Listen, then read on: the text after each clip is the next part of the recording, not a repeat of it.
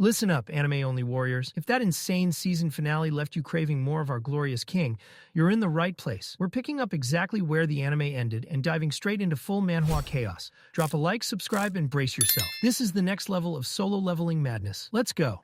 The chapter kicks off deep inside a dungeon, where a man was practically shaking in his boots, staring up at a shadowy figure looming over him like death itself had decided to take a stroll. Panicked, he stammered, asking what the thing was, but the so-called creepy grandpa didn't even bother to look at him. With a dry mutter, he said, "He's not the one. They're hiding cleverly, aren't they?" The shards of brilliant light glimmered faintly, making the tense air feel almost suffocating. Suddenly, creepy grandpa sensed another presence. With a casual swivel, he spotted Yogamont, the monarch of transfiguration, just standing there as if the place were his backyard. Yogamont wasn't there for a friendly chat either. He came with news, something about East Island. Creepy grandpa's lip curled into a scoff. East Island, that was the territory of the Shadow Monarch. He asked Yogamont if he really intended to deal with that disaster of a place. Yogamont explained that the rulers had decided to push their legions southward from the island, and he intended to claim it for himself. Creepy grandpa raised an eyebrow, equal parts amused and skeptical. Then, curiosity piqued, he asked about the Shadow Monarch. Yogamont smirked, cryptically stating that if the planner fulfills the contract, it'll be fine. Before dropping a bombshell, the greatest fragment of brilliant light had been confirmed to reside there. That was all creepy grandpa needed. His eyes gleamed like a kid spotting candy. "You came all this way just to tell me that?" he said, voice dripping with intrigue. But before they could start scheming any further, creepy grandpa stiffened. Something was off. "We've been lured here," he muttered, suspicion coating every word. At that moment, another figure appeared, radiating hostility like a heat wave of rage. Creepy grandpa studied him carefully, then sneered. "That guy earlier couldn't possibly wield the fragments of light. So what's this trace doing here?" His eyes sparkled with a mixture of annoyance and amusement. "Ah, I see. You plan to get in our way." The newcomer's fury was practically combustible. "That small island to the east? You mean Korea, don't you?" he roared. Creepy grandpa, ever the arrogant show-off, tilted his head, smirked, and asked, "And what exactly are you going to do about it, Ilwan?" Yogamont, clearly tired of the theatrics, reminded Silad that wasting time on nobodies wasn't exactly productive. But creepy grandpa wasn't done. With a devilish grin, he turned back to Ilwan and taunted, "Try to stop us, if you can." That was all it took. Ilwan lunged with a primal roar. "I won't let you escape." His attack was lightning fast, but creepy grandpa was faster. An ice shield materialized effortlessly, blocking the assault, while he grinned like this was all a chess game, and he was 3 moves ahead. As the freezing air swirled around them, he readied his counterattack, and the dungeon erupted into chaos. Meanwhile, inside the Red Gate, Drippy Woo's shadow army was in full farming mode, mowing down monsters like they were low-level XP grunts. The dungeon boss, clearly overestimating himself, glared at Jinwoo with disdain, thinking Jinwoo was just another insect to squash. Jinwoo, of course, had other plans. He smirked, signaled his shadows, and suddenly the forest became a nightmare scene straight out of a horror film. Spewing shadow soldiers left and right, heads of minions in hand, his army made an entrance so menacing that the boss immediately realized he'd messed up. Desperate, the boss tried calling for backup, but it was too late. A corpse launched straight at his face like some disrespectful delivery service, courtesy of Jinwoo's shadows. Jinwoo, standing tall like an emperor surveying his peasants, delivered the coldest burn imaginable. "Calling me smallest now?"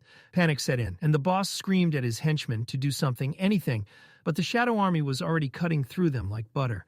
Tank bulldozed through foes with reckless efficiency, clearing paths like the unpaid bodyguard Jinwoo always needed. Seeing his forces collapse, the boss finally lost it. He charged at Jinwoo, thinking main character energy was still on his side. 5 seconds later, reality hit hard. Baru and Igris tag-teamed the guy like they were auditioning for WWE, slicing off an arm here, a leg there. Before the boss could even process the chaos, Tusk intervened, manipulating inverse gravity to slam him into the ground as if he owed rent. Pinned and utterly defeated, the boss could only watch as Jinwoo strolled up, exuding an aura of death itself. "Now, you'll answer my questions. It'll hurt less if you do," Jinwoo said calmly. The monster barely had time to regret its life choices before being reduced to nothing. Standing over the lifeless body, Jinwoo let out a sigh, musing that the system still hadn't rewarded him. Interference or not, he shrugged. Answers would come in time. Reaching into his inventory, he pulled out the key from the cursed random box, the key to Cartanon Temple. As he examined it, a countdown appeared, ticking away the moments until he could enter. Flashbacks of that dungeon. The nightmare that had kicked off everything flooded his mind. But this time was different. Gone was the weak, desperate Jinwoo. Standing there now was Drippy Woo, the master of aura farming, ready to claim what was his. And if the system thought it could just call him back without consequences, it was about to get a rude awakening. Jinwoo stared down at the key in his hand, the countdown ticking away like a bomb set to ruin someone's day. He wondered, not for the first time, if all of this had been orchestrated from the very beginning. Was the system just sitting there, twiddling its thumbs, waiting for him to return? Somewhere deep in the dungeon, in the shadows, a sinister presence observed him. It smirked, as if it had been waiting for this moment. The rematch inside Kartenon Temple already brewing. Meanwhile, the scene shifts to Jin-Ho, slouched in his office like some wannabe corporate overlord, handling business with all the authority of someone who just discovered spreadsheets. He scoffs at complaints from those he'd sued, calling them whiny crybabies. Once his justice was dealt with, he leaned back, convinced he'd obliterated every bit of slander against Jinwoo. But his moment of triumph was short-lived. Out of nowhere, Jinwoo materializes behind him, ghost-like and annoyingly quiet. "You sure are working hard, Jin-Ho," Jinwoo says casually. His presence so stealthy it made Jin-Ho wonder if the guy even made noise while breathing. Jinwoo asks if there's been any trouble. Jin-Ho assures him that everything's running smoothly, but then his eyes can't help but wander to Jinwoo's outfit. Before he can even ask, Jinwoo casually tosses a bag full of magical cores onto the desk. "You said we needed money for the guild," he remarks. Jin-Ho's face lights up. "Salaries won't be an issue anymore," he says with a grin, clearly picturing a payroll paradise. Jinwoo, still trying to process this, raises an eyebrow. Jin-Ho quickly reminds him that they still need to hire another guild member, which, yes, means someone actually has to get paid. Nodding with mock seriousness, Jin-Ho suddenly shifts to the real crisis. The guild needs a name. Jinwoo, expecting some earth-shattering dilemma, watches unimpressed as Jin-Ho starts pitching the most ridiculous options imaginable. Sungyu Guild, Wooho Guild, Jinjin Guild. It's like a kindergarten naming contest on steroids. Jinwoo, clearly over it, deadpans. Solo play guild. No drama, no flair. After all, it's a solo play guild. Jin-Ho stares at him, trying to figure out if this was meant to be a joke or if his brain just short-circuited. Before either of them can argue, a knock at the door breaks the tension. Jin-Ho opens it and freezes. Standing there, all casual and composed, is none other than Cha herself. She asks if this is Jinwoo's guild office, and Jin-Ho, still processing the shock, nods dumbly. When he asks why she's here, she hits them with a bombshell. She wants to join the guild. They sit down, and Jinwoo, still making sure he heard correctly, asks her to clarify. No hesitation. Cha repeats herself like it's the most normal thing in the world. Jinwoo stares at her, utterly lost, wondering what dimension he just stepped into. He probes further. Did the chairman instruct her to join? Or maybe Hunter Choi finally get tired of her antics and kick her out? Cha shakes her head to both questions, leaving Jinwoo in a state of pure, confused awe. Jinwoo leaned in, suddenly serious, and asked, "If that's not the case, then why exactly do you want to join my solo play guild?" Cha blinked, clearly thrown off, not just by the question, but by the absurdity of the guild's name. "You seriously named it that?" she asked, trying not to laugh. Jinwoo, as unbothered as ever, replied casually, "Yeah, what's wrong with it? The vice master and I agreed on it." Jin-Ho predictably shot back immediately. "I never agreed to anything. You better reconsider those abominations I suggested." But Jinwoo wasn't paying attention. He was already analyzing Cha, her pulse, her breathing, her carefully controlled expressions. She tried to appear calm, but Jinwoo wasn't buying it. He questioned her contract, noting that it had only been 2 years since her awakening, which technically meant she was still bound to her hunter guild. Cha, without missing a beat, casually said she had enough money to pay the penalty. Jinwoo's confusion spiked. Why would someone be so desperate that they were willing to pay a fine just to join his fledgling guild? He reminded her that the guild wasn't exactly swimming in cash, so they couldn't offer her anything close to her actual worth. Cha just shrugged. "I don't need a down payment," she said, as if that solved everything. Jinwoo narrowed his eyes. "Then why join us? There's nothing here for you." Cha hesitated, mind racing, trying to explain without sounding insane. At first it had been simple curiosity. His mana, it didn't smell like the others. But during the Jeju Island raid, reality hit hard. She thought she was going to die. And then Drippy Woo saved her. The scene flashes back to the aftermath of the raid. Cha wakes groggily in a helicopter, asking the chairman where they were. "We've just landed at the Hunters Association. You'll be sent to the hospital soon," he replied. But she had only one concern. Jinwoo, was he the one who saved us? The chairman confirmed it. She blinked, processing the truth. It wasn't a dream. Surviving that time had been a miracle, but what about next time? What if a situation arose where she couldn't escape death? Back in the present, her thoughts tumbled out awkwardly, face slowly reddening. She wanted to stay by his side, till the very end, but couldn't figure out how to say it without sounding foolish. Jinwoo, watching her closely, was more confused than ever. Why was she acting so weird? Growing impatient, he finally asked, "Are you going to answer me, or are we going to play charades all day?" Snapping out of her thoughts, Cha blurted, I just want to live comfortably. Is there a problem with that? Jinwoo, considering she was only 22, realized that being an S-rank hunter must be exhausting. Her words didn't fully convince him, but he could tell there was more beneath the surface. Mr. Aura Farmer, aka Jinwoo, watched her closely. He understood why hunters had been beaten down during the Jeju Island raid. A change of pace made sense, but wanting in didn't mean she was getting a free pass. Jinwoo laid down the rules. If she wanted to join, she had to pass the entrance test. Cha raised an eyebrow. That wasn't in the recruiting notice. Jinwoo, shrugging innocently, said, "Maybe the vice master made a mistake. It's a new rule." She pressed him about the test, and Jinwoo smirked. "You have to beat one of my summons." Her eyes narrowed. "You think I'm that weak?" Drippy Woo, unfazed, added, "For you, I'll use my strongest summon." That wiped the smugness right off her face. Standing, she asked, "When's the test?" Jinwoo, never one to waste time, replied simply, "Right now." He suggested using the association's gymnasium, and silently thought it was the perfect chance to test shadow exchange with two people. Stepping close, his voice low, he wrapped his arms around her. "You don't have to leave. I'll use a shortcut," he said smoothly. Without even realizing it, he was effortlessly rizzing. Cha barely had time to process before he added, "We just have to stick together for a bit." And just like that, darkness enveloped them. Meanwhile, Jin-Ho returned to the room, arms loaded with snacks, only to be greeted by a massive high orc staring him down.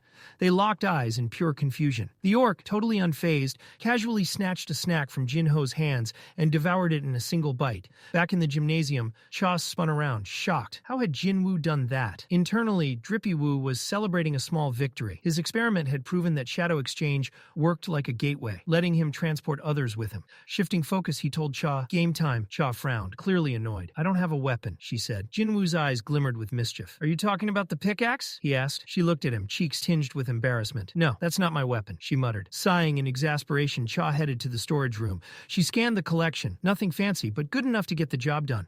Selecting a sword, she returned to the gym, ready for the test. Jinwoo, ever observant, raised an eyebrow at the blade.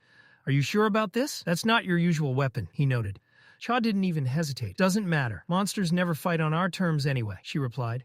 Jinwoo couldn't help but respect her pragmatism, but he knew an ordinary summon wouldn't be enough. She deserved a real challenge. Raising his hand, he summoned Igris. "Among my soldiers, he's the best swordsman," Jinwoo said. The room darkened as Igris stepped forward, and Cha sized him up. "What are the rules? How do I win or lose?" she asked. Jinwoo explained simply, "Destroy the summon to win, surrender to lose." Although he had promised to use his strongest summon, throwing Baru at her would have been overkill, bordering on cruelty. Once both were ready, Jinwoo signaled the start. Cha began gathering mana, and something clicked in his mind. "Weapons don't matter, huh?" That line echoed in his head. He stopped them. Reaching into his inventory, he pulled out the Demon King's longsword, a weapon capable of turning most hunters to dust with a single swing. He tossed it to Igris, who activated its ability instantly, sending a massive wave of electricity hurtling toward Cha. She dodged effortlessly. Jinwoo's lips curved into a small grin. Fast. She was fast. That attack would have obliterated any ordinary hunter. The clash escalated rapidly, blades ringing through the gym like an overzealous action movie. Somewhere in the office, Chairman Go Gun-hee frowned.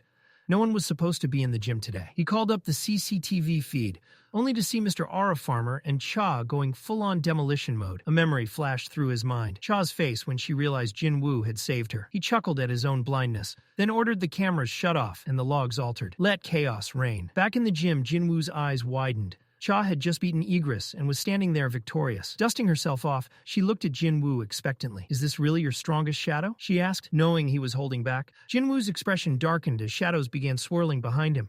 A chilling presence filled the room. Baru, the Demon Lord-level bug, emerged. He met her gaze and asked again, "Are you sure about this?" Fresh off her victory against Igris, Cha smirked. "You said strongest? Summon him." Jinwoo, ever the menace, warned, "You might get hurt." Cha didn't flinch. The air grew heavy, lights dimmed, and a dark aura curled around Jinwoo as Baru manifested fully. "Are you certain?" Jinwoo asked one last time. Most shadow soldiers were diet versions of their original selves, but Baru had been brewed in the depths of hell specifically to exterminate hunters. If Jinwoo went all out, Cha's chances weren't just slim. They were non-existent, but the glorious king had his orders. Defeat Cha without killing her. Baru, being dramatically extra, put on his puppy face, then flexed his claws, ready to obliterate everything. He let out a screech that shattered lights and windows alike. Cha stood, processing how Jinwoo could even control this beast. Baru fully transformed, intimidation stats maxed out, but Jinwoo immediately nerfed him, like a dev working overtime. "Claws away," Jinwoo commanded. Life was going to get very hard if he scratched her during the test. Baru, scared straight, retracted his claws instantly. Seeing the opening, Cha lunged, but before she could even blink, Baru had teleported behind her. She swung her sword again, thinking she could outmaneuver him, but Baru caught it like it was a toy and casually tossed it aside. Then, with pure dramatic flair, he turned to Jinwoo. "Give me the word," Baru said, "and I'll humble her," without even touching her. And oh, he meant it. Cha kept swinging, relentless, but Baru barely moved. He dodged each strike as if ultra instinct had been permanently activated, effortless, infuriating, and terrifying all at once. Then, out of nowhere, he invaded her personal space and let out a banshee-like scream that sent her flying across the gym. Jinwoo, watching from the sidelines like a glorious king monitoring his experiment, realized the bug was spiraling out of control. He considered intervening, but Cha wasn't about to take that L. She scrambled to her feet, determination blazing, and Jinwoo could only wonder what exactly is going on in that head of hers. Baru, meanwhile, didn't question a thing. Predator mode activated, he lunged at her, spitting some pseudo-philosophical nonsense about prey and predators. Cha barely dodged, gathering every scrap of mana she had left, and launched an attack. It struck, but Baru's exoskeleton was built different.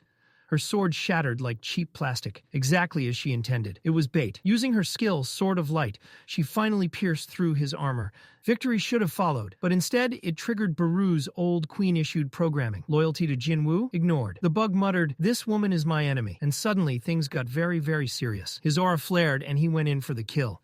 Jinwoo ordered him to stop, but Baru wasn't listening. Cha closed her eyes, bracing for death. Then, an explosion. Opening her eyes, she saw Jinwoo standing there, having intercepted the attack like it was just another Tuesday. Baru, snapping out of it, immediately dropped to his knees, begging for forgiveness. Jinwoo didn't even flinch. He was too busy staring at Cha. "Why are you trying this hard?" he thought. This wasn't life or death. It was a test for a nameless guild. Then, for reasons even Jinwoo couldn't fully explain, he asked the question, "Are you into me?" Chadex froze. Jinwoo, still skeptical, thought, "There's no way the Queen of S-Ranks is interested in someone like me."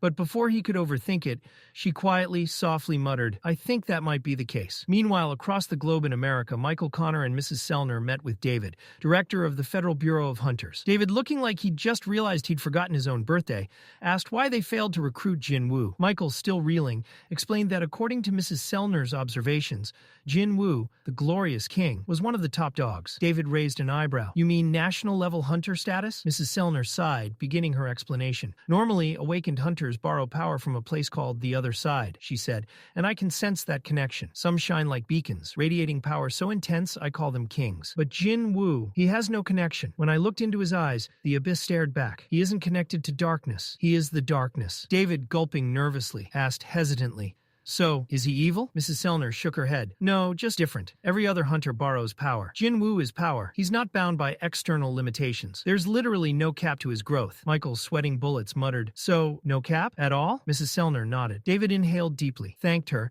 and told Michael to follow him. It was time for Plan B. They descended to level 24, a basement straight out of a classified government horror movie. David briefed Michael on a new approach, asking if he remembered the first-ever S-rank gate. Michael nodded grimly. That disaster wiped out the entire West Coast. David recounted how America had recruited the strongest hunters in the world for that raid, promising unimaginable riches. Only 5 survived, rewarded with authority equal to a nation. Hence, the birth of national-level hunters. Then came Kamish, the inextinguishable flame, a dragon that turned top-rank hunters into charcoal. Hundreds perished, but one relic survived. As the elevator doors opened, Michael's eyes widened. There it was, a runestone carved from Kamish's corpse, preserved like a legendary artifact. David smirked. 8 years had passed, yet no mage-class national-level hunter had emerged. But Kamish was about to give this great nation one last gift. Meanwhile, back in Korea, Jinwoo stood in the shower, staring at his reflection, like he'd just unlocked a new DLC skin. And he couldn't believe it. A girl had actually confessed to him. Him, the guy who spent years getting treated like dungeon fodder,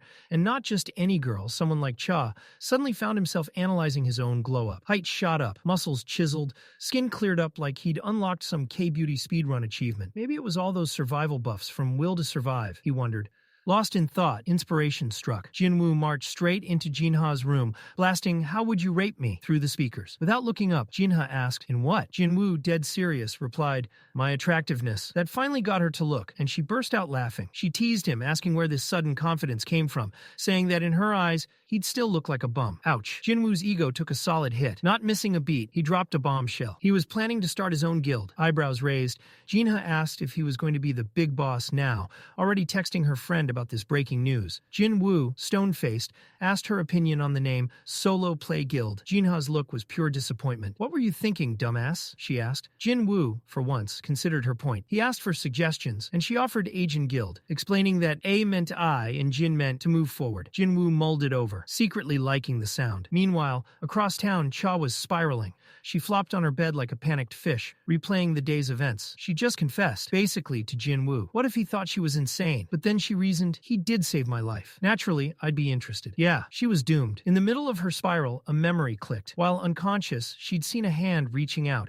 a voice urging her to tell Jinwoo something. She remembered, it was Byung-Yu. He was telling me to warn Jinwoo about the power inside him. The next day at the Knights Guild HQ, Park Jing-soo and Yong Yun-tae discussed a gate that had appeared in their territory. The problem? Getting a raid permit wasn't going to be easy. It was basically an S-rank gate. Jing-soo groaned, knowing that if they messed this up, a top-tier guild would swoop in and steal the glory. Just as he was about to rage over the idea of feeding another guild, a woman casually suggested forming an alliance. Jing-soo dismissed it at first, doubting that any guild would team up with them when it was obvious they couldn't handle the gate alone. Then it hit him. Jinwoo. Yong Yaram smirked, knowing teaming up with him could be a PR goldmine, but calling him like a desperate ex wasn't an option. They'd show up in person. Meanwhile, Jinwoo and Jin-Ho finalized the guild name. Jinwoo suggested Jin, and Jin-Ho nodded enthusiastically, internally relieved that it was infinitely better than Solo Play Guild. With the name settled, Jinwoo said they needed one more member. Jin-Ho immediately piped up. "What about Cha?" Jinwoo shook his head. "Not the one." Jin-Ho's jaw dropped. Cha, an S-rank, a dungeon raid legend, insanely beautiful, and he rejected her? Out loud, she asked, "Who exactly are you looking for?" Jinwoo shrugged. "Someone with a hunter's license, not too invested in guild politics, and most importantly, someone I can trust." Jin-Ho blinked, realizing she actually knew a few people who fit that description. Before they could continue, a knock came at the door. Jinwoo braced himself, silently praying it wasn't Cha again. He opened it. Not Cha, Park Jing-soo, Yong Yaram, and Yong Yun-tae stood there. Park Jing-soo introduced himself as Guildmaster of the Knights Guild. Jinwoo and Jin-Ho exchanged glances. Why the hell did they come all the way here? After introductions, Park Jing-soo got down to business, showing Jinwoo a video of a massive gate recently appearing in Korea, radiating an absurd amount of magical energy. Jinwoo, ever the straight shooter, asked, "S-rank gate?" Park Jing-soo shook his head. "No, it's not an S-rank. But it's dangerously close," he said, emphasizing the gravity of the situation. "This is the largest A-rank gate Busan has ever seen." Jinwoo, ever the opportunist, briefly entertained a thought. Maybe I should swing by Mommy Juhi's place like old times. She could treat me to sashimi. Meanwhile, Park Jing-soo continued, explaining that the Hunters Association wouldn't grant their guild a raid permit without an S-rank hunter. That's where Jinwoo came in. He wanted Jinwoo on the raid to secure the gate. Behind him, Yong Yarim was busy fangirling, debating whether to ask for an autograph or a selfie. Park Jing-soo laid out the terms. An S-rank hunter normally receives 10% of the loot, but he was willing to offer 20% to Jinwoo. Jinwoo didn't even flinch. 50-50, he countered, adding that the deal had to include his guild, not just him personally. He casually dropped the bomb. He'd just founded the Ajin Guild. Realizing he wasn't dealing with a pushover, Park Jing-soo tried negotiating. How about 40-60 instead? Jinwoo shot him down instantly, reminding him that he wasn't the one in need here. Sweating bullets, Park Jing-soo finally relented, but only on one condition. Jinwoo handles the boss fight. Deal settled, Park Jing-soo stressed that the raid had to start by tomorrow and asked Jinwoo to join them immediately. Jinwoo, naturally, had other plans. "I've got something to take care of. I'll see you in Busan tomorrow," he replied. Park Jing-soo, realizing he had zero leverage, could only nod. Meanwhile, Jinwoo got a call from his mom. Confused, he asked if she'd gotten a new phone or misdialed, but she simply told him to come home for dinner. Jinwoo, world-ending monsters? No problem. Mom's dinner invitation? Never say no. Fast forward. The next day, the Knights Guild was stationed near the Busan Gate, surrounded by a massive crowd. Hunters hustled with last-minute preparations, while Park Jing-soo, clad in full armor, glared at his phone. "We should have brought Drippy Woo yesterday," he muttered, checking the time repeatedly. 5 minutes to departure. Meanwhile, Jinwoo leisurely prepared at home, glancing outside to check if Gina had brought an umbrella. Cut to Gina's school. A group of students wandered the hallways, grumbling about their art teacher dumping all the work on them. They stumbled into a dusty, abandoned classroom, where one student noticed something in the corner, a gate. True to horror movie logic, he walked right up to it. "Is anyone else scared?" he asked nervously. The gate was sealed, closed for at least a week. Only hunters could pass through. One student muttered about how neglected the place had been, but no one noticed the cracks forming along the seal. Then, without warning, a hand shot out from the gate, grabbing the nearest student by the head. He thrashed violently, but it was too late. His friends watched in horror as the creature crushed his skull like a soda can.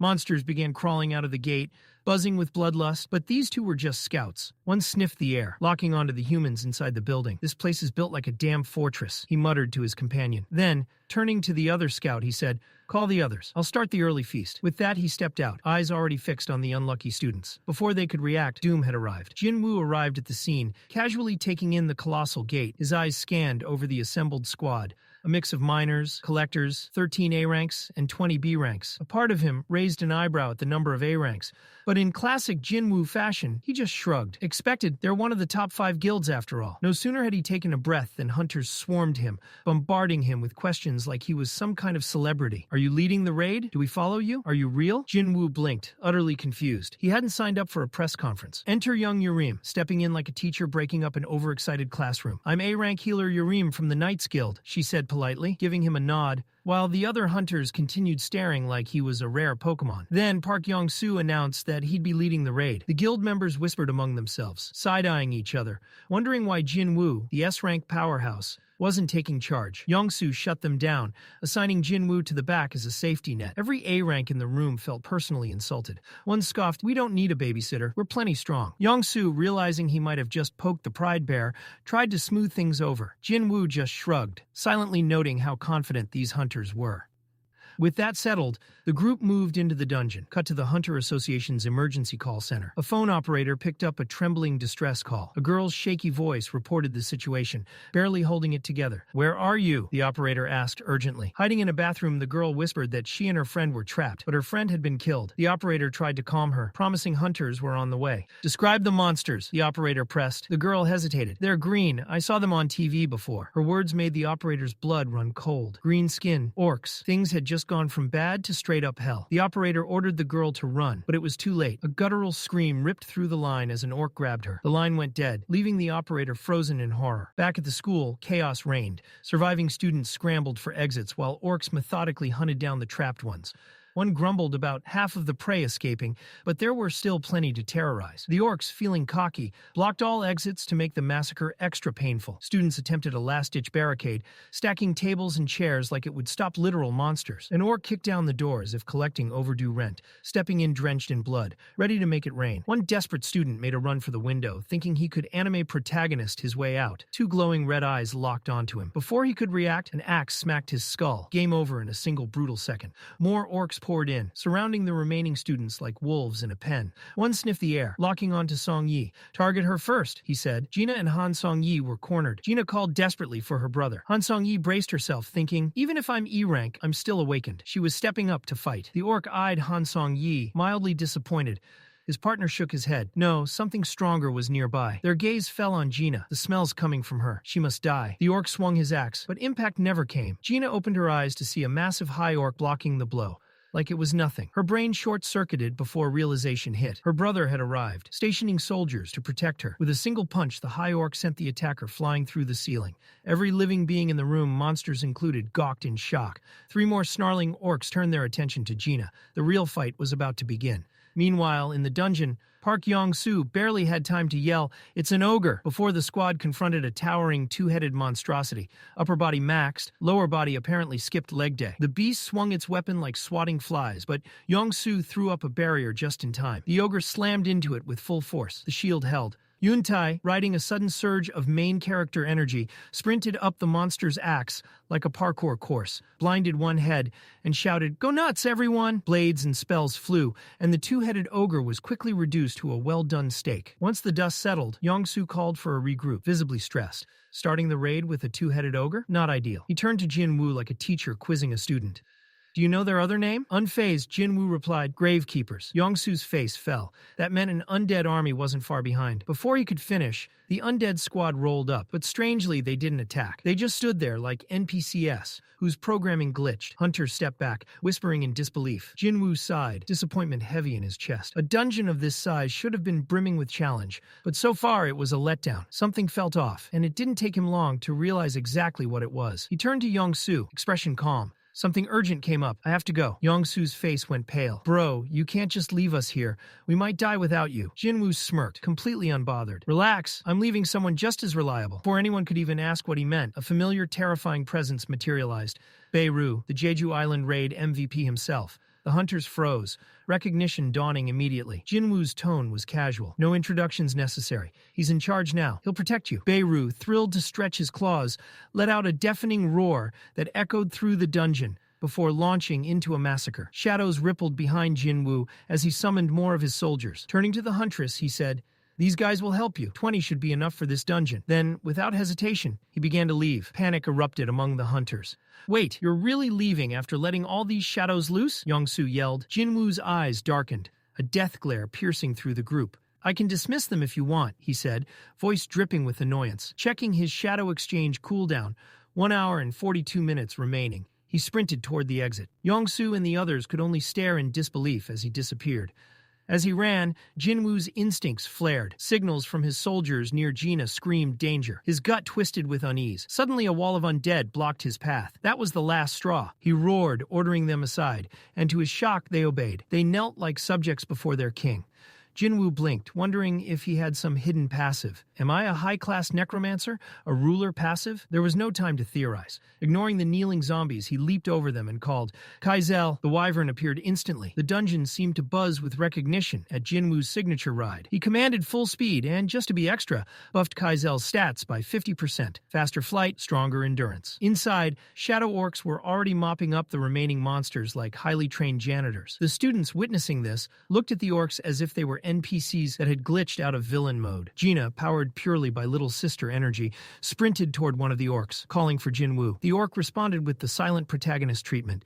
It simply pointed her toward the exit. Elsewhere, in a hallway, a different orc sat on a makeshift throne, monologuing dramatically about how the final restrictions had been lifted and that nothing could stop him now. He was mid-hype when a minion brought bad news. High orc warriors were aiding the humans outside. The chief's smug confidence faltered. Fuming, he grabbed his weapon, declaring he would lead the charge like a warlord rewriting history. Meanwhile, deeper in the dungeon, hunters were panicking as insect monsters swarmed.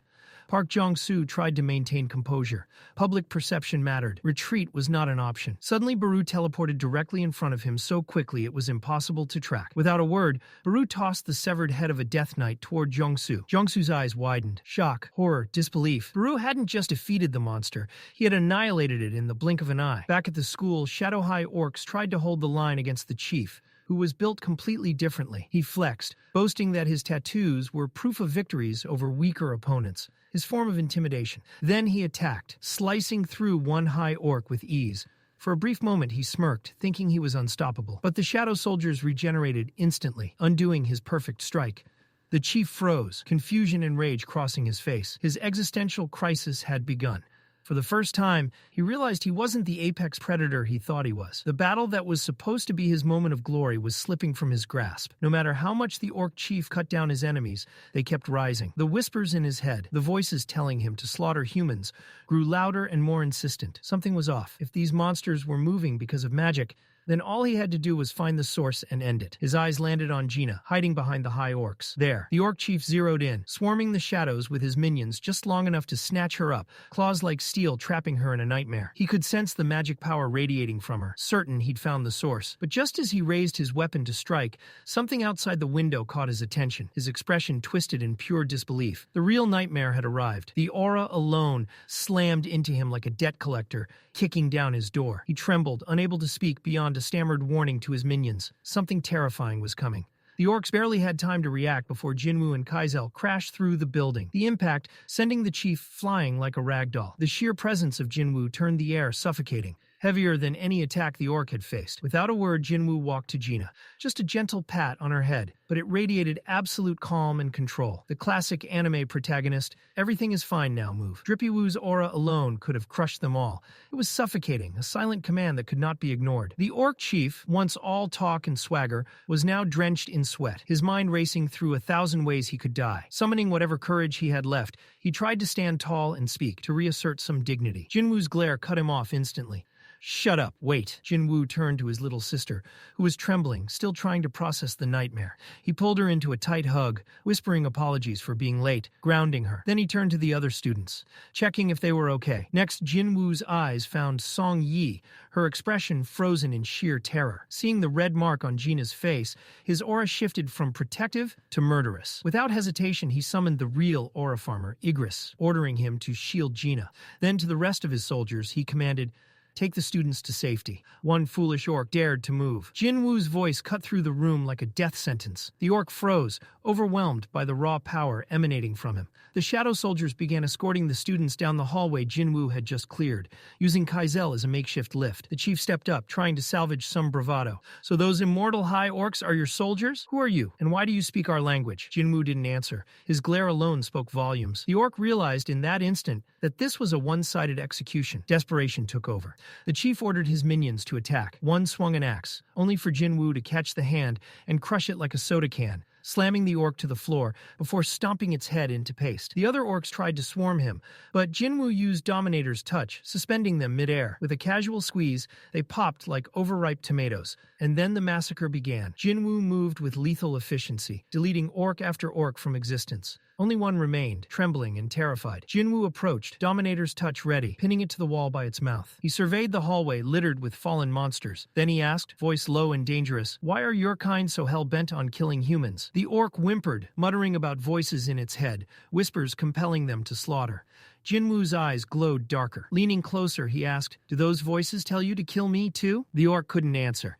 Instead, the last orc stammered, shaking violently, begging for mercy. Jinwoo's grip tightened around its throat. Jinwoo's voice, calm yet deadly, cut through the tension. "That's what I thought. I'm not even human to you, huh? Don't worry, I forgive you." He let that sink in before adding, with an ominous calm, "Just don't expect it to be painless." The dagger in his hand shimmered with deadly intent. Meanwhile, deeper in the dungeon, the healer girl was having a frustrating argument with one of Jinwoo's summoned shadow ants. The ant was gnawing on the corpse of a rare monster, a valuable target she had been trying to collect.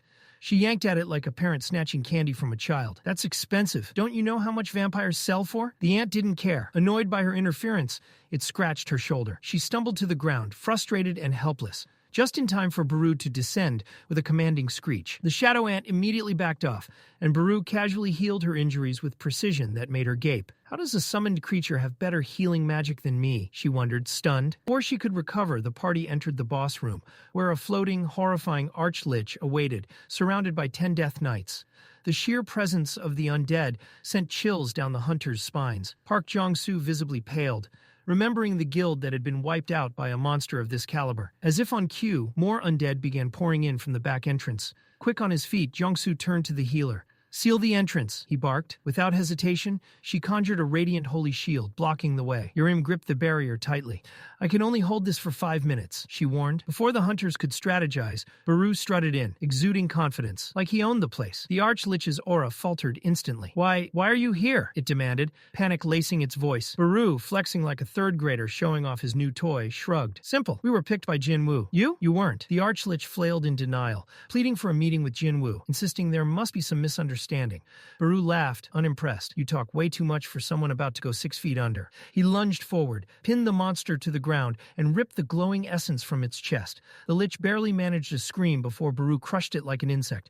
In an instant, all the undead collapsed, vanishing into nothingness, leaving the hunters staring in stunned silence. Park Jong-soo could hardly comprehend what had happened. "I knew Baru was strong, but holy hell, that was insane." Yongtai, eyes wide, muttered, "With summons like these, Jinwoo wouldn't even need to enter the dungeon. He could just command them from outside." Jong-soo's thoughts mirrored his words. Even with only half of Jinwoo's army deployed, an entire major guild could be crushed without effort. The idea struck him. Securing Jinwoo's guild would be the fastest path to power. "Don't be ridiculous," Jong-soo said to Yongtai, giving him a wry look.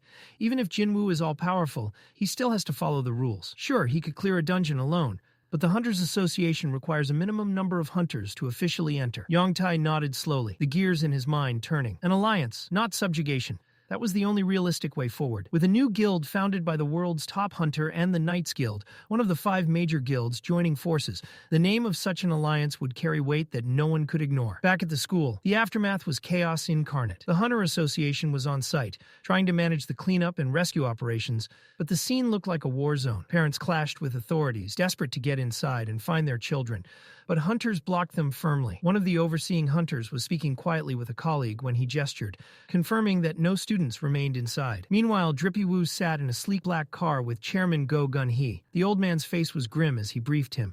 Out of 213 students who managed to escape quickly, only 10 others were rescued. The rest were gone. He didn't pause there. Pulling out a phone, he showed Jinwoo a graph displaying the sharp rise of gates worldwide over the past 6 months. Every nation was experiencing sudden spikes in gate appearances, which meant more monsters and more hunters. My glorious king raised an eyebrow, waiting for the real reason behind the meeting. Go Gun-hee handed him a thick dossier, emphasizing the political and logistical pressure building around him. Requests to meet Drippy Woo had come from Japan, the US, China, Russia, France, the UK, Germany, and even Middle Eastern countries. Some had tried backdoor channels to reach him directly. The chairman stressed that while the association could protect Drippy Woo's personal information, they couldn't prevent foreign powers from making a move. He urged him to remain in Korea, warning that without Jinwoo, the country wouldn't be able to handle the chaos ahead. As they approached the hospital, Chairman Go added that Gina had been taken there. Drippy Woo was about to head inside when the chairman repeated his plea. Stay in Korea. We've already lost 3 of our 10 S-rank hunters, he said, emphasizing the dire stakes. We cannot afford to lose you too. He promised to provide anything Drippy Woo needed. Jinwoo didn't even blink. He dropped his own condition. If you want me to stay, let me raid high-ranked gates solo. The chairman nearly choked. One man, taking on an entire raid alone. He admitted it would be difficult to arrange, but not impossible. Meanwhile, Jin-Ho was busy playing recruiter. On a call with his cousin Yoo Soo-yoon, he tried to convince her to join the newly formed Ajin Guild instead of becoming an ambassador for his father's guild. Skepticism radiated from her instantly. You're asking me to join a guild that doesn't even exist? Are you being scammed? The moment Jin-Ho mentioned my glorious king was leading it, her aura shifted instantly. She appeared at the guild headquarters in record time. Jin-Ho proudly introduced her. This is my cousin, Yoo Soo-yoon, a rank hunter. She lit up at the sight of Drippy Woo. Jin-Ho sighed, muttering, You're the real celebrity here. Jinwoo side-eyed her, skeptical. Is she really a rank? He wondered. He warned her that joining could stir up drama. Soo-yoon didn't hesitate. Anything is better than dealing with Yoo Jin-sung. Jin-Ho rolled his eyes. Who? My older brother. You know, the one with the trash personality. After a bit of conversation, Soo-yoon hit him with the real request. Can I take a selfie with you to flex online? Meanwhile, at the Hunter Association building, Senator Nam Jung-wook was throwing a full-blown tantrum over the chairman allowing Drippy Woo to raid alone. This is blatant favoritism, he bellowed. Chairman Go Gun-hee didn't even flinch. Yeah, it is, he said calmly. Now, sit down and let me explain. He laid out the reality. If you had to send 20 A-rank hunters or my glorious king into a dungeon, which would you pick? He reminded them that guilds worldwide were vying for Drippy Woo's favor. If Korea mishandled him, he could leave, just like Hunter Hwang Dong-soo did. When another S-rank gate appears, who do you think will save your lives? He asked pointedly. Meanwhile, Cha stared at her phone, gripping it so hard her knuckles whitened. Her eyes locked on a picture of Jinwoo with Yoo Soo-yoon, and she let out a frustrated scream, the kind that could shatter glass. Fast forward. Drippy Woo and Jin-Ho finally arrived at the first raid gate. Jin-Ho craned his neck, looking up like he'd just stumbled upon the gates of heaven itself, completely overwhelmed by the scale and intensity of what lay ahead. This gate was massive. Jinwoo barely had time to roll his eyes before a swarm of reporters descended, hounding him with questions. The nosiest ones even pried into his relationship with Yoo Soo-yoon. My glorious king side-eyed Chief Woo Jin-Chul and muttered, I thought my personal info was private. Chief Woo hit him with the reality check. We can hide your details, but we can't stop people from tracking where gates pop up. Oh, and maybe be careful what you post online. Jinwoo remembered that selfie on Instagram and sighed. Before entering the gate, Jin-Ho tried to bring up hiring a mining team, clearly thinking he wasn't built for physical labor. Drippy Woo smirked. My shadows got it covered. Chief Woo, checking the mana levels of Jinwoo's minions, nearly choked on his disbelief. Every single one was B rank or higher. He stammered, trying to process the sheer scale of this one-man raid force. Then he informed Drippy Woo that the chairman had sent him to observe the raid to ensure everything went smoothly. Jinwoo raised an eyebrow. Are you sure you'll be okay in there? Fast forward 5 minutes. Chief Woo was sweating harder than a suspect on a polygraph as he watched Jinwoo's army bulldoze a ranked Naga like it was a level 1 mob. Elite hunters usually struggled against these creatures, but these monsters were nothing more than a feast for his shadows. His eyes then locked onto Egress. That one is especially dangerous, Chief Woo thought, watching the Red Knight cut through enemies like he was born for the kill. Then came the next layer of insanity. Lightning magic, the kind only top-tier mages could wield, unleashed with every swing of Egress's sword. Chief Woo muttered under his breath, questioning his own existence. If I fought that thing, would I even survive? Meanwhile, Jinwoo dealt with a minor nuisance, an ant, likely the same one that had had attacked the healer girl, munching on a dead monster. Without hesitation, my glorious king kicked it straight into the ceiling. I told you not to eat those. Do you have any idea how much these corpses are worth? Turning to his lower-ranked shadows, he ordered them back to mining mana crystals. Chief Wu's jaw nearly hit the floor. This wasn't a one-man raid. This was something else entirely. Finally, the boss decided to make its grand entrance. Drippy Wu smirked and gave the command. Those of you still working can stay. The rest return. Chief Wu blinked. Why dismiss them? Your summons could solo the boss with their eyes closed. Jinwoo summoned his daggers with a smirk. If I rely on my shadows too much, I'll get rusty. Then, like an anime protagonist entering his final showdown, he blitzed across the boss's body, moving faster than the creature could even react. One clean slice split its face in two, and he flipped through the air as if showing off. Chief Wu was left slack-jawed, years of elite hunting experience melting away. He had never seen anything like this. After bagging the kill, my glorious king checked his stats. Another level up and an upgrade to Shadow Exchange. Cooldown reduced by an hour. He realized that, with further leveling, he could teleport wherever he wanted, keeping his family safe. Chief Wu, still processing the disrespect, stared at the corpse. Naga scales were notoriously tough, yet Jinwoo had sliced through them with two daggers like they were paper. Astronomical disrespect. Then Jinwoo flexed harder, activating Shadow Extraction. The boss's corpse twitched, and a shadow emerged. A notification popped up. Congrats, you just buffed your new soldier. It starts at level 13. Jinwoo examined the recruit, same rank as Tusk, but smaller, unusual, since shadows normally stayed the same size or grew upon extraction. The mana radiating from this one was off the charts. Almost as strong as Tusk, he named it Jima. Jima rose, and Jin-Ho, ever the fanboy, looked at Jinwoo in awe. How is he so OP? He whispered, admiration written all over his face. But before he could process further, the cave trembled. Jin-Ho immediately pointed at Jinwoo. We should leave. Drippy Wu glanced at the boss's corpse, debating its disposal. Meanwhile, Tusk casually emerged from the gate, hoisting the dead Naga like a grocery bag. As they stepped out, reporters completely lost it, snapping pictures of the summoned beasts and the boss's corpse. The sheer flex of walking out with it like a trophy sent the crowd into a frenzy. Chief Wu, on the other hand, looked like he had survived an apocalypse. His hands were still trembling as he sank into the chairman's office chair, trying to collect his thoughts. What I saw, it wasn't a raid. It was a complete massacre, he stammered, his voice still shaking as he recounted every brutal detail. From the way the summoned shadows moved with surgical precision to how Jinwoo himself never even broke a sweat while mowing through hordes of monsters. The chairman absorbed every word, his face a mask of calm. But inside, the gears were turning. Hunters across Korea, no, across the entire globe, were about to witness a seismic shift in power. A single S-rank hunter, accompanied by a handful of shadows, had just redefined the threshold of what was possible. The magnitude of it left him feeling both awestruck and alarmed. Meanwhile, in Japan, the sky seemed to shatter. A massive red gate tore open the heavens, emanating a malevolent aura so intense that it seemed to ripple across entire cities. The sudden appearance of the S-rank dungeon triggered panic nationwide.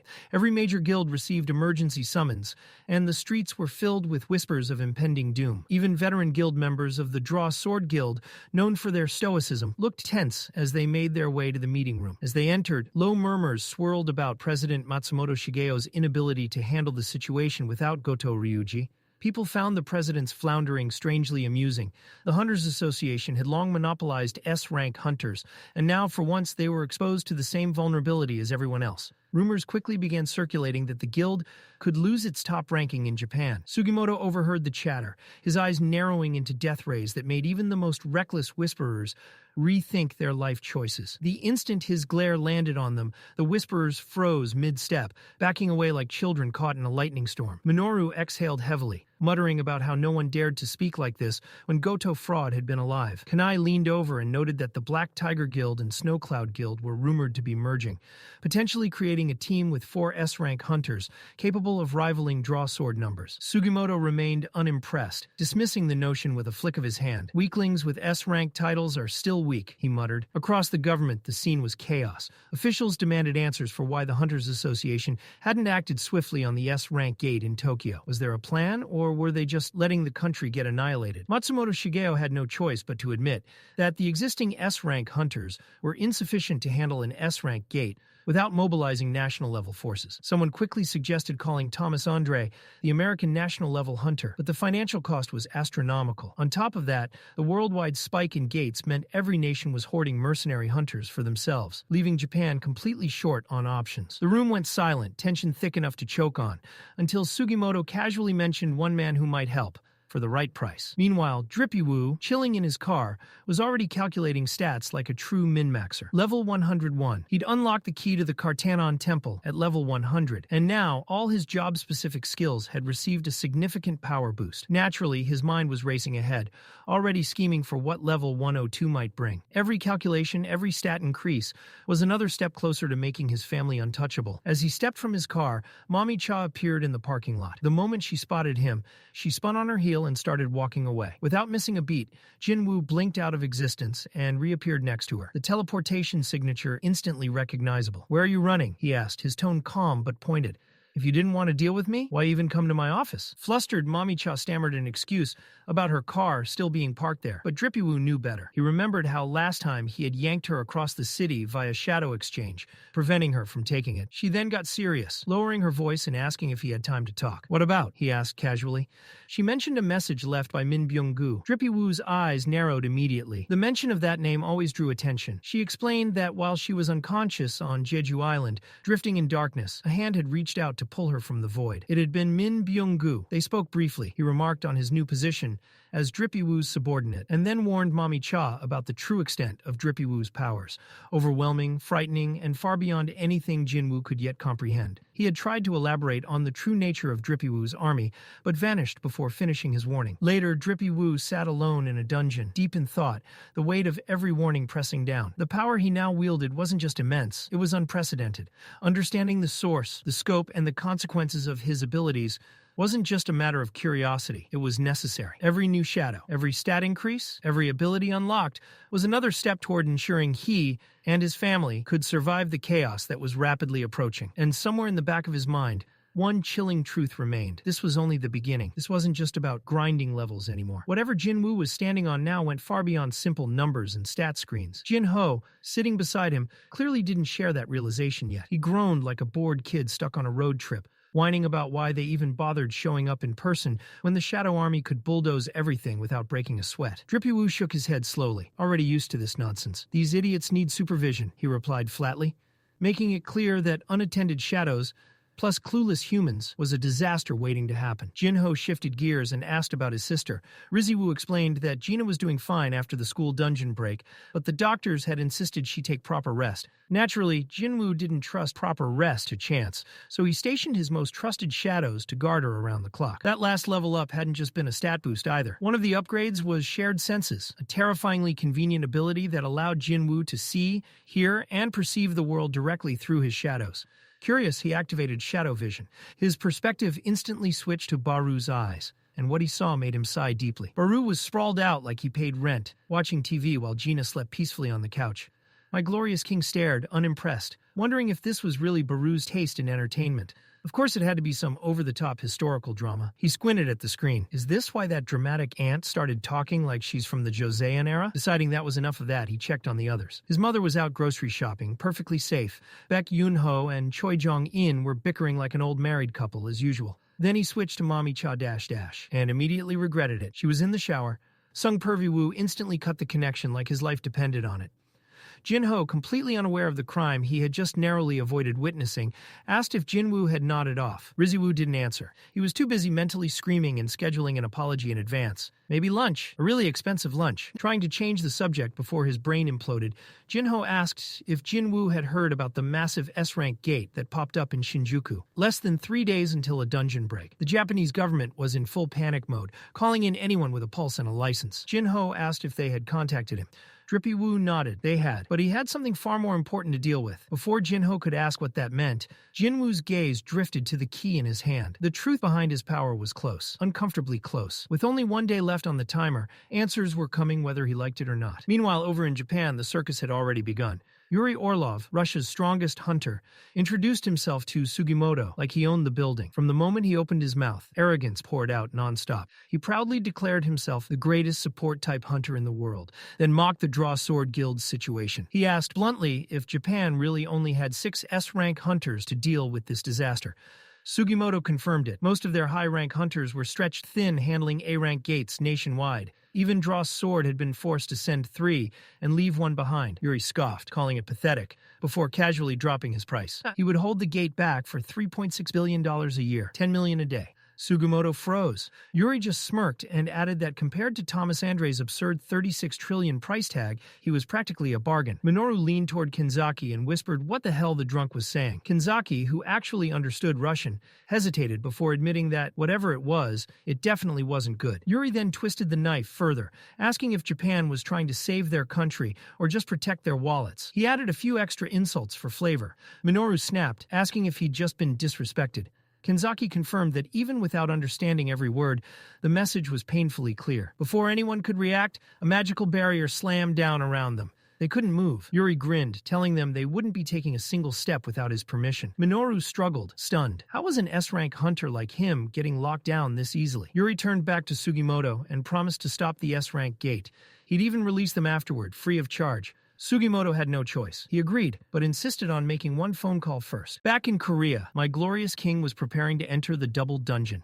His mother gently asked if she should worry. He smiled and told her it was just an appointment. The moment the key's timer expired, the location revealed itself. Jinwoo's mood instantly shifted. The gate was at Gina's school. He moved without hesitation. When he arrived, Hunter Association agents were already guarding the area. Jinwoo asked how long the gate had been there. He replied, 3 days. It was labeled C rank. The assault squad had entered 2 hours ago. That was all he needed to hear. His aura sharpened instantly. He ordered them to call the squad back immediately. If they stayed inside, they would die. Before anyone could argue, Jinwoo stepped forward and declared he would bring them back himself. Inside the gate, the assault squad had already pushed deep into the dungeon, completely unaware that they were walking straight into a nightmare. The assault squad had finally reached the boss room, yet the massive door refused to budge. Debate and muttering erupted among them as everyone tried to figure out the next move. Was it a trap, a puzzle, or some cursed mechanism waiting to kill them all? Suddenly, a calm, unnerving voice sliced through the commotion from behind. It's a trap. The hunters spun around instinctively, hands on weapons, ready to strike. Their target, a man standing there like he owned the dungeon, Jinwoo. Suspicion etched on one hunter's face. He finally demanded, "Who the hell are you? What are you doing here?" My glorious king answered with that signature, unbothered smirk, letting the words do the heavy lifting. "I'm a survivor of a double dungeon." The words hit like a hammer. Some of the hunters immediately connected the dots. "Wait, aren't you that new S-rank hunter from Korea?" Jinwoo didn't say a word, simply walked up to the sealed door. A system notification appeared above it. "The gate to the Kartanon Temple is currently locked. Please insert the key." He pulled out the temple key, noting the subtle difference from last time, and inserted it. The door creaked open like it was groaning under the weight of decades, revealing a chamber that left the hunters gaping in disbelief. They had thrown everything at it before, yet the dungeon hadn't even flinched. One hunter, puffing up with misplaced bravado, stepped forward and declared, "This dungeon is property of the Dragon Guild. You may be an S-rank, but you can't just—" Jinwoo interrupted casually, his voice slicing through the bravado like a blade. "I won't stop you. Anyone who wants to enter, feel free." The bravest of the bunch stepped in immediately, eager to prove himself. Almost immediately, the system pinged Jinwoo. "An individual without the temple key has entered. Access denied." Before the hunter could react, a stone statue materialized from the shadows, swinging a sword the size of a car door. Jinwoo moved with unthinkable speed, yanking the hunter back and saving him in the nick of time. His eyes swept across the room, icy and calculating. "Every monster in this dungeon is like that. You still want to go in?" He then turned to the remaining assault squad, issuing the next orders with calm authority. "Call the Hunter Association. Tell them a double dungeon has appeared." And then he paused, letting the weight of his words sink in. "We handle this ourselves." Without another word, he stepped through the gate. The door slammed behind him with a deafening echo, sealing him inside. The moment he entered, the chamber lit up with a dim, eerie glow. Shadows stretched unnaturally across the room, and dozens of stone statues stood motionless, like guardians frozen in time. At the center, a single figure sat, surrounded by the silent, unmoving minions. Jinwoo's eyes scanned the room, taking everything in. He muttered under his breath, almost to himself, "This is where it all began, but it feels different now. Something's changed." Focusing on the statues, he noted subtle patterns in their arrangement, their postures, the faint glow of mana. "These aren't monsters or living beings. Puppets," he whispered, his tone grim. "And there's only one hand pulling the strings." Locking his gaze on the source, he demanded, voice sharp and commanding, "Won't you speak?" Why remain silent? The silence shattered as one winged statue's eyes gleamed with a cold, unnatural light. A grin spread across its stony face as it spoke, voice echoing like metal grinding on stone. "At last, you have arrived." Meanwhile, elsewhere, Drippy-Woo was occupied with his own side quest in Japan. At the same time, the walking magical battery Yuri Orlov, had just touched down at the airport. Reporters swarmed him like he was the hottest idol in the world, cameras flashing incessantly. Ignoring them, he faced the barrage of questions head-on. How will you block the S-rank gate? Can you really hold it solo? Cool and composed, Yuri explained his plan. He would carve a massive magic circle around the gate, pour in his mana, and trap whatever was inside. Alone, he couldn't maintain a barrier indefinitely, but with strategically placed mana crystals around Tokyo, the circle would siphon energy and evolve into an unbreakable seal. Staring into the cameras, he issued a bold, ego-fueled promise. I'm going to save your lives. Remember that. Back in Korea, Chairman Go Gun-hee exhaled deeply. Unsure if Yuri could pull it off, he knew exactly what failure would mean. Turning to Woo Jin-Chul, he asked for a status update on My Glorious King. Woo reported that Drippy Woo was in Seoul, farming gates at an insane speed. The Ajin Guild had filed permits on multiple gates, some in territories managed by the White Tiger Hunters and Fiend Guilds, a recipe for diplomatic disaster. Despite the potential chaos, the chairman approved everything. Before leaving, Woo took a call. Another gate had appeared at a school previously devastated by orcs. Initially thought minor, it was hiding a double dungeon. More importantly, My Glorious King had already entered. Inside the death trap, Jinwoo now stood before the living statue. The statue shattered a massive stone slab with a single motion and said, voice booming, I see you finally made it this far. Jinwoo asked, almost rhetorically, if it was necessary to destroy the slab in such a dramatic fashion. The statue, grin unshaken, replied, the commandments once mattered, but now they are irrelevant. Jinwoo's eyes narrowed. The game had begun, and the rules were changing, whether this ancient puppet liked it or not. My Glorious King narrowed his eyes, staring straight at the statue and demanded, who are you? His voice echoed through the chamber. Were you the one who dragged me into this nightmare? The statue answered in the most infuriatingly cryptic way possible, its stone lips curling slightly. Yes, but you are asking the wrong question. It leaned forward just enough to feel condescending. Instead of asking who I am, you should be asking who you are. Before Drippy Woo could tell this rock cosplay enthusiast to stop talking like a fortune cookie, the statue cut him off. The final test begins now. If you are still standing when it ends, I will tell you everything. The air shifted instantly. The statues surrounding him began to move, their heavy footsteps echoing as they advanced with mechanical precision, like murder machines running preloaded software. Pure instinct kicked in. My Glorious King reached for his shadows. Snap. The being snapped its fingers and everything stopped. That won't do, it said coldly. This is a test. No cheating. Its voice dropped lower. Your little minions mean nothing to me. I am only interested in you. As if the universe wanted to rub salt in the wound, a system message appeared. No potions, no items, no quest rewards, no status recovery. Leaving is prohibited until the test concludes. Drippy Woo exhaled slowly. So that's how you want to play it. Right on cue, a stone statue lunged at him, swinging a weapon the size of a refrigerator. But Jinwoo was already moving. His mind raced. Inventory still works. No summons, no buffs, no safety net, just raw stats and hands rated E for everyone. He caught the blade mid-swing with one hand like it was a cheap prop, shattered it effortlessly, and for maximum disrespect, grabbed one half of the broken sword and launched it straight into the statue's face. The impact cracked stone, but the thing didn't fall. It reached up, trying to yank the shard out of its skull. Big mistake. Drippy Woo was already airborne. His foot slammed into the embedded blade, driving it deeper as the statue collapsed into rubble beneath him. That's when the rest of the statues collectively realized they weren't the boss fight. They were the tutorial enemies. They rushed him, hoping numbers would save them. It didn't. Jinwoo flowed between their attacks like living shadow.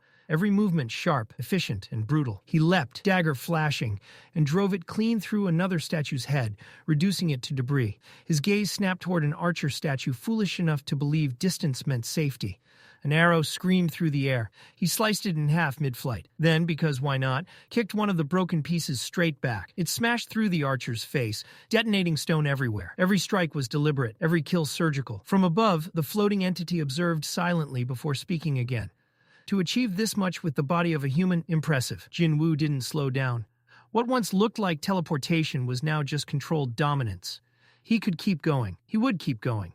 The entity smirked. Remarkable growth, but it is far too early for this to end. A deep rumble shook the chamber. The remaining statues froze, as if acknowledging something far more terrifying. Slowly, My Glorious King turned. A colossal stone behemoth rose into view, dwarfing everything he'd faced so far. The entity's voice echoed darkly. Now, it is time to worship the god. Scene shift. Chairman Go Gun-hee was sitting in his office, ready to enjoy a rare moment of peace, when Japan showed up with desperation in one hand and a suitcase of bribes in the other. Matsumoto Shigeo slid a contract across the table. The message was simple.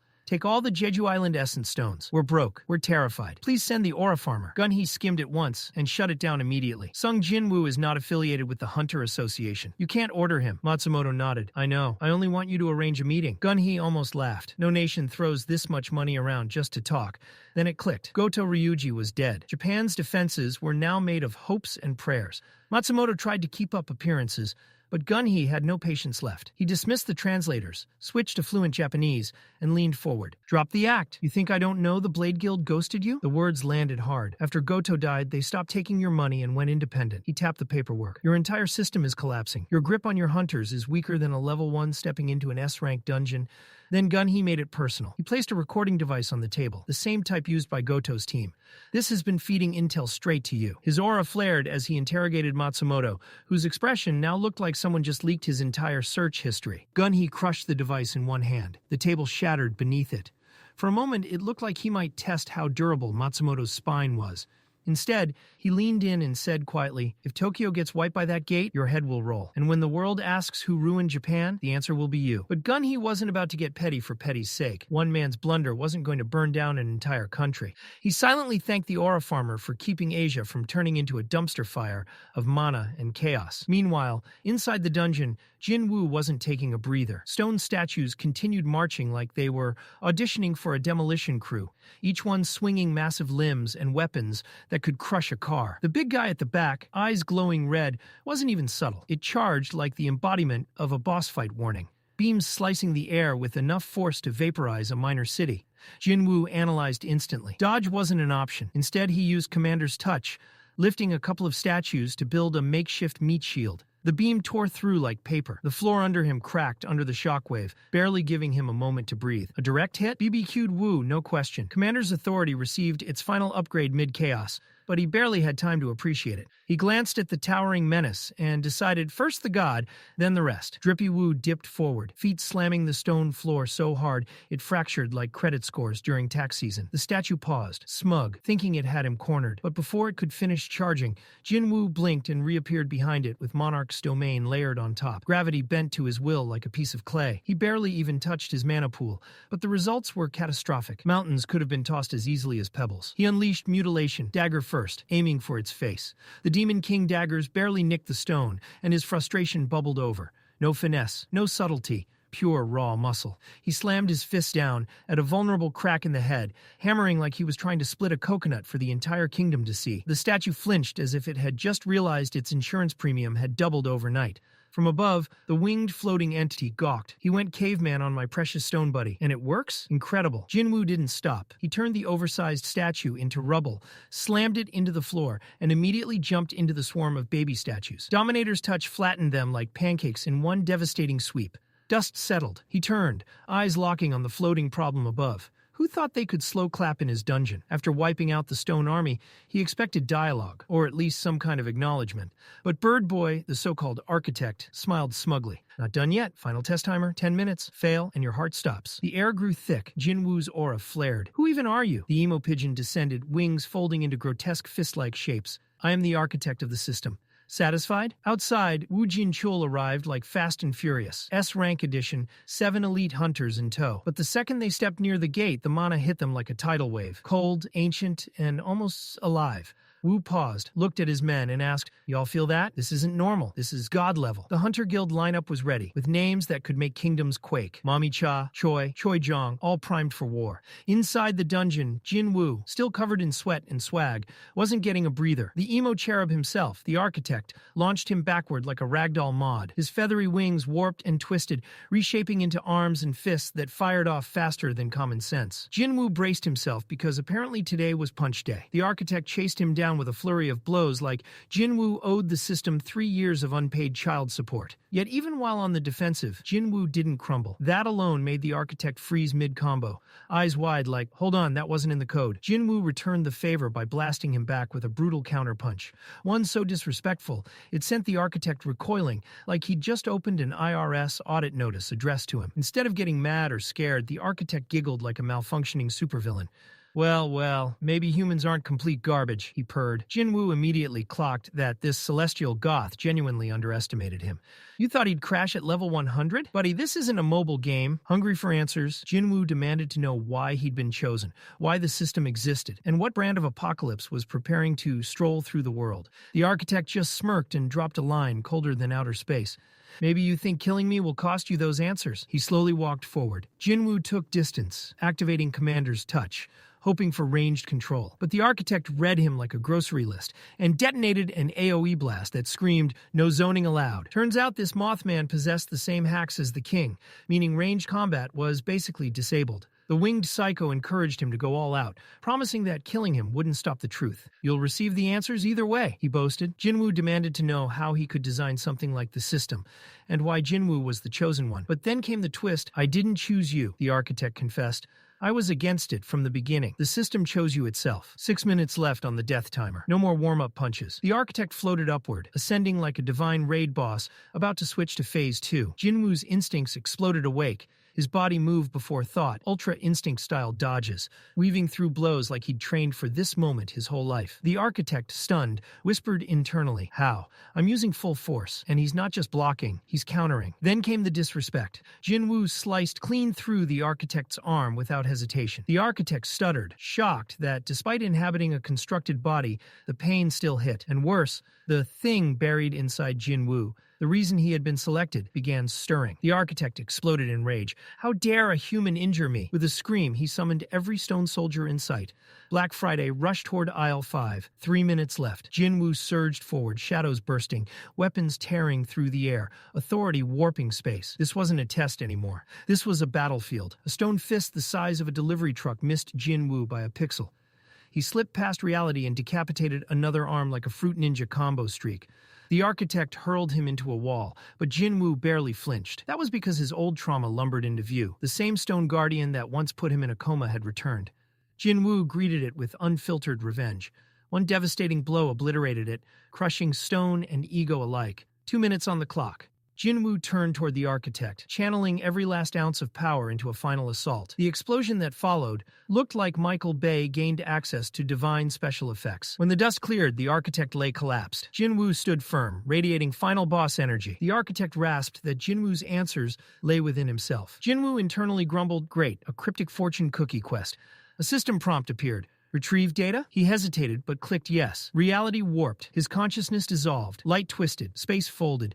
And suddenly, Jinwoo drifted in ghost form over a battlefield that looked like Elden Ring DLC. Below, countless races lined up. Goblins, giants, ice elves. An army united, staring upward. Floating above them was a massive cosmic gate radiating final chapter energy. Jinwoo knew immediately. If these creatures stepped through into the human world, humanity was done. Then silver warriors descended, celestial soldiers with radiant wings and blades sharper than tax fraud loopholes. They carved through the monster army like a divine slaughterhouse. Then everything froze. The Shadow Monarch finally descended. His presence warped gravity, his authority swallowing the field. He activated his domain. Shadows erupted. Corpses rose. The dead returned. An undead legion fueled by rage and smoke. The Silver Warriors were overwhelmed. One swing from the monarch felt like reality folding. The battlefield bent beneath his dominion. Shadow soldiers died, revived, an endless horror loop. Jinwoo watched the cloaked figure stride through carnage like boredom incarnate, slicing divine beings apart as if filing paperwork. Just when victory seemed imminent, plot armor whispered, "Not yet." Back in the double dungeon, Jin-Chul arrived with Korea's Avengers, Mommy Cha and Pretty Boy Choi.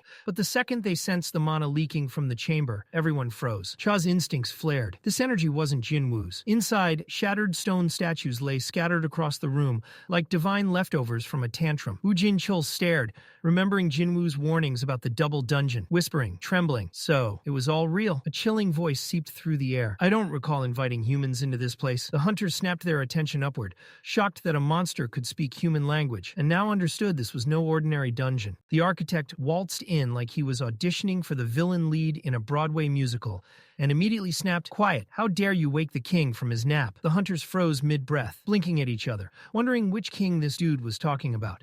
Did he summon Dracula in the corner or something? Then their eyes landed on him. Rizzy-Woo, not dead, not moving, just standing there like a buffering apocalypse, radiating that "don't even think about it" boss energy. And just like that, chaos erupted. The architect shot through the hunters like a blender plugged directly into a caffeine IV.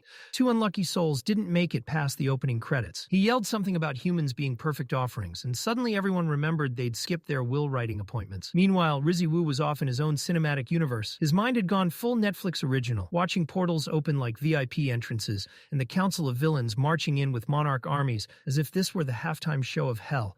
Quaratia, the Plague Monarch, Baran, the Demon King, Raycon, the Beast Monarch, and a zoo's worth of nightmare CEOs assembled like they were trying out for a corporate horror anthology. The Beast Monarch even sent his oversized wolf snarling in glorious high definition, probably to remind everyone that CGI-level pets still bite. The monarchs lined up like a board meeting gone very, very wrong, and Shadow Daddy was about to drop the mic. Back in the dungeon, it was absolute hell. Hunters were scrambling like ants in a heat wave, and Choi was screaming orders as if his life depended on it, because it did. The healer was busy patching up the wounded, while the architect monologued like he had plot armor stitched into his veins. "Survive," he said smugly, "and you'll witness the king's rebirth." Then the big guy stirred, shooting lasers like a sun lamp on steroids, trying to incinerate everyone in sight. Choi warned, "Watch out, that oversized boulder's moving, and it's not in a good mood." Discounted Inez tried to play hero with some firepower, making a diversion, while Jin-Chul punched a statue like it owed him money, but immediately realized that these stone jerks were harder than a final exam in calculus. Choi intervened with a fireball, yelling caution. Physical attacks barely scratched them, and magic? Ha, forget it. Mommy Cha was sweating too. She whispered to Choi that Haunt's skill wasn't doing squat. In short,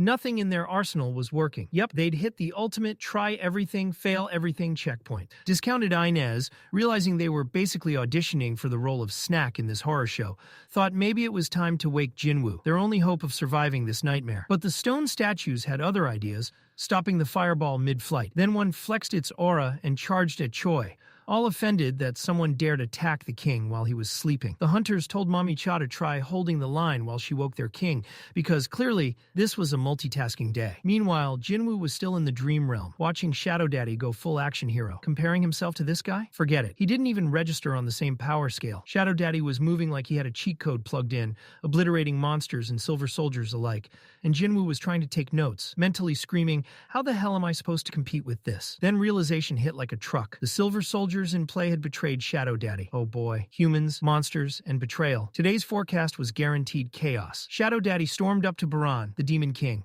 and demanded an explanation. Baran, apparently auditioning for most obnoxious monster ever, smirked and spat random nonsense in monster language. Shadow Daddy's eyes screamed murder, repeating the question with lethal intent. Baran, blissfully unaware, kept talking nonsense, pissing Shadow Daddy off even more. Shadow Daddy grabbed Baran with Commander's touch, squeezing his skull like it was a stress ball during audit season. Pop. Just like opening a soda can, Baran's helmet and skull were yeeted from existence. Deleted. Gone. Rizzy-Woo's POV was now fully in play. He saw Baran's demise from inside the action cam. No lag, no vision filter, just raw villain juice reality. Then it got even stranger. Rizzy-Woo's chest was pounding, like dual processors running at max. Two heartbeats echoed. One was his own. The other pulsed with something ancient, alien, uncomfortably powerful. As he processed this power-up DLC-level fever dream, more silver soldiers poured in from the gate. The system hit him with a notification. Playback ended. Back in the dungeon, the architect, aka Birdbrain, grinned like a cat who found a laser pointer amusing for the second time today. He looked at Mommy Cha, muttered, "Interesting one," then flipped his manic switch. He demanded she push beyond her design. Mommy Cha, unbothered, activated her sword dance, prepared to shred or be shredded.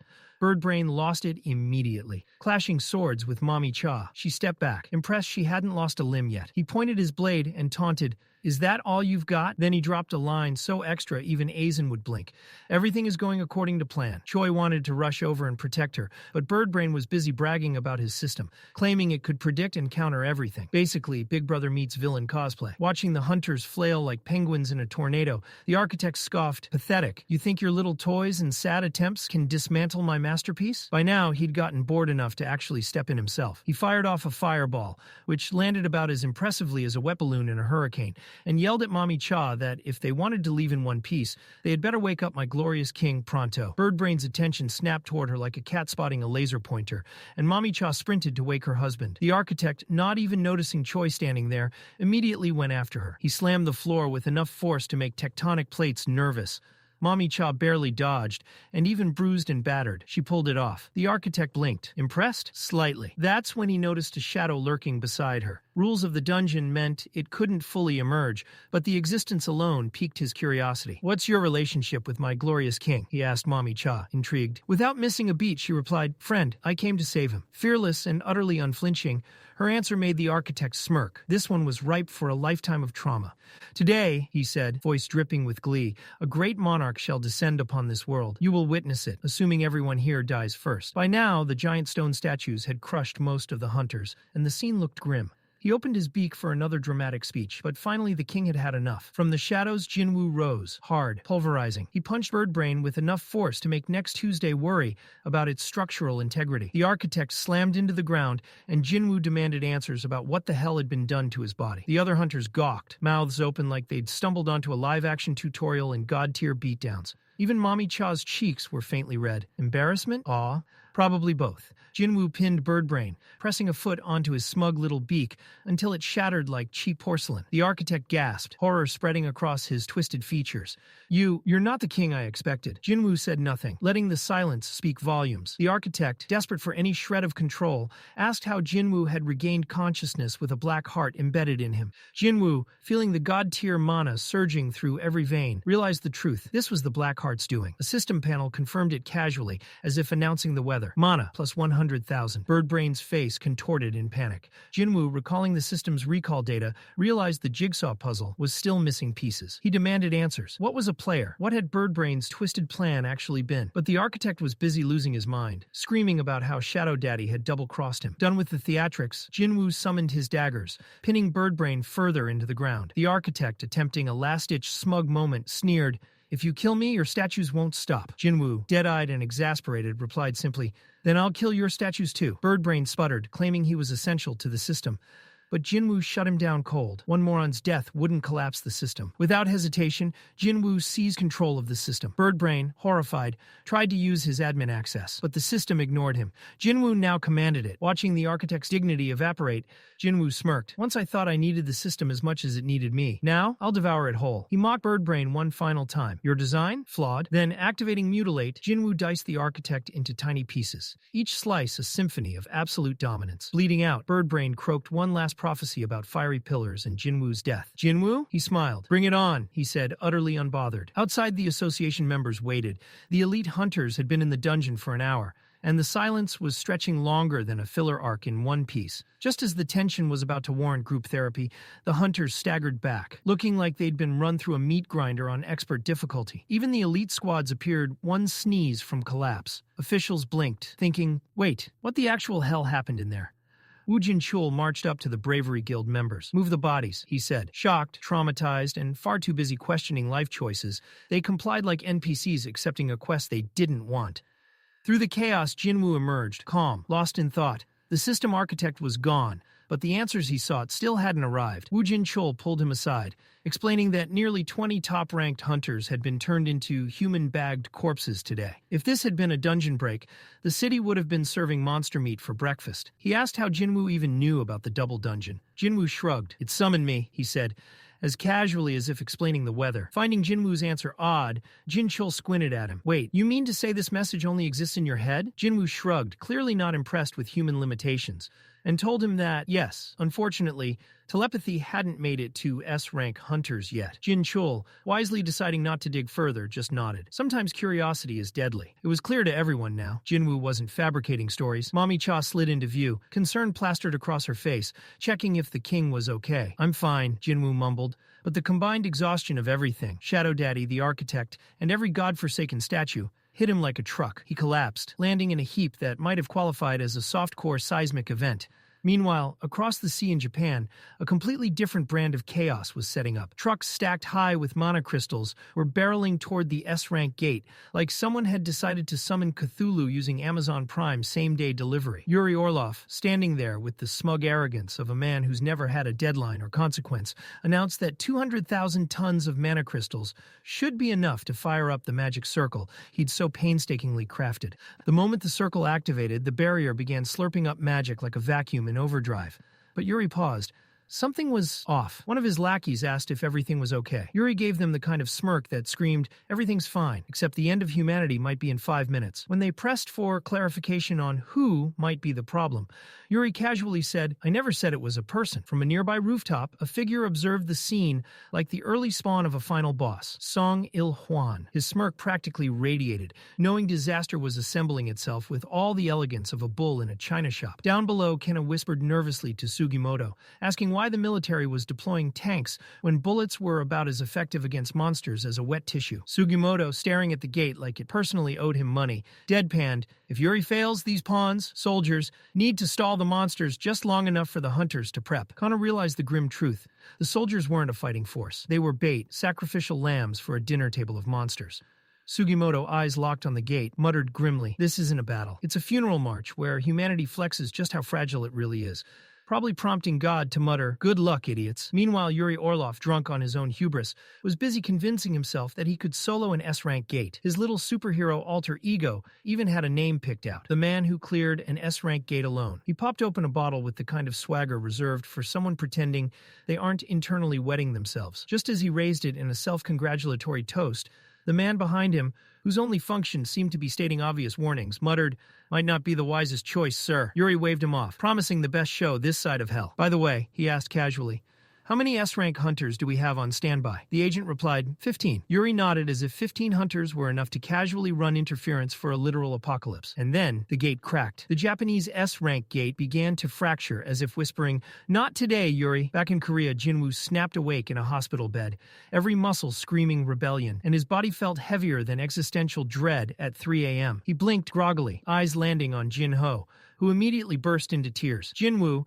with the emotional subtlety of a brick wall, cut to business. "How's the S-rank gate in Japan?" No greetings, no pleasantries, just business. The memory rewound. Back to the nightmare day, the dungeon break went nuclear. Giants, massive, terrifying enough to make A-rank dungeon bosses look like stuffed toys, poured through the gates. Even the bravest hunters wondered if rolling on the ground and hoping for mercy was a viable option. Yuri, thinking he had pressed the God Mode button, unleashed his mana crystal-powered barrier. For a brief, glorious moment, it held. Yuri's grin widened. "Yes, I've got this." He imagined the acceptance speech he'd give, maybe a handshake with destiny itself. And then the real monster appeared, a towering freak whose aura screamed, "Final boss of your nightmares." With a casual flick of its weapon, it shattered Yuri's barrier like it was tissue paper. Reality snapped back to the present. At that exact moment, Chairman Yu Myung-han woke from his 23-hour nap in the office. He blinked at his secretary. "How long was I out?" 23 hours, sir. We were about to call an ambulance if you hadn't woken before 24. The secretary said, with the kind of deadpan tone you use when reporting a mild apocalypse. Documents were handed over. The patient recently cured of eternal slumber? Apparently it was Hunter Sung Jinwoo's mother. Yu Myung-han's curiosity piqued. Could Jinwoo have the power to cure eternal sleep? Before he could dwell too long, someone arrived to meet him. She glanced at Yu Myung-han's pale, slightly disoriented state, and asked how long he'd been like that. Back in Japan, the aftermath of the S-rank dungeon break was horrifying. Yuri Orlov, absolutely devoured by one of the giants. The military's futile attempts at defense were pathetic. Their guns might as well have been shooting water balloons. Chairman Matsumoto Shigeo of Japan's Hunter Association barked orders at the remaining S-ranks. Stop the giants from advancing. All of them charged. They aimed for the eyes, tried blinding the giants, but these monsters were surprisingly fast. Every strike dodged, every move anticipated.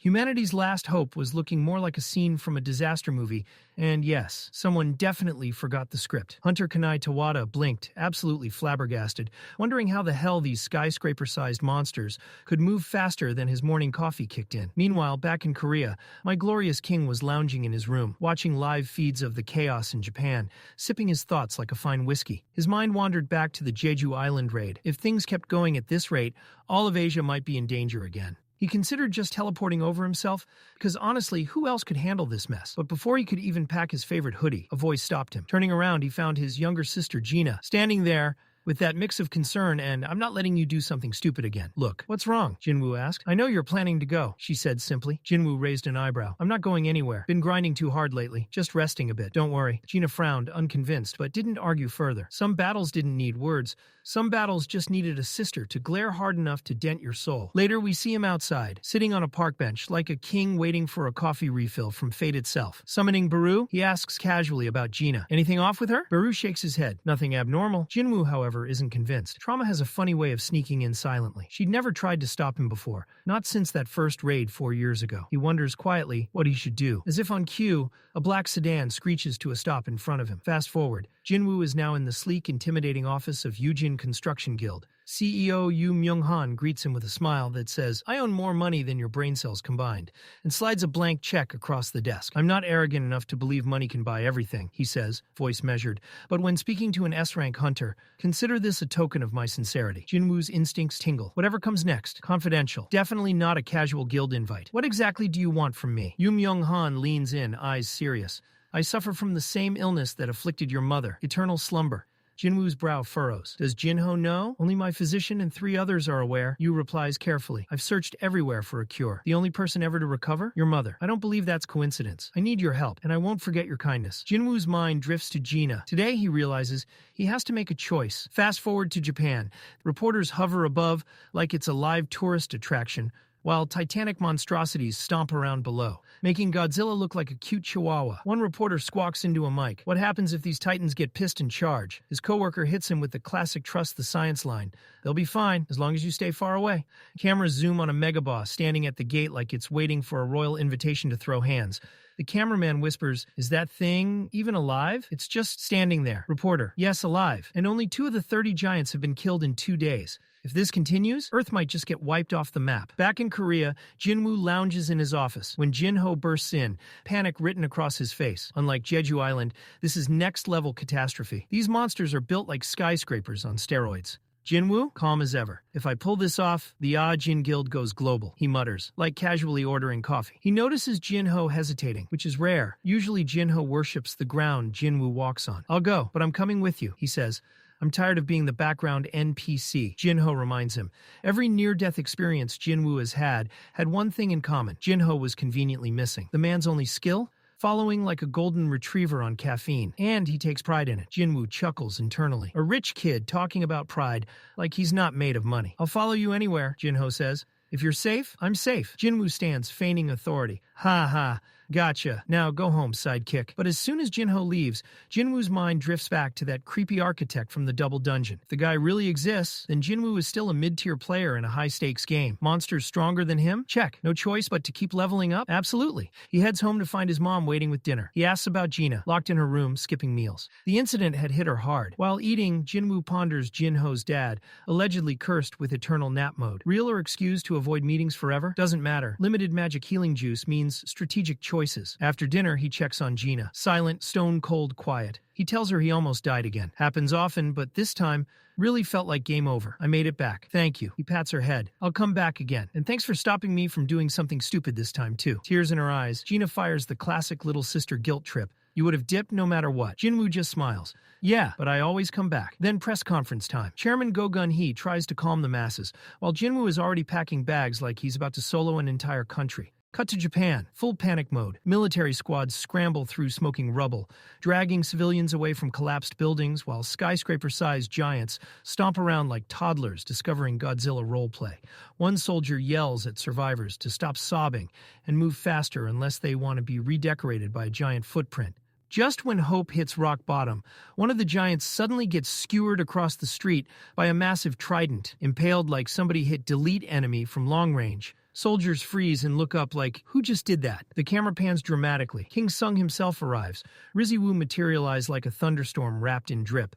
Before they can comprehend the god that descended, boulders rain toward a group of civilians. Jin-Ho leaps ahead with a shield bigger than his sense of entitlement, shield bashing literal mountain fragments away. He yells that Jinwoo should handle the extermination, while he deals with saving squishy humans. Jima and Jinwoo move together, stepping into the battlefield like tag team champions. Jima rips giants apart like cardboard props from a kaiju movie. Jinwoo jumps in at the perfect moment and slices another titan clean in half. from neck to belly button. Meanwhile, across the ocean in the US, the Scavenger Guild is busy doing their favorite activity, running their mouths. One of them points out that Sung Jinwoo never even received Lady Selner's stat buff. Another clown laughs, claiming every hunter hits their limit, and Jinwoo will croak sooner rather than later. Suddenly, silence. Thomas Andre enters the room, aura thick like a raid boss sliding in for a cutscene.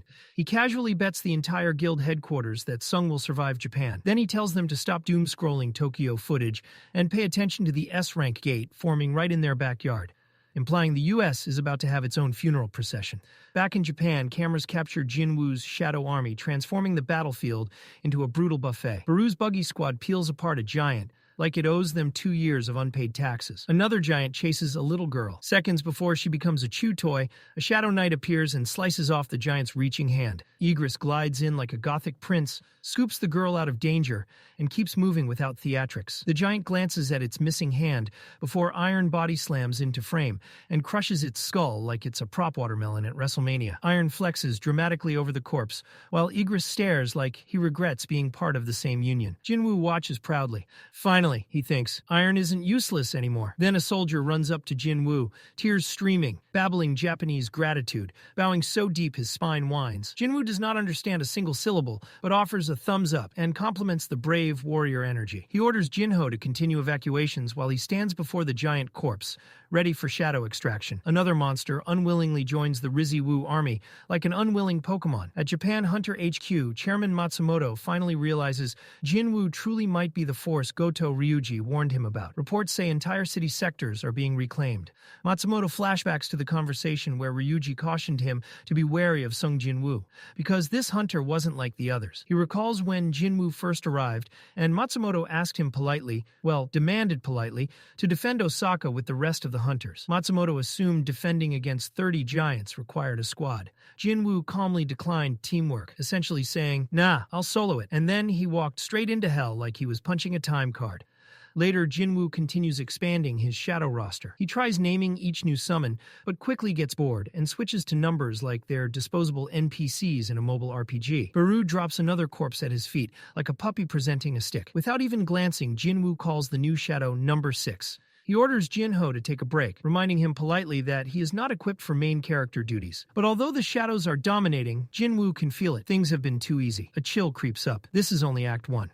That cursed S-rank gate triggered multiple portals, and now low-tier mobs roam the streets. Evacuation and combat at the same time turns every rescue mission into chaos difficulty. 1 week later, Jinwoo and Jin-Ho push through wreckage toward the main gate where the colossal giant general waits, unmoving. Like a final boss idle animation loop. Jin-Ho glances around the destroyed landscape and mutters the obvious. Yeah, this whole place is cooked. Then suddenly, Hankawa appears, signaling the next phase of the nightmare. Just when everyone assumed she should have been 6 feet under, Hankawa somehow crawls back into the plot, alive and very much done with this nightmare arc. She reports like someone clocking overtime. Every hunter they sent earlier, gone. Either dead, dusted across the battlefield, or scattered somewhere screaming internally. Thanks to Rizzi-Woo's shadow squad, most giants are already wiped clean, and the leftovers are basically being farmed like XP mobs by other hunters and shadows working in literal harmony.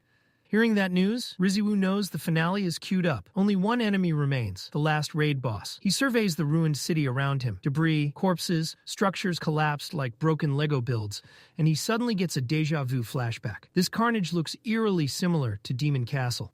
A slow realization creeps in. What if Demon Castle wasn't some random trial? What if the whole thing was a preview reel, a test simulation, a warning from the system? But the architect's dead. No prophetic visions have popped up since, and nothing has hinted at a second coming. So maybe that was the final form. Either way, Rizzi-Woo doesn't plan on letting this world turn into Demon Castle Part 2. He trained for this very scenario. Global annihilation denied. He turns to Hankawa and calmly tells her that since they've cleaned up almost everyone, and the last freak show is the only target left, he's ready to make his move. Hankawa looks at him confused and points out that backup hunters haven't even arrived yet. Rizzi-Woo gives her a confident smirk. They're here. Cut to another group. Muscle Mommy is still complaining like the world personally inconvenienced her, ranting about how annoying this raid is, while Minoru tries to convince her to chill because, hey, at least they're still alive. Hankawa, in peak exhausted mode, vents her frustration about how Jinwoo and his edgy army of shadows are wiping out giants the elites of Japan couldn't scratch. It feels humiliating, like they're just here to sweep up leftovers while someone else speedruns the whole raid. As she rants, an ominous wave of darkness sweeps the battlefield. The shadows start returning, every single one.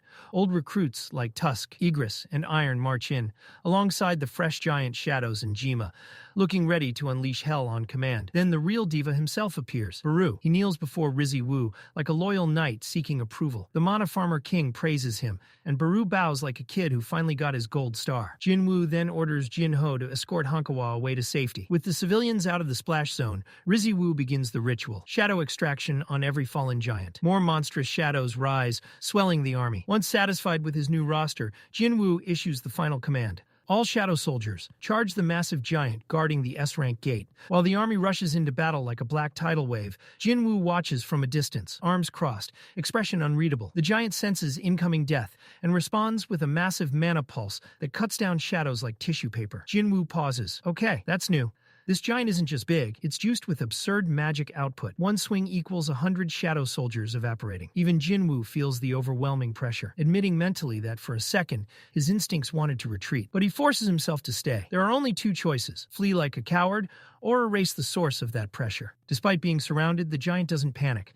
It swats shadows aside like flies, grabs fireballs bare-handed, grinding them out. When insect-type shadows pile onto its legs, the giant stomps without hesitation, turning them into mana dust. Baru prepares to intervene, but Jinwoo raises a hand. Not yet. Wait, he needs time to analyze the weakness. His shadows swarm endlessly, accomplishing nothing. Finally, he cracks the code. The giant's mana acts like armor coating its entire lower body, making physical damage useless below the neck. But when a fireball grazes its face, it flinches and instinctively protects itself. That's the weak spot, the face. Jinwoo summons Kaisel and unleashes Igris and Baru.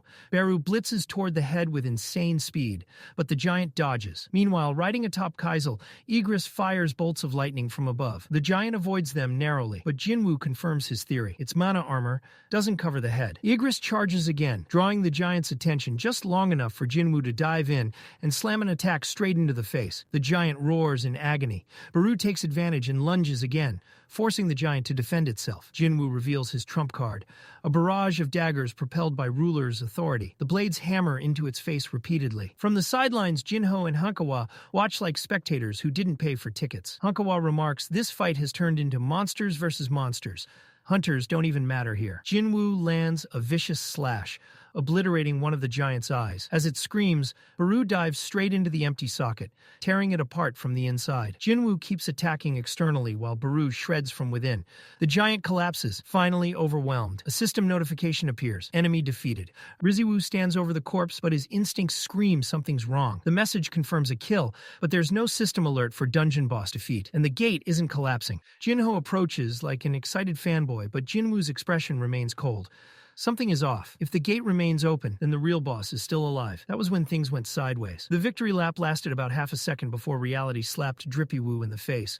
He noticed something crucial. No black smoke rising from the corpse. No shadow meant no extraction, which meant raid not cleared. His stomach dropped. Something was wrong. He told Jin-Ho to back up immediately, voice low and tense. He fixed his eyes on the giant's body just in time to see Baru crawl out of its mouth, like the worst horror movie prop imaginable. Even after death, mana still clung to the massive corpse, thick and suffocating.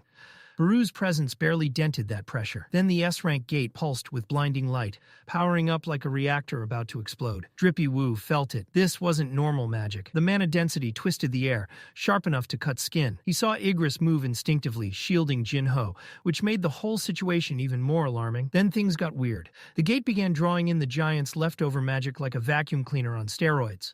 That kind of draining ability wasn't supposed to exist. Portals only spat monsters out. They didn't absorb energy back in. Blood trickled on Jinwoo's cheek. He had been sliced open just by standing near the mana pressure. That had never, ever happened before. He ordered Jin-Ho to stay put. There were too many unknowns, and if someone was going to walk into that mystery tunnel, it was him. He stepped into the glowing light and emerged inside a massive hallway, architecture big enough to fit kaijus comfortably. Baru appeared by his side like a faithful nightmare companion and whispered if Jinwoo heard something. He had. A voice, distorted, resentful, dripping with hatred. Not just whispering, but rehearsing a villain monologue. Ahead sat an enormous giant, chained to the center of a chamber, rambling like an ancient prophet tweeting cryptic doom threads. When the creature finally noticed Jinwoo, it froze, confused, as though this was not the visitor it'd been expecting. Taking in the scene, Drippy Woo calmly demanded answers. Who bound him like this? The giant replied instantly. The rulers were responsible. They sealed him away, using him as leverage for an upcoming war. Drippy Woo remembered past attempts to interrogate monsters. Pointless efforts. None ever explained where they came from. But this giant was different, so he asked again what the giant knew of the rulers. The answer? The rulers and monarchs were two ancient factions beefing harder than toxic exes locked in eternal custody battles. And Drippy Woo was unintentionally stuck in the crossfire. When Drippy Woo asked if that made this giant a monarch, the creature confirmed it without hesitation. But the worst news followed. Both sides wanted Jinwoo either eliminated or worse. And currently, he lacked the influence to stand against them. Drippy Woo didn't believe a word. Chains made people say whatever helped them. He demanded proof. The monarch responded by chanting in a language that felt wrong, vibrating in the air. A system notification appeared. The King of Giants, Ligia, has activated Oath of Truth. Both parties were now bound to honesty. No lies allowed. Ligia begged again for freedom, promising assistance against future threats. Drippy Woo tried to fake trust and lie through his teeth, and the system shut him down. Literally prevented the words. Ligia smirked like someone who just won an argument they'd never let go of. Drippy Woo stared and demanded explanations. Why was Ligia talking like a normal person, while every other creature crawled out of gates, sounding like someone dropped them repeatedly as babies? Ligia asked who he meant. Drippy Woo clarified. The gate monsters. The ones screaming like broken NPCs with saliva issues. Ligia explained they weren't born stupid. The rulers tortured prisoners until their intellect shattered. Those creatures were the leftovers, empty shells forced into war. But he endured centuries in chains and kept his sanity. He was royalty, an imprisoned king, rotting while waiting for destiny. Drippy Woo pressed for intel about the winged knights in silver armor. Ligia identified them as the ruler's elite force. Then came the critical question. Why unleash monsters onto human cities? Ligia explained the truth. Humanity wasn't the target. They were props. Earth was being fattened with mana like livestock before slaughter. The rulers were slowly infusing magic into the world to strengthen it, preparing the planet as a battlefield. Magic stones? Cores? Everyone saw currency. The rulers saw fertilizer, energy farmed from human bloodshed to feed the Earth mana conditioning. Their long-term plan was simple. Turn Earth into the arena for monarchs versus rulers. Round 2. And the clock was ticking fast. Drippy Woo wasn't impressed. He'd already been a walking natural disaster. Another war didn't scare him. It just confirmed what he always suspected. He was being groomed for a role he never asked for. Then came the real twist, the kind that makes the whole story flip upside down. Ligia warned Drippy Woo that the moment either faction found out they'd spoken, the rulers and the monarchs would throw a cosmic tantrum and rush over like spoiled gods fighting over custody. The giant was basically waving a neon sign saying, "Congratulations, you just triggered World War lore." My glorious king demanded to know why this giant kept acting like the universe itself had beef with him. Ligia stared straight at him and dropped an even bigger bombshell. The power inside Drippy Woo did not originally belong to him. Someone willingly handed it over, betraying the rulers in the process. Meaning both factions had already marked Jinwoo for execution, like a glitched quest target. Yet even with chains digging into his flesh, Ligia promised undying loyalty, ride-or-die vibes after a single conversation. Drippy Woo narrowed his eyes and said what any rational player would. If you want to prove loyalty, stop narrating lore from your prison bunk and join the squad. Become a shadow soldier and put that mouth to actual use. That's when Ligia froze. His gaze shifted behind Jinwoo, and terror flooded his expression. For one heartbeat, he saw it, the real monarch of death towering behind Jinwoo, like the Reaper clocking into overtime. Ligia realized the truth. Jinwoo wasn't pretending to be king. The king was already standing in his shadow. Shaking, Ligia spilled more intel. Monarchs and rulers weren't like regular raid bosses. When they died, that was permanent. No resurrection, no do-over, no shadow recruitment. Ligia asked again if helping was enough to earn his life. Drippy Woo advanced, weapon loosening in his grip. He sensed something wrong but continued breaking the chains anyway. He casually tossed out a question, almost teasing, "You'll stick with me afterward, right?" Ligia swore he would, invoking those monarch oaths, which sounded about as reliable as terms and conditions nobody reads. But Drippy Woo didn't stop there. He asked the actual question that mattered. Are you on humanity's side? Silence. Not hesitant silence. Forced silence. The truth-binding oath was active, meaning Ligia physically couldn't speak a lie. That mute response was louder than a confession. Then Jinwoo saw it. A crystal jammed into Ligia's neck, an external control device, still feeding commands from the rulers like a magical remote collar. Ligia lunged, ready to bite the hand that was freeing him. Drippy Woo dodged effortlessly and stabbed him straight through the core, crushing the handshake emoticon before it could even load. Trust broken. Deal voided. Ligia fell, calling Jinwoo the true calamity. Honestly, a valid take. and tried one last desperate strike, but Jinwoo folded him again, cleaner and faster than speedrunning RNG bosses. With his health bar blinking red, Ligia hissed one final warning. War wasn't slowing down. More bloodshed, more chaos. The world would burn, and karma would torch everything Drippy Woo cared for. Drippy Woo silenced him with a finishing blow, cold, precise, absolute. A system notification chimed. You have defeated Ligia, one of the 9 original monarchs. The XP payout was monumental, enough to lag the UI for a moment, but no Shadow Soldier. Drippy Woo picked up a scrap of broken metal left behind and muttered that he'd take this useless junk as a souvenir. He emerged from the gate looking like he just uppercut a god and leveled to 122. Cut to the United States, helicopter lands. Director Brennan and Ms. Sellner show up at Christopher Reed's estate, one of America's heavyweight hunters. Chris stepped out, confused why a raid party landed on his lawn.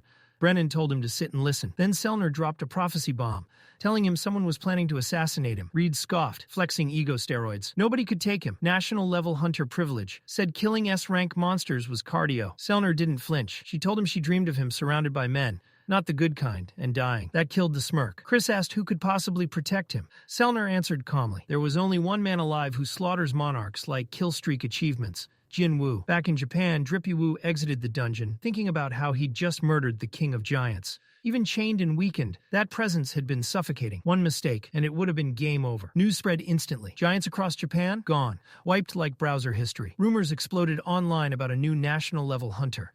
Drippy Woo ignored the hype. Even the final giant running wild got clapped by China's strongest hunter, Liu Zhugong, who soloed it like a debt collector. Meanwhile, Japan's Hunter Association director Matsumoto realized his shady Jeju Island decisions were about to age terribly once the world learned the truth. The guilt landed. He walked into headquarters and turned himself in before history canceled him first. Across the Atlantic, things in the U.S. were suspiciously peaceful, way too cheerful for a world dealing with kaiju-sized dungeon problems. The hunters, who had just wrapped up an S-rank gate, were already swapping armor for tuxedos, hyped for a massive government-sponsored celebration. Uncle Sam basically said, "GG boys, here's a party budget the size of a national defense bill." Inside this fancy venue, the Scavenger Guild members were bragging about how absurdly expensive everything looked. And just when the vibes were peak comfort, their walking tank commander, Thomas Andre, bulldozed into the room radiating boss fight energy with casual violence in his smile. He scanned his guildmates like a predator, picking which dessert to eat first, and reminded them about their bet. Dude pointed at one hunter, who clearly wanted to respawn somewhere else, and demanded to know his wager. Man panicked, sweating bullets, saying he put nothing down. Thomas narrowed his eyes at his tie and said something like, "That tie looks awfully fine." In other words, payment identified. The guy probably regretted dressing up immediately. Guild mediator Laura stepped in, trying to cool the situation before Andre started collecting clothing tax. She eyed his own absurd outfit, the expensive tie strangled by the loudest Hawaiian shirt ever printed, and roasted him by saying the tie didn't match anything about him. Thomas accepted the L instantly, ditching the tie like it personally offended him. After securing fashion piece, Laura started briefing him on which guilds were attending the upcoming international conference. One of the names on the list made Thomas freeze mid-breath, the Ajin Guild from Korea. He asked for confirmation. Wasn't that the tiny new guild formed by Sung Jinwoo? Laura nodded. And just like that, Thomas perked up like someone told him his rival Jimbro was flying in for a rematch. The man suddenly looked motivated. Meanwhile, in Japan, our resident aura farmer/shadow emperor stood atop a battlefield that looked like a natural disaster had wiped the city clean. Jinwoo casually surveyed the fresh squad of giant shadow soldiers he'd yoinked from the dungeon. He muttered it was unfortunate that one escaped, but at least his shadow collection just upgraded from terrifying to government classified. The humans behind him stared like they'd just witnessed a walking apocalypse solo the raid. Jin-Ho, though, had long surpassed shock. He just smiled proudly like, "Yep, that's my bro. Totally normal." A staff member approached Jinwoo and said someone wanted to talk to him. Jinwoo answered and got blindsided by a sudden emergency call. Jin-Ho's voice trembling on the other end. He said he was heading back to Korea immediately. Jinwoo asked what was going on, but Jin-Ho couldn't explain.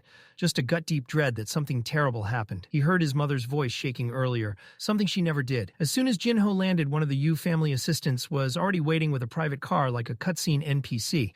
The man insisted he'd explain everything once they got to the hospital. When they arrived, Jin-Ho froze. His father, the iron-spined CEO who never showed weakness, was lying unconscious in a bed, completely motionless.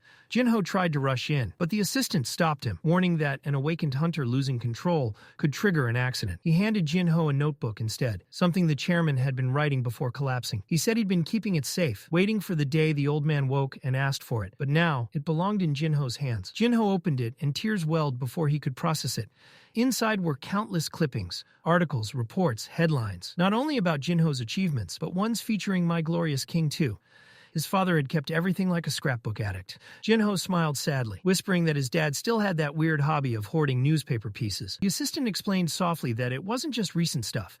There were clippings from Jin-Ho's school competitions, concerts, even random business announcements. It wasn't that the chairman lacked love. His love was massive, just overwhelming and strict. They began walking toward the residence, but Jin-Ho suddenly paused like his instincts pinged danger. He glanced back at the empty hallway, brows furrowed, but nothing was there. He brushed it off when the assistant asked if he was okay. The moment they turned the corner, the shadows behind them rippled. My Glorious King uncloaked, silently, standing there the whole time like Batman but scarier. He stepped toward the unconscious man and sighed. This hospital room was somehow hitting feelings harder than killing monarchs. He pulled out a potion bottle like a gamer prepping a revive. Outside, Jin-Ho's sister, Jin-Hee, arrived. She tried to contain herself, but something about the atmosphere felt heavy. She thought she glimpsed someone in the hall, but dismissed it as stress. When she entered the room, she froze. Her father, who doctors said might never wake, was sitting upright and staring at her. The girl's composure crumbled instantly, tears streaming. Doctors rushed in, confused and babbling medical disbelief. They said he had awakened from what should have been a permanent coma. No precedent, no explanation. Someone whispered that the media would flip when they heard. Outside, My Glorious King stood alone, whispering softly,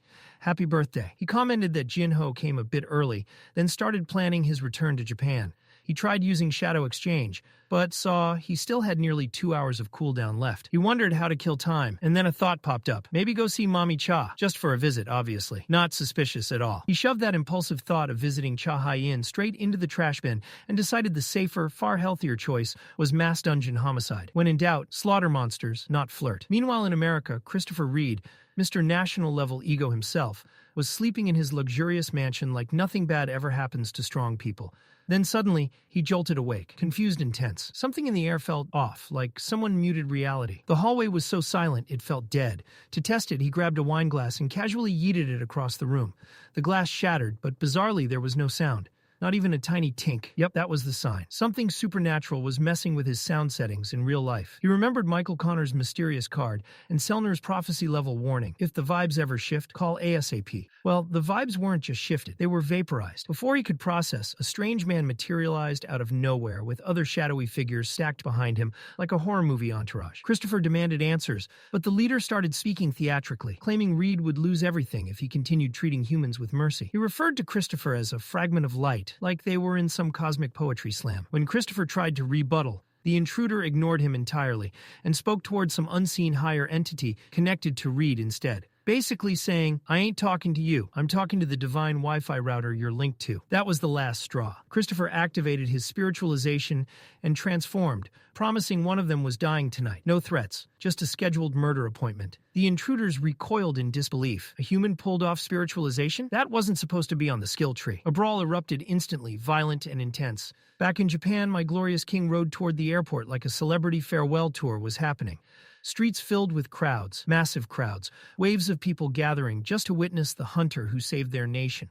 Estimations didn't matter. Everyone could tell there were easily over 100,000 people out there, cheering, crying, bowing. National hero treatment unlocked. Later, aboard the plane, Jinwoo tried enjoying the peace and airplane white noise. Then he noticed his seatmate, Agent Adam White. Jinwoo looked unimpressed, asking if this was really just coincidence or some government stalking arc. Adam calmly replied that he'd like to believe in coincidences, but even he knew that sounded stupid right now. He added that even though they'd only met once, the fact Jinwoo remembered his name was an honor. Baru whispered telepathically, already predicting Adam was about to mess everything up. He reminded Jinwoo the man's name was Adam, like Jinwoo could forget mid-sentence. My Glorious King mentally rolled his eyes and asked if negotiations weren't already canceled.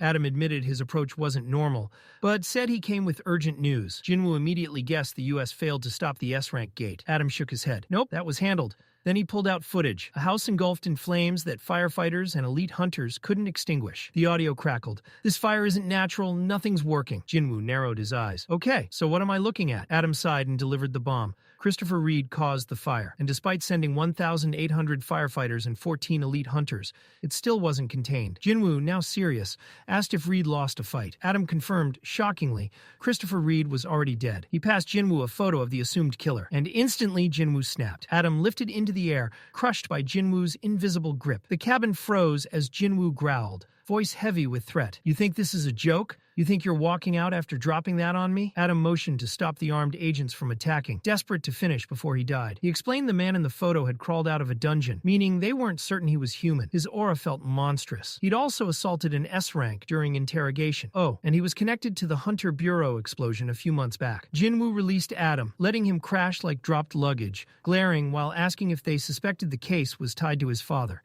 Adam wheezed for breath but continued. The suspect had taken down multiple hunters and vanished without leaving the slightest footprint. Every attempt to track him failed. The Bureau believed this man was an extraordinary threat. Jinwoo finally demanded why Adam was dumping this now. Adam explained the plan for the upcoming International Guild Conference. Guilds from around the world gathering. The U.S. wanted to publicly release wanted posters of the suspect and expose the case globally. They arranged the briefing specifically to avoid traumatizing My Glorious King later by having his dad's wanted poster casually plastered across a stadium-sized screen. The thought hit like a truck. A decade vanished without explanation, and now the possibility existed that his father had returned, not as family, not even as human, but as a creature born from a dungeon. His gut twisted into knots. One nearby hunter crouched beside Adam, who was still struggling to remember how lungs worked. Adam insisted he was fine, though his gaze stayed glued to Jinwoo, equal parts awe, fear, and "I almost died." That telekinetic flex wasn't just a warning, it confirmed the terrifying truth. Jinwoo had climbed into the echelon of national-level hunters, only the sixth ever to exist. Whether the Hunter Bureau wanted to accept it or pretend it didn't happen, Adam already knew he'd have to inform his higher-ups immediately. National-level hunters were geopolitical weapons, after all. After Adam detonated that emotional nuke, Mr. Aura Farmer sat on the plane in uncomfortable silence. His mind spiraled. His father, who disappeared like he went to the store for milk and never came back, was possibly alive, and might be a monster wearing what used to be his face. The revelation rattled Jinwoo to his core. He stared blankly ahead, forcing himself not to rip open a portal mid-flight out of raw panic and rage. 10 years of silence suddenly felt heavier than the cabin pressure. A few days passed. The official list of guilds chosen for the International Guild Conference dropped, including Korea's Ajin Guild. The Korean Hunters Association held a press announcement confirming the selection. Over on Microphone Corner, journalists swarmed Cha Hae-In, asking how he felt considering his own guild used to represent Korea at the conference for years. Choi shrugged like he'd been waiting for the question. He said this time, America finally made a competent decision, choosing Jinwoo instead. Even he acknowledged Jinwoo as the strongest. After all, soloing Jeju and vaporizing the giants in Japan wasn't subtle resume material. When asked whether he was salty about losing his annual trip to America, Choi calmly replied he could survive without flying thousands of miles to drink coffee flavored like burnt sadness, while fake smiling at politicians. As he headed toward his car, mind wandering toward snacks and convenience store ramen, one of his subordinates hurried over with intel. The Hunters Guild secured an A-rank gate in Suseodong. Choi asked if Ajin tried to contest it. The response, nope. Ajin had gone quiet, and Jinwoo being quiet was suspicious, because silence was not his brand. Meanwhile, at the Korean Hunters Association headquarters, Jin-Chul delivered a full briefing to Chairman Gun-hee. He reported that China had begun requesting information on My Glorious King. Since they weren't asking for restricted files or personal details, legally, the association couldn't outright refuse. Gun-hee narrowed his eyes, questioning why China suddenly cared now, especially when Jinwoo had already rejected the idea of switching nations. Jin-Chul explained the request wasn't governmental. It came directly from Liu Zhigang, a Chinese 7-star hunter, the same guy who intercepted a giant that swam across the ocean like a kaiju marathon runner. Now he wanted intel on the hunter who obliterated thousands of giants like daily cardio. Gun-hee exhaled sharply and ordered Jin-Chul to respond with polite fluff while locking away the real files. Back in the U.S., Thomas Andre received notification that My Glorious King would arrive the following day. Laura delivered the message, and right on cue, Hwang Dong-soo strutted in radiating entitlement. Without hesitation, Thomas stared him down and warned him, "Keep your filthy hands away from Jinwoo." Unless he wanted those same hands relocated permanently. Hwang bristled, chest puffed, like he thought intimidation was an option. Thomas leaned back and asked who told him he was allowed to speak. Laura silently judged everything, but wisely held her tongue. Only a handful of humans alive could threaten someone like Hwang without ending up a stain on the carpet. And Thomas was absolutely one of them. Despite the warning, Thomas knew Dong-soo's arrogance wouldn't vanish. So he repeated the command. Under no circumstance was he allowed to approach My Glorious King. He suggested Dong-soo go sip overpriced coconut water at the resort and leave global hunter politics to grown-ups. As Hwang stormed off with his fragile ego barely intact, Laura leaned in and whispered, if letting him roam free was really smart. Thomas smirked and admitted Dong-soo wouldn't stop so easily. He instructed her to keep surveillance on him until Jinwoo left the country. Laura wondered aloud whether Huang would even bother listening. Thomas replied that if the man valued breathing, then yes, he'd listen real carefully. Meanwhile, the International Guild Conference was underway, and America looked like someone spilled hunters, press, and pure ego all over the streets. The place was overflowing with reporters and S-ranks, each convinced they were the main character. Two hunters from Germany's Richter Guild, Leonard Nierman and his vice master, made their way toward the venue. Leonard surveyed the chaos and asked why the media seemed rabid this time around. His vice master casually pointed toward a particular arrival and said the press was here for him. That's when they saw the legend, my glorious King Jinwoo, walking in with Jin-Ho and Chief Woo, following behind like some VIP entourage. Hearing crowds showering praise, Leonard thought maybe it'd be good networking to introduce himself. But as he stepped closer, he froze mid-stride. His brain blue-screened. The vice master asked what malfunctioned. Leonard shakily pointed at Jinwoo's shadow and whispered, "Don't you see them?" He had previously witnessed my glorious king's ability, but the idea that Jinwoo didn't summon his shadow, he kept them inside his shadow constantly, left him speechless. He muttered that if someone claimed this man showed up ready to spark a war with America, he'd believe it without a second thought. Jinwoo noticed Leonard staring like he'd seen a ghost glitch out of a video game and asked Jin-Ho who the guy was. Jin-Ho shrugged, saying that after all the recent screen time, it was probably just another fanboy waiting for an autograph. Then he turned to Jin-Chul and asked why he was tagging along. Jin-Chul stared at him, spiritually exhausted, and explained he'd been assigned to protect Mr. Aura Farmer. Jin-Ho leaned in, making sure he heard correctly. Jin-Chul repeated it, dead inside. Protecting Mr. Aura Farmer. Even he looked embarrassed by the title. While the supporting cast continued being unintentionally comedic, my glorious king looked forward and noticed someone approaching. Adam materialized and said they'd been expecting them. Mr. Aura Farmer asked why Adam was even on U.S. soil when his original assignment was Asia. Adam said that used to be true, but now he held a full-time position dealing exclusively with matters concerning my glorious king. That job description alone probably justified a pay raise. Adam informed the group that staff would escort everyone else to their rooms, but Mr. Aura Farmer had to accompany him separately. Jinwoo instructed Jin-Ho to go with Jin-Chul and followed Adam. After a short walk, Jinwoo asked if this was going to be about his father. Remembering the trauma the topic caused last time, Adam chose his words carefully, swearing it wasn't anything dangerous and that the Bureau currently held Mr. Aura Farmer in extremely high regard. And honestly, he wasn't exaggerating. It now felt illegal to even inhale too loudly when Jinwoo was around. Inside the car, Jinwoo asked where they were heading. Adam replied they were going to the Bureau headquarters. He explained that ever since Christopher Reed got obliterated, the higher-ups were panicking. They were preparing to dump every resource into recruiting a new national-level hunter. Jinwoo asked if he was among the candidates. Adam nodded and pulled out photos, one showing the skeletal remains of the dragon Kamesh, another showing the runestone extracted from the corpse. Adam explained that the stronger the monster, the scarier the runestone. The Kamesh raid traumatized humanity on a global scale. The Bureau managed to extract a runestone from its corpse and were looking for someone worthy to use it. Adam asked what Jinwoo thought of the offer. Instead of reacting, Jinwoo calmly asked him to go back to the previous photo. He wanted another look at the corpse. He asked if the body had been preserved. Adam confirmed it. Jinwoo simply said, "Take me there." Adam blinked and asked why. Jinwoo guilt-tripped him, saying he'd cooperated with the Bureau plenty, so this request shouldn't be much trouble. Adam admitted he didn't know the exact storage location, but said that if Jinwoo was the one asking, the paperwork would basically approve itself. He asked for a few minutes to file a formal request. Jinwoo responded that if they were waiting, they'd wait together. He wasn't letting Adam out of sight. Back at the Bureau, Director David Brennan was spiraling into panic mode. He asked Adam to confirm whether Mr. Aura Farmer was in the building. Adam confirmed and added that the runestone offer came up briefly and then died instantly. David freaked out, wondering if the man seriously only cared about the corpse and not the priceless runestone. Deputy Director Michael tried using logic before the director had a stroke. He explained that abilities are priceless. Hunters spend more than the cost of a house for decent runestones.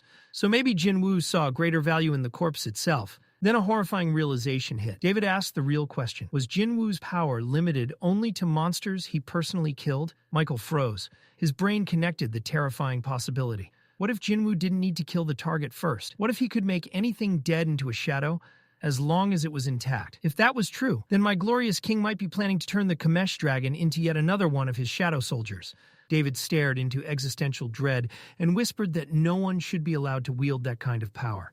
Michael, staying calm despite David hyperventilating like a malfunctioning smoke alarm, reminded him of the reality check. Refusing my glorious king wasn't just risky, it was practically begging for geopolitical collapse. One wrong blink from that man and headlines would read World War begins because someone said no. So the Bureau basically had two options. Option A, let him resurrect a god-tier dragon corpse. Option B, suffer the consequences of telling him no, and probably lose half the country. After internally wrestling with the decision like a man trapped in a chess match against himself, David finally chose a path. He would personally escort my glorious king underground to the classified monster morgue, where they stashed dead kaiju like trophies. The elevator ride was peak awkward. David tried to lighten the mood, maybe bond a little, but Rizzy-Woo stood motionless, staring into the void like he was mentally uninstalling America. When the doors slid open and they entered the containment site, Jinwoo's eyes immediately locked onto the residual mana leaking from somewhere below. He could feel the remains calling out like a beacon. He pondered how wild this aura felt, even though the beast had been rotting for 8 years in a different dimension. If this monster were to join his ever-growing shadow army,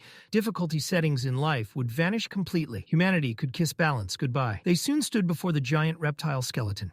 David dropped lore like a documentary narrator. Kamesh didn't die easy. It took 5 national-level hunters to put him down. And even then, he caused catastrophic damage first. Now the Bureau's entire energy infrastructure relied on whatever mystical juice was still trapped inside his bones. David wrapped up with a smug, satisfied now expression, like he'd just given a guided tour of his prized aquarium, but my glorious king stepped forward without acknowledging the theatrics.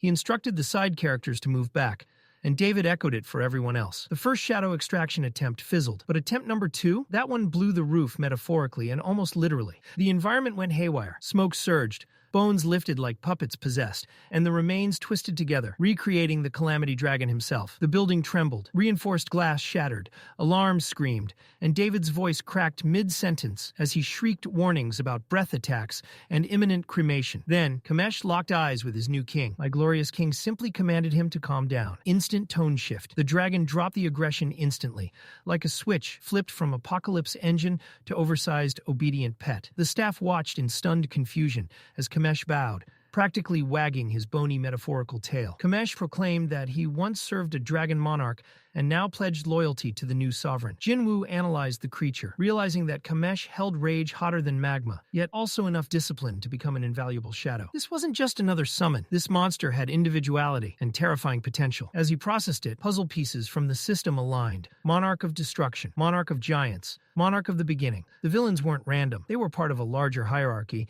and he'd been positioned at the center of it for a long time. Before he could fully unravel the implications, Kamesh's physical form began deteriorating. The dragon apologized, saying this reunion came far too late, and now his time was up. Jinwoo stood still, silent, watching his new soldier collapse. He called out to the system desperately, trying to halt the decay, but the system coldly rejected him. Kamesh shared his final regret, envying the other shadows who would remain alongside their king forever. Then he issued a warning. Humans wielding powers loaned by the rulers could not be trusted. With that, the colossal frame crumbled. Bones scattered across the floor. My glorious king muttered to Adam that he'd handle the damages and casually walked off. Then rage punched through, and he slammed the metal door hard enough to make everyone nearby jump like NPCs reacting to an explosion. Later, Jin-Chul approached him, frantic, asking where he had disappeared. Jinwoo casually replied that he had been somewhere without signal. Jin-Chul asked if Jin-Ho had met him already. Jinwoo responded blankly. What meeting? Jin-Chul explained. Someone claiming to represent my glorious king picked Jin-Ho up for a scheduled meet at the Bureau. Jinwoo hadn't sent anyone. Now paranoia crawled up his spine. Adam checked visitor logs. No entry for Jin-Ho existed. Jin-Chul looked like his soul evaporated. He said a hunter from the Scavenger Guild collected Jin-Ho 2 hours ago.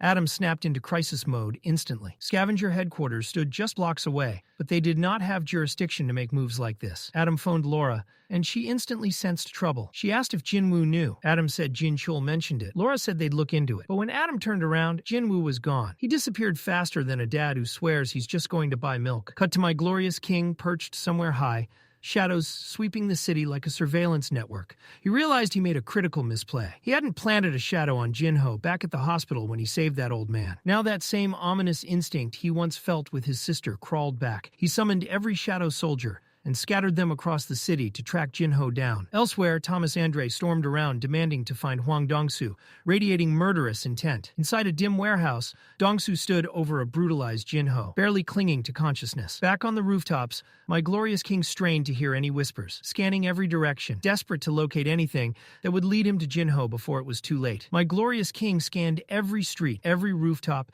every inch of the skyline like a walking natural disaster. But his shadows brought back nothing. That could only mean one thing. Jin-Ho wasn't in the city anymore, and if the kid had been moved without a fight, it wasn't by some random group of weaklings. Regular civilians don't overpower a hunter, not even a D rank. Only one conclusion fit. A hunter had taken him. Jin-Ho might have been labeled D rank on paper, but he wasn't dying as a background NPC in a filler episode. Then it hit Jinwoo, the Scavenger Guild. And where there's Scavenger Guild, there's Hwang Dong-soo, the bitter little brother who'd been simmering in the shadows like a grudge-aged villain. Now, with Drippy Woo setting foot on American soil, Hwang's patience had expired. He wanted answers, or revenge. Jinwoo clenched his jaw, muttering under his breath, if anything happens to Jin-Ho, well, everyone already knew what came next when the murder aura kicked in. Meanwhile, back at Scavenger HQ, Thomas Andre was getting updates that made his blood pressure spike. Hwang had gone ghost, full-on vanishing act.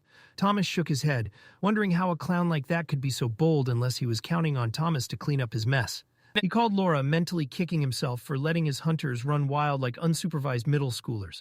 Laura's report sent chills down everyone's spine. With help from the Hunter Bureau, they tracked 3 suspicious detours in Hwang's path. Thomas didn't hesitate. He ordered the whole squad deployed and said he'd personally go in. When he asked how Laura got the Bureau to cooperate, she dropped the bomb. There was a potential deathmatch brewing between America's #1 hunter and Korea's living cheat code. The Bureau agents were collectively losing their minds. Reports came in that the Scavenger Guild had canceled all ongoing raids and mobilized every member. David Brennan's brain almost short-circuited. If all the S ranks were moving, Thomas was definitely involved. And if Thomas was involved, this wasn't just drama. It was an international incident waiting to happen. Cut to the abandoned factory where Hwang Dong-soo was still running his villain arc. Jin-Ho was chained, bloodied, and barely conscious, but somehow still alive. Hwang kept insisting he wanted the truth, even as his hands conveyed a more aggressive agenda. He told Jin-Ho that near-death recovery was part of the fun, a twisted cycle he seemed determined to maintain. Then, as if the universe needed to drop one more weight, Jin-Ho, barely holding himself up,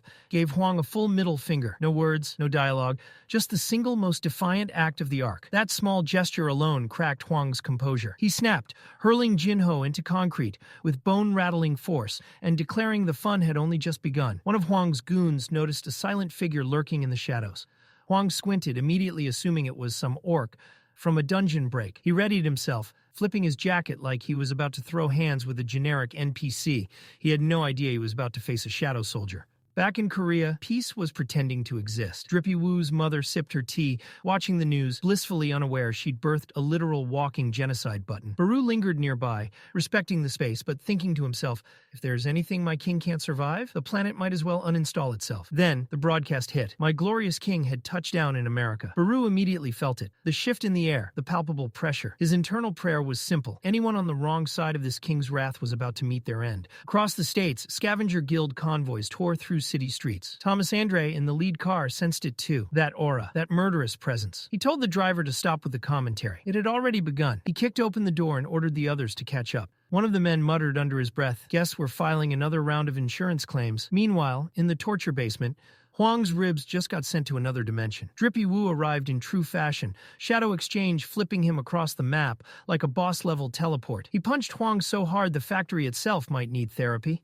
Jin-Ho looked up through broken ribs, battered beyond belief, and smiled. Salvation had arrived. Drippy Woo sprinted to his side, reaching for a potion, but the bastards had done a number on him. That potion wasn't going to cut it. He glared at the first goon and asked flatly, "Are you a healer?" Of course, the first man didn't speak Korean. Q Hwang, crawling back from the hole Jinwoo had sent him flying through seconds earlier, translating. Drippy Woo's glare didn't waver. "Heal him." The goon, terrified, said he had to ask his superior first. Jinwoo repeated the command. The man hesitated, face-palmed himself, and reluctantly replied, "Fine, your shadow will do the healing." The second goon panicked. And that panic? Oh, it was exactly the kind of chaos my glorious king thrived on. He looked at Hwang and muttered, this wasn't part of the job description, But he didn't care. He followed his instinct and slammed Huang into the floor so hard that the concrete groaned in protest. Huang, somehow still cocky, stepped forward, demanding answers about his brother's death. Jin-Ho, barely conscious, weakly warned him to be careful. Drippy Woo cut him off, growling, "Don't speak in your condition." Then came the moment. Huang, dripping rage and delusion,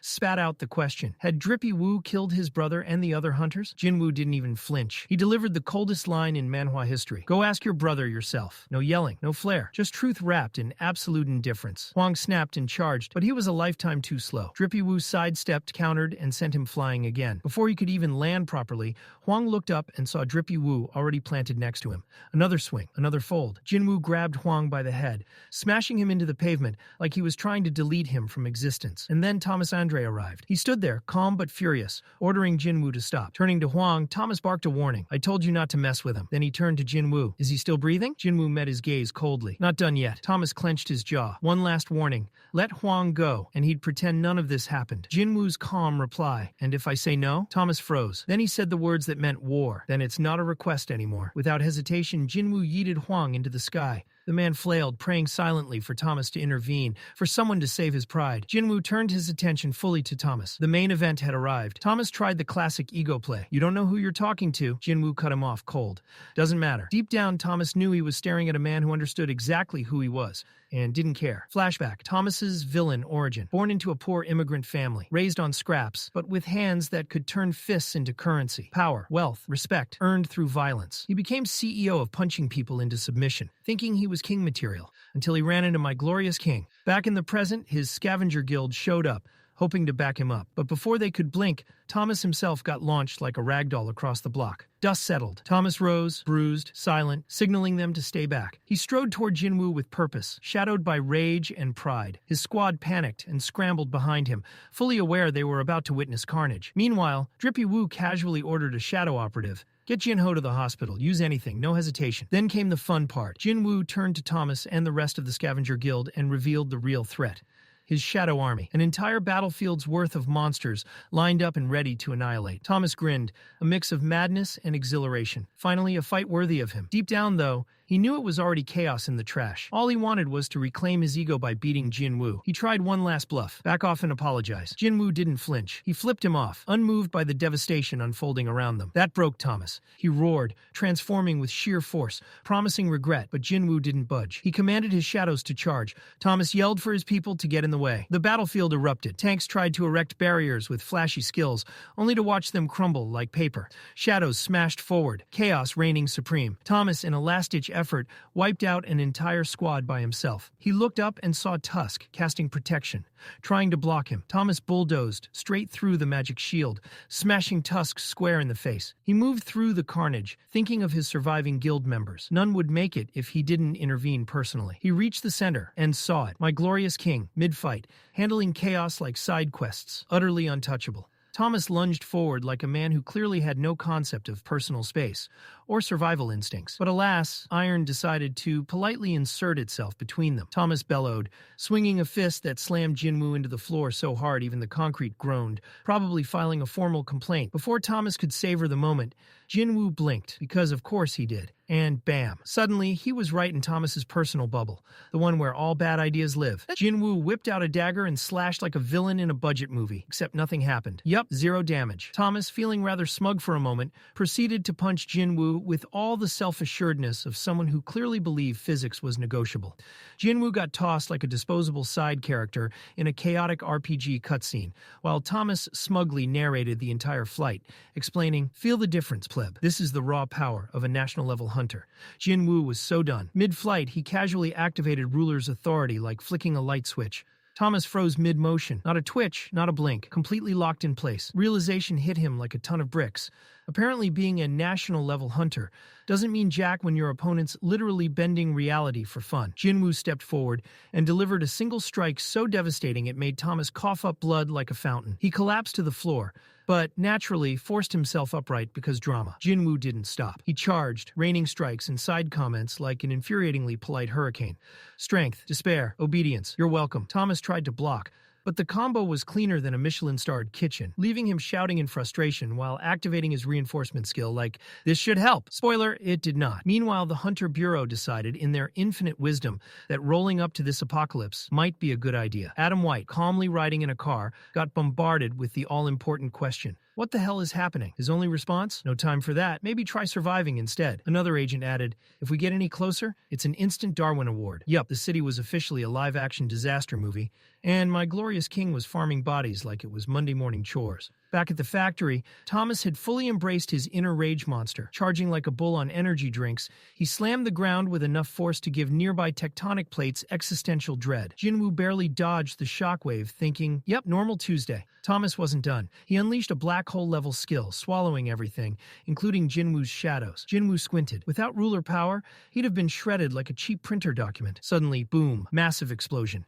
Half the building screamed in pain. Jinwoo, utterly unfazed, shrugged, mentally adding, minor inconvenience Tuesday. Thomas, fueled by ego and pure bad decisions, launched at him like a bullet with delusions of grandeur. Midair, Jinwoo stomped on his face and used the momentum to send him crashing. Telekinesis tried to cheat physics, but ruler's authority yanked Thomas back faster than a bungee cord. Thomas growled, fine, let's go head on. Their fists collided. Shockwaves ripped through the factory like reality itself was filing a restraining order. Thomas's face paled as Jinwoo casually shattered his armor, giving him the kind of disappointed stare that makes you reconsider all your life choices. He hit the ground, hard. Thomas rose, rage-consuming logic like it was a snack. He threw another punch. Jinwoo dodged effortlessly and delivered a knee to Thomas's face that cracked more armor than a rogue demolition crew. Agents arrived. One warning Adam White, stay back. You're going to be collateral if you're not careful. What's that? White squinted. That, my friend, is Thomas Andre, replied the agent, staring at the carnage. Thomas, lying in dirt, had an existential meltdown. How is he a mage type? How is he doing this? He screamed, pulling whatever energy he had left. I cannot lose. Jinwoo, already 3 steps ahead, tore off his faceplate, looked him dead in the eyes and said, I told you, doesn't matter who you are. Thomas roared, I am Thomas Andre. You think this is enough to beat me? Hit after hit, armor broken, bones mostly, ego obliterated, dignity. Don't be cute. By the time Jinwoo paused, Thomas was nothing more than a very unhappy pile of bruised regrets. Thinking that things might get messy, Agent Adam White threw himself at the idea of stopping Drippy Woo. He begged, pleaded, whispered sweet nothings, basically did everything short of writing him a haiku about restraint. But Drippy Woo? Oh no, not in the mood. The man had zero chill. Thomas, lying there broken, bloody, and dramatically regretting every life choice that led him here, finally croaked out the one word every fighter hates: defeat. Drippy Woo paused, towering over the aftermath like a king inspecting a playground of rubble, and just stared at what was once the world's strongest hunter. Adam blinked and blinked again, and then thought, how many hunters could actually do this to Thomas Andre? Answer, none. Absolutely zero. Maybe a god, but nope, just my glorious king. He shuddered at the thought of word getting out. Whole world? Probably explode. He promptly ordered every hunter on site to treat Thomas like he wasn't the poster child for don't mess with Jinwoo. One panicked hunter reported, every bone in his body? Shattered. Blood loss? Off the charts? Solo? Impossible. Need backup. They also noted the miraculous part. Nobody else died. Because apparently the universe has a sick sense of humor, but some limits. Adam nodded. Well, could have been worse, he muttered. The understatement of the century. But just as calm settled like an unwanted fog, an agent screamed something that froze everyone mid-step. They rushed over and found the lifeless body of Dong-Soo. Yep, apparently death likes to RSVP uninvited.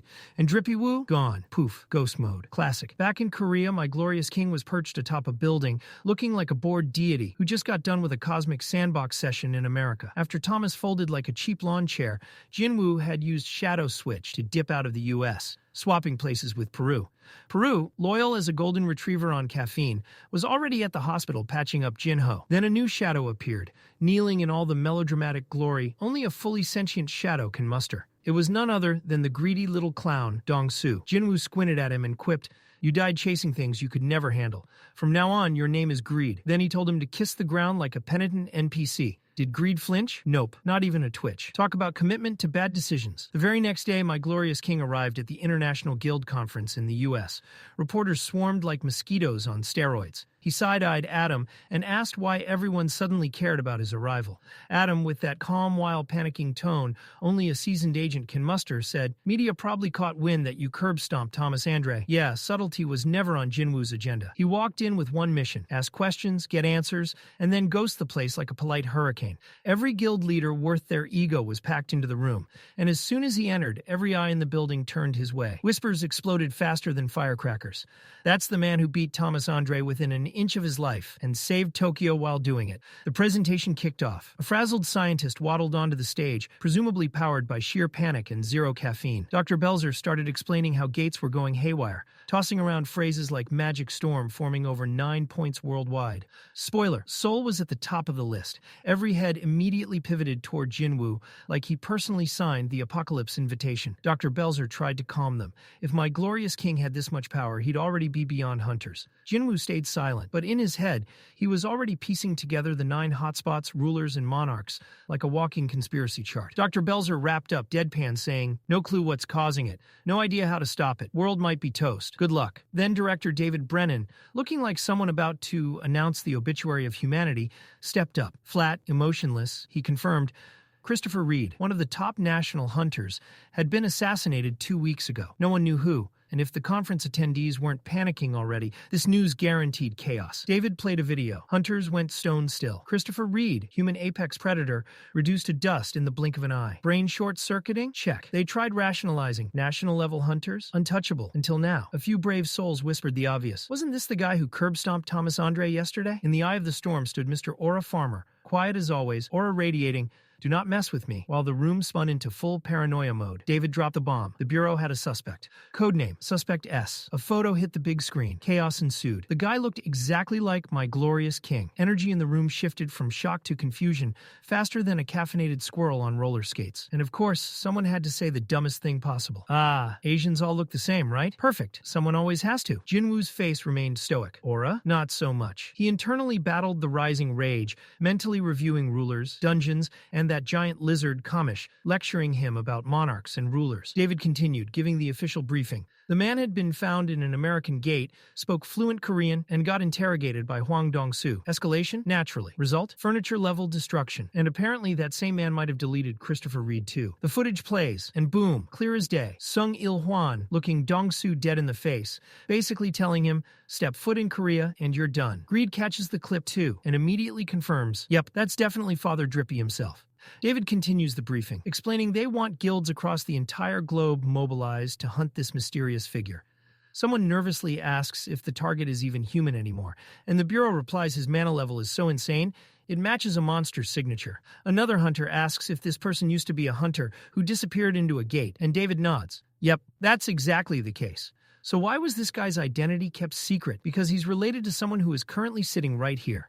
The silence gets so heavy you could slice it. Every head slowly turns toward one particular man. China's 7-star powerhouse, Liu Zhigang, wastes 0 seconds. He demands clarification, asking how this beast is connected to the king of auras. David exhales because he knew this moment was coming, and finally reveals the suspect called himself the father of the glorious king. Liu swivels toward the king and asks the obvious question, "What will you do if hunters come after him?" Jinwoo doesn't flinch. He answers like he rehearsed it. If that man is a monster, he'll put him down. But if that man truly is his father, and anyone dares to lay a hand on him, he'll personally wipe out every last hunter on Earth. He states loudly he'll protect his family even if the whole world turns against him.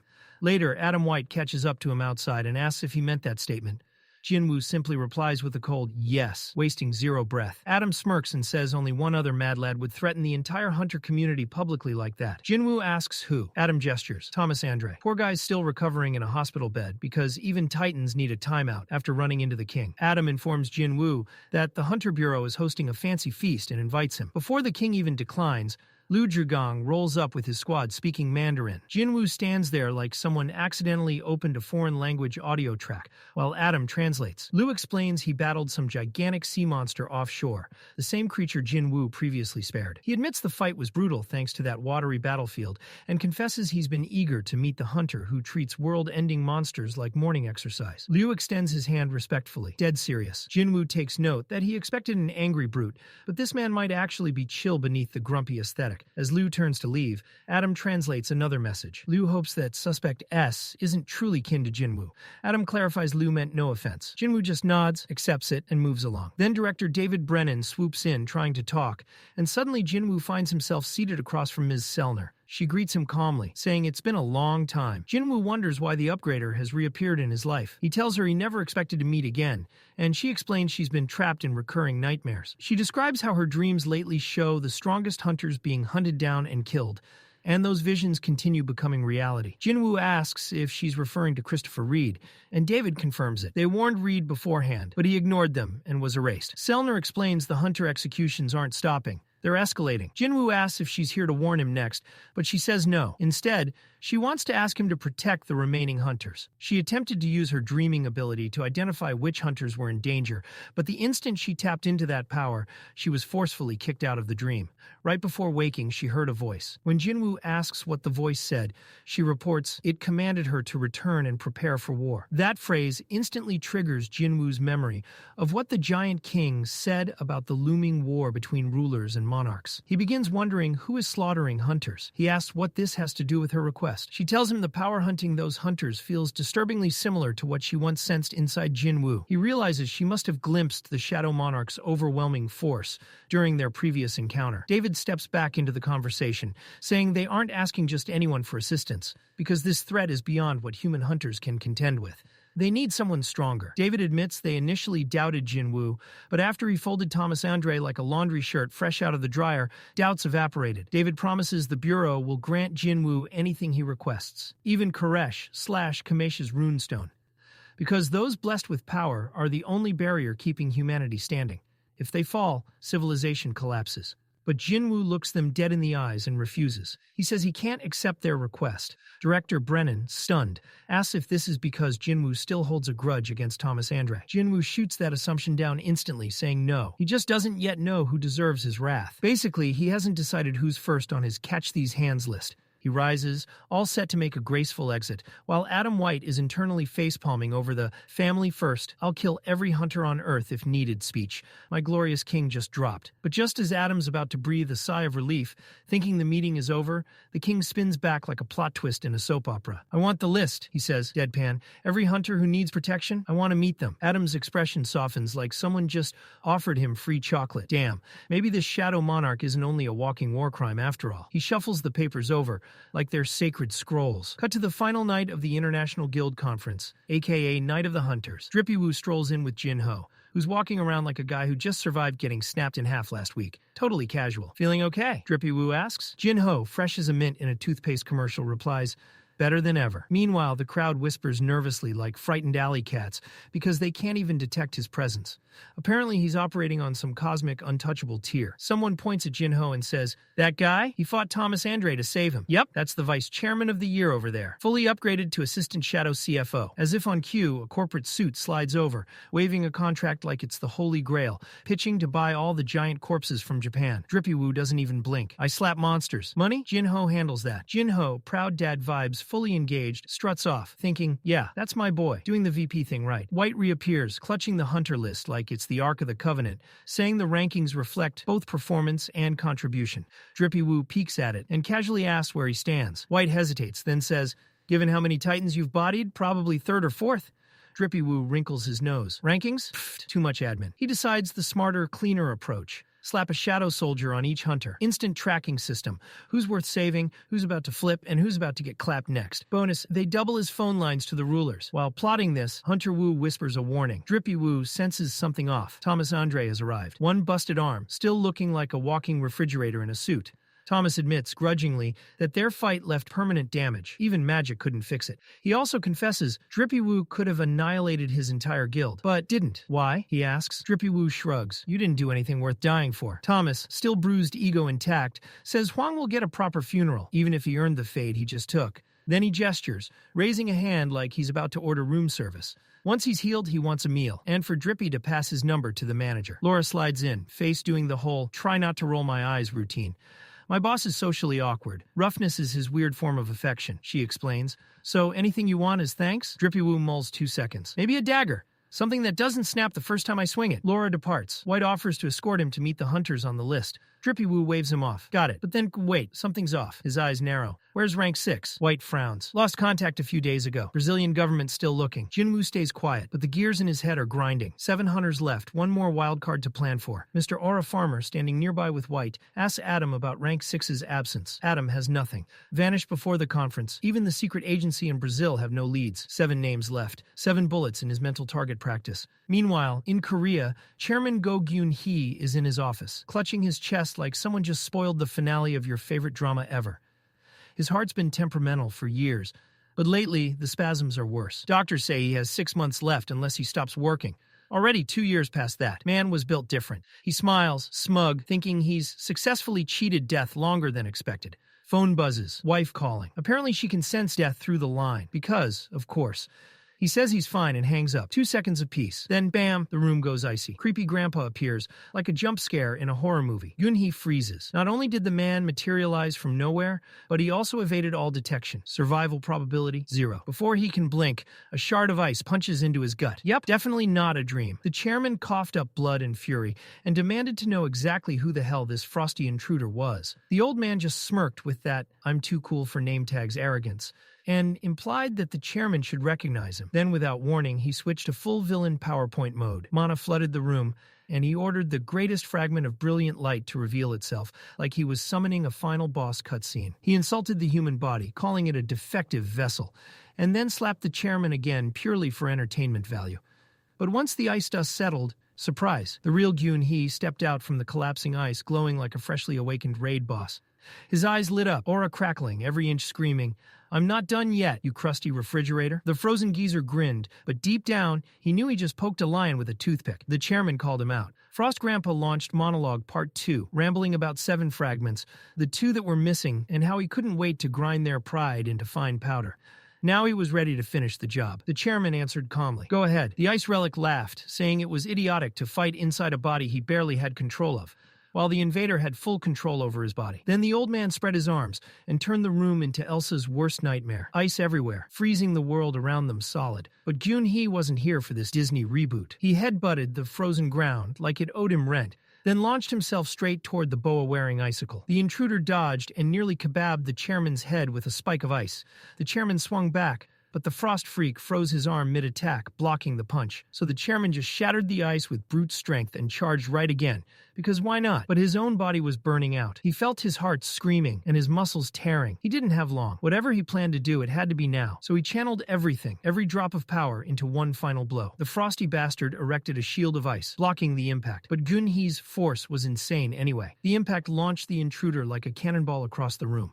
That last attack took nearly all he had left. Gun-hee collapsed to one knee, realizing he'd reached the end of the line. His body was done. The icicle man regained himself and sneered. He called the chairman's body worthless and mocked his fragment of luminosity title like a punchline. Before Gyun-hee could respond, the walking popsicle rushed forward and impaled him through the chest with an ice blade, savoring every second of being petty. He leaned in, calling him pathetic, declared humanity doomed, and ridiculed him for fighting alone without backup. But the chairman smiled. He said this fight wasn't pointless. The intruder paused, curious, asking what he meant. The chairman summoned a fireball and launched it toward the frost clown. The intruder simply sidestepped, mocking the weak attempt. But when the fireball exploded against the wall, it blasted a massive hole through it. It took a second, but realization hit the intruder like taxes. The fireball wasn't meant for him. It was meant to destroy the spatial seal trapping the room. The pocket dimension snapped open. Frost Grandpa tried to look calm, but the crack in his poker face gave him away. The chairman gave a signal. A shadow soldier emerged, one my glorious king had stationed on Gyun-hee as backup surveillance. The intruder glared, insulted that an ant dared appear before him. He mocked the idea that one shadow minion could change anything. But mid-monologue, he froze. Not because of ice, but because something was off. That soldier wasn't just unusual. It was terrifying. He bolted after the creature, slashing through air.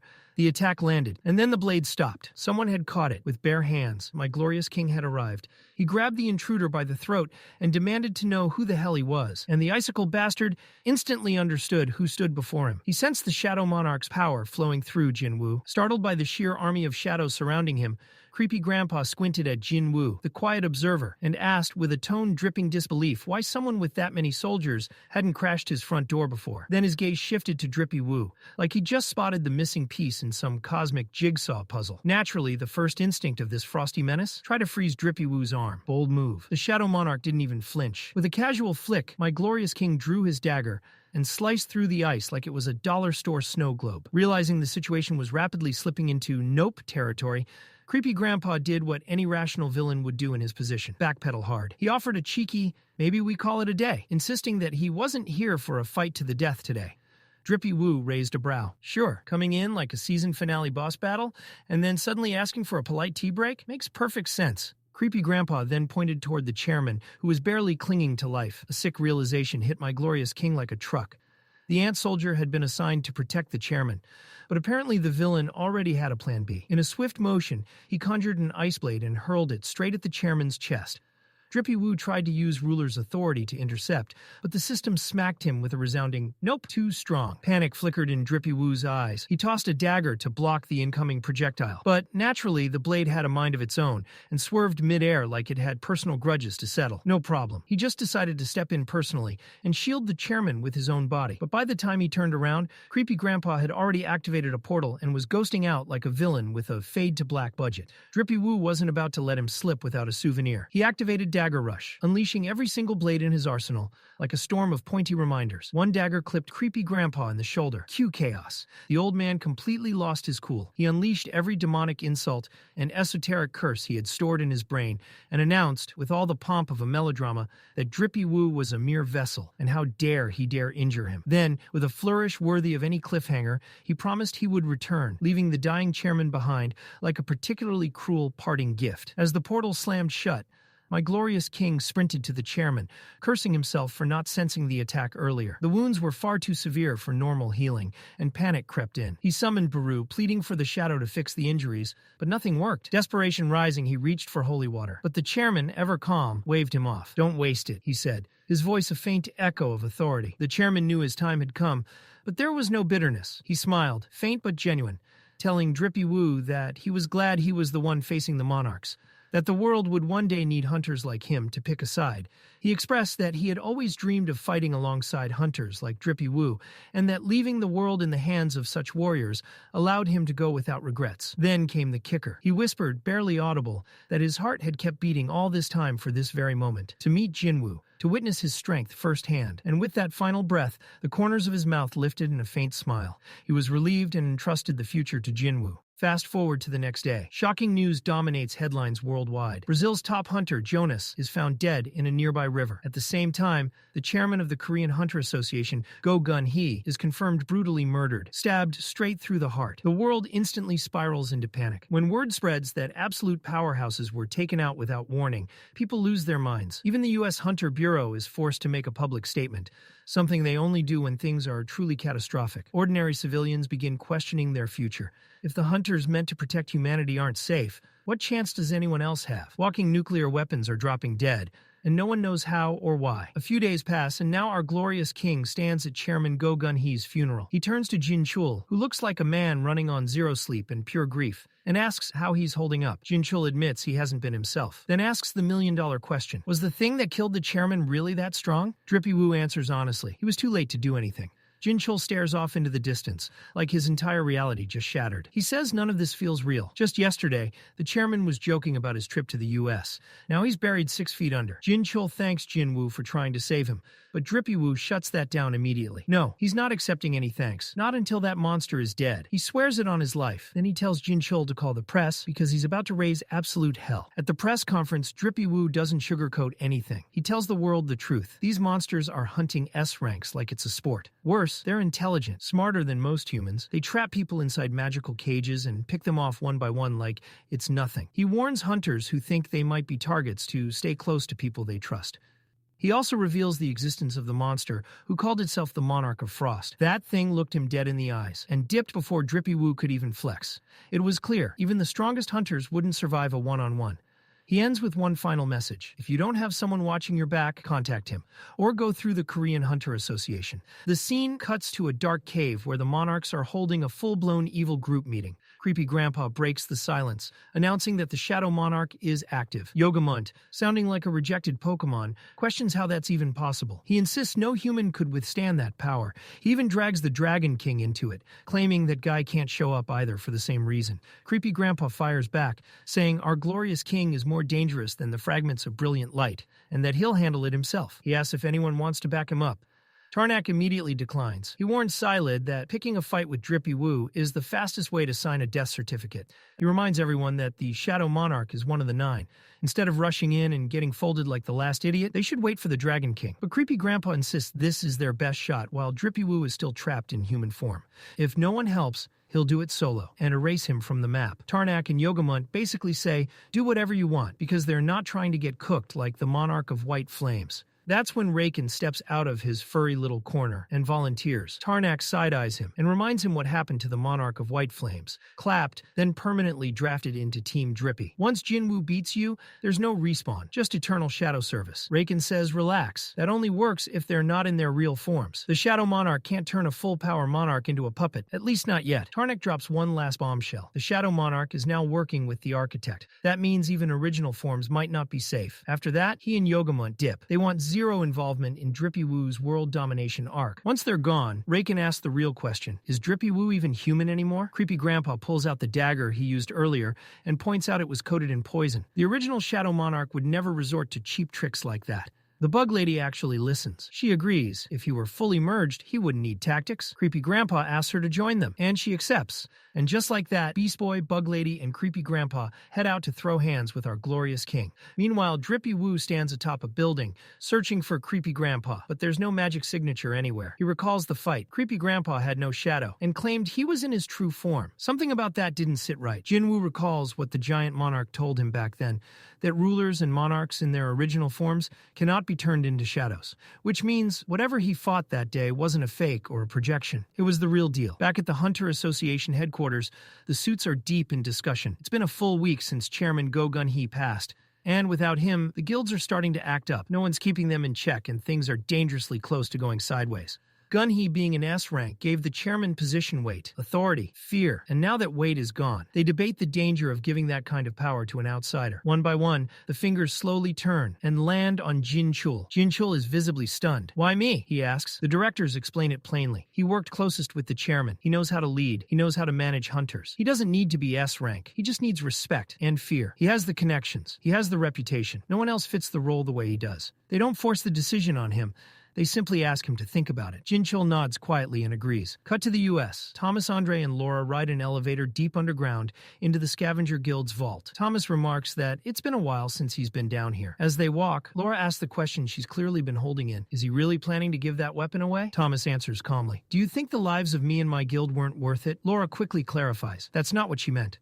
Thomas turns to her and asks if she thinks Drippy Woo couldn't handle it. They stop in front of the weapon. Thomas stares at it, saying it still doesn't feel real. Laura, trying to be the voice of reason, reminds him just how absurdly valuable these weapons are. There are only 2 like it on the entire planet, and that number will never go up. Thomas nods. Then, with peak billionaire energy, says, exactly, that's why I'm giving it away. There's no point letting the strongest weapon on Earth rot inside a vault. Back in Korea, Gina is watching the news. She sees Jin-Chul has officially been appointed chairman, and immediately decides the world is unstable. Handsome men rising to power right after murder cases? Yeah, sounds about right. She hugs her mom, who's just trying to wash dishes, and immediately gets hit with a classic mom response. If you have time to stand there, go take out the trash. Gina complains she's too lazy, then suddenly switches topics and suggests they move. Her mom flatly refuses. She likes this old place. Gina asks why, but her mom dodges the question and tells her to check the laundry. When Gina opens the door, she freezes. Her breath catches. Then she starts running, screaming for her mom. Cut to outside the Ajin Guild headquarters. Reporters swarm the building. Word has spread. Thomas Andre is inside. Jin-Ho is sweating bullets. Not only is Thomas there, but Leonard Newman, Germany's top hunter, is casually sitting in the office too. Jin-Ho is trying not to panic. It's been 2 hours. Drippy Woo still hasn't picked up the phone.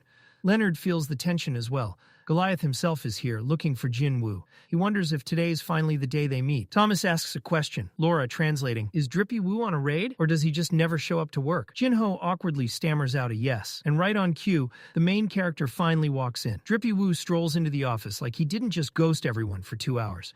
He takes one look at the reporters, then clocks Thomas sitting there. Jin-Ho looks like he's about to cry and asks where he's been. Jinwoo shrugs. There have been a lot of gates lately. No time to slack off. Thomas stands up.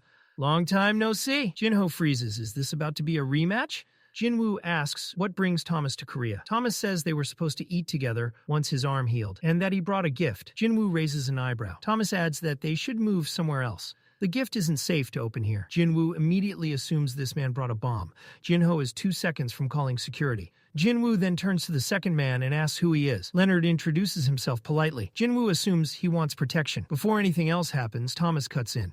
Let's go. Leonard starts to follow. Thomas stops him cold. Who said you're coming with us? Leonard, already tense from waiting 2 hours, clearly thinks he's earned a seat at the table. Thomas shuts that down instantly. His expression alone says, know your place. The meeting is above Leonard's pay grade. Waiting longer doesn't make him important. Just like that, Leonard Newman, Germany's strongest hunter, gets absolutely clowned. He watches them leave, realizing this is the first time in his life he's been treated like background noise. Later, Jinwoo sits across from Thomas at a restaurant. Calm atmosphere, good food, chill vibes. Then Thomas reaches under the table and pulls out a case, like he's about to propose. Thomas ordered his men to keep watch. Then he locked eyes with our glorious king and said he'd waited far too long for this moment. Even before the case was opened, Jinwoo could feel something violent pulsing from inside it. Thomas opened the case, and boom, 2 daggers freshly crafted from the corpse of a monster so dangerous it took an entire government to deal with. He told Drippy Woo they came from Kamesh, and even though Jinwoo can be a dumbass sometimes, he instantly understood what that meant. Turns out the Bureau only took what they were allowed to take. Thomas, on the other hand,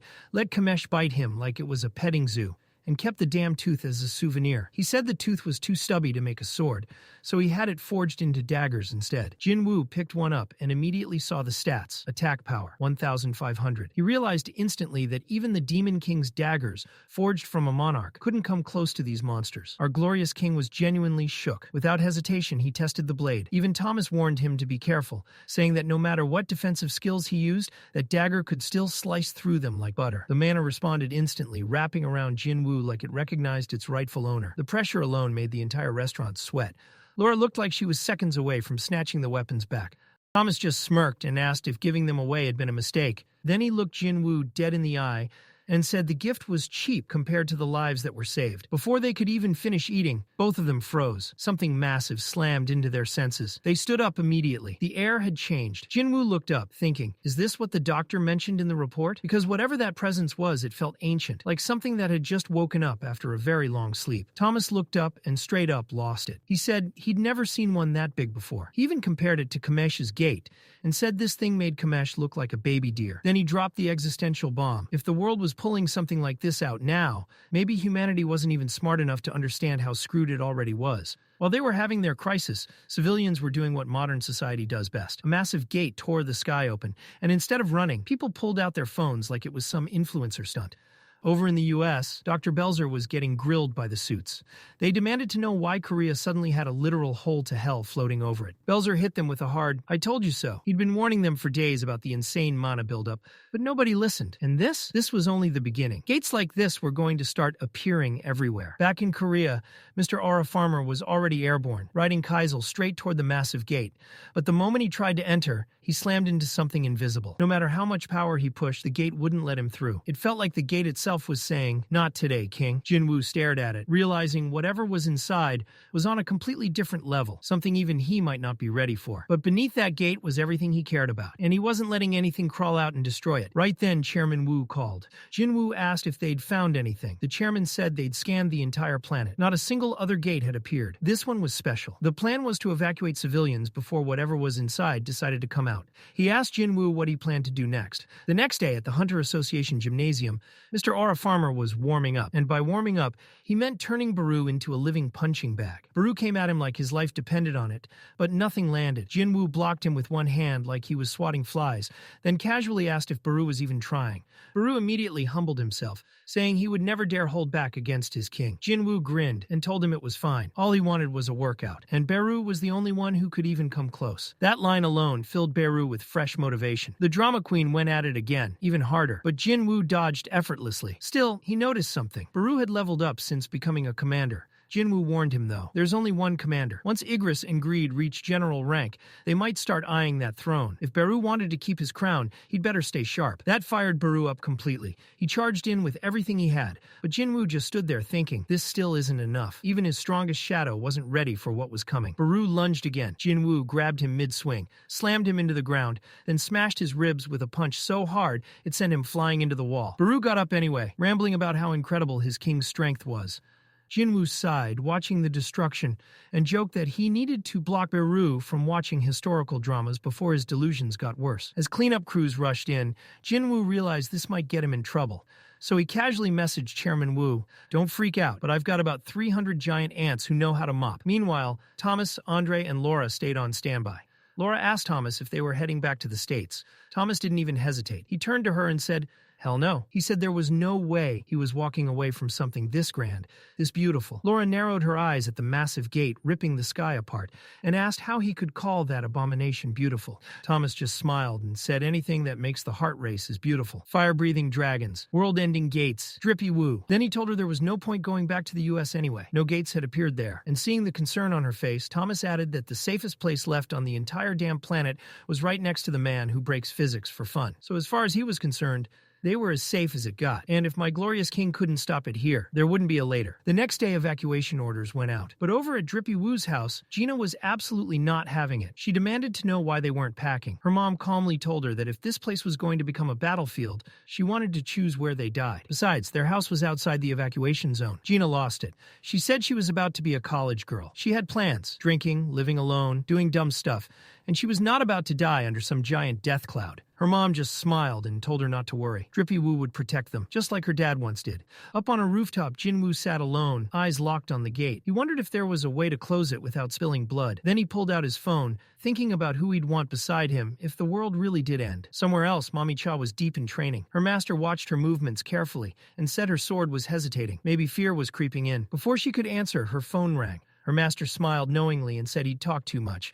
A hunter should always answer their calls. After a short conversation with the mystery caller, Mommy Cha turned to her master and bowed out, saying something had come up. Her master just stood there looking smug and wise, like he already knew exactly what was happening. Next thing you know, my glorious king and Mommy Cha are casually strolling through an amusement park, like they're on some low-budget K-drama date. The crowd is losing its mind, seeing two top-tier hunters just vibing in public.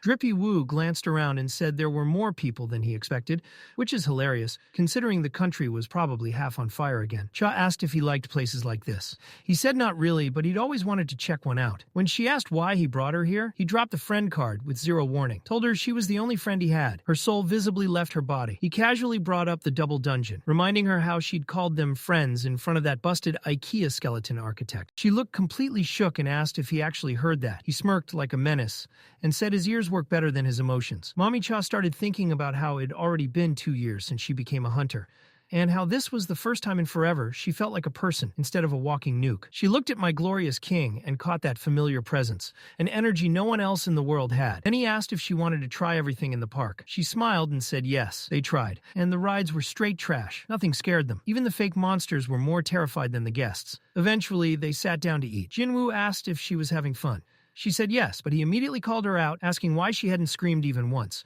Turns out S-ranks feel absolutely nothing on roller coasters. He grinned and asked if she wanted something more fun. And just like that, dragon ride. The next scene is Kaisel flexing through the sky with both of them riding his back. Jinwoo asked how it felt. Mommy Cha looked like her serotonin finally came back online.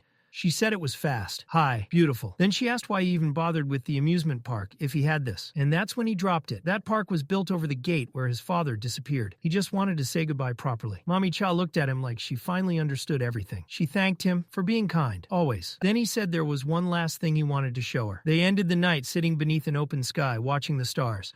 A shooting star passed overhead, and for once, the world shut up. Just peace, two monsters pretending to be human. The next day, some B-rank hunter was walking around acting like he was the main character, convinced a gate was about to open. He bumped into someone and immediately started yelling, completely unaware he'd just screamed at Doggo. A crowd gathered, expecting drama. This idiot even announced he was a relatively high-ranking hunter and demanded an apology. Doggo did not apologize. Doggo removed his head, and everyone lost their damn minds. Then Doggo powered up. The ground detonated as his mana exploded outward, blasting hunters in every direction like ragdolls. When the dust settled, he stood alone in the wreckage, towering and untouched, and said the words everyone had been dreading. Listen closely, you lowly humans. From now on, he would hunt them. He snarled that his teeth and claws would tear through weak flesh like paper, then raised his voice and declared himself to the world. He was the king of beasts, the beast monarch, and if anyone wanted to stop him, then come try. Out in the woods, Mommy Cha was living her best cottagecore life, casually sipping lake water like she wasn't one of the strongest humans on the planet. That's when my glorious king rolled up smooth as hell. He told her there was a nearby hotel with a solid breakfast and asked if she wanted to wash up and eat. Then he casually summoned Kaisel like he was calling an Uber and said, "Let's bounce." Back at the Hunter Association, chaos was unfolding. Someone rushed in and told Chairman Wu that a monster had gone full Godzilla and was bodying every hunter in the area. Jin-Chul immediately asked about casualties and got hit with the worst answer possible. "We don't know yet." Man was stressed. The gate break was still hours away, and now some random beast showed up uninvited. Jin-Chul asked where Drippy Woo was and got the response, "Every leader fears. They couldn't reach him," which is basically code for "we are all about to die." A little later, someone burst in saying a hunter strong enough to fight had arrived. Jin-Chul lit up and asked if it was my glorious king. Nope. It was some random guy claiming to be world-class and just happened to be nearby. Peak anime behavior. Leonard Neyerman stood before Doggo, hyping himself up like destiny had personally summoned him. That fantasy ended immediately when Thomas Andre walked in, grabbed Leonard by the head, and told him to sit down before he got folded. Back at the restaurant, my glorious king was enjoying breakfast with Mommy Cha when Chairman Wu finally got through and demanded to know where the hell he'd been. Jinwoo calmly said he was out of the service zone. Jin-Chul dumped the situation report on him, one monster tearing through Seoul. Jinwoo asked how many enemies. When he heard it was only one, he made that face. Oh no, not again. He thought about all the shadow soldiers he'd placed for recon and realized something was wrong. Their signals were faint, like something was choking them out. He turned to Mommy Cha and said something was happening in Korea. She asked if the dungeon had broken. He said no, this was something else entirely. Then he hit Jin-Chul with the most important question of all.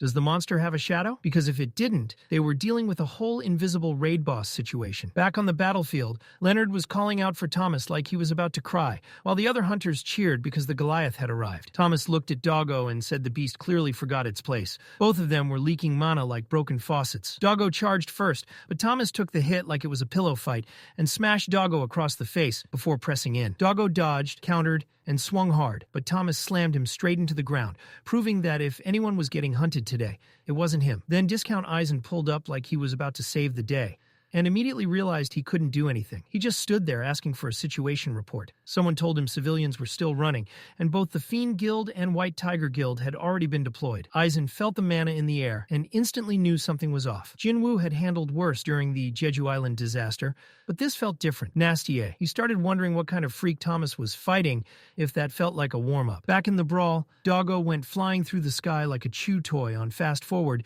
and crashed into a building. Thomas had decked him clean, but the mutt got back up swinging like he hadn't just been turned into drywall. Doggo slammed into Thomas and rocked his chest, but Thomas held firm. He grabbed Doggo mid-move and slammed him into the ground, thinking it was over. Nope. Doggo booted him in the face and launched him into the air. Thomas landed clean and immediately activated reinforcement. Now he knew. This dog had hands. The White Tiger Guild squad arrived, and Hunter B told his people to stay sharp, right as something blasted past them and smashed into a building before anyone could react. When the dust cleared, the nightmare everyone had been whispering about stood there. Beck locked eyes with Thomas, who was fully powered up now. Thomas barked at them to get lost and take cover. Beck took one look at Doggo and knew this thing was built different. He thought about activating beast mode, but Doggo was already in his face. Froze like a little brother who just broke the TV. Every primal instinct screamed one thing: do not get noticed. Doggo walked past him, and Beck couldn't even lift his head. Doggo started levitating cars like he was doing magic tricks and hurled them at Thomas until he felt something strange. Thomas had grabbed him. With raw force, Thomas dragged him in. When Doggo got close, Thomas flipped him and smashed him into the pavement, then started swinging. But Doggo caught his fist mid-punch like it was nothing. Thomas felt it then. That deep gut-level fear. The kind that tells you exactly how this fight ends. Doggo stood up, called him a puppet of a fragment, and asked if he was scared, before unleashing a brutal beatdown while every hunter nearby stood frozen, useless, and terrified.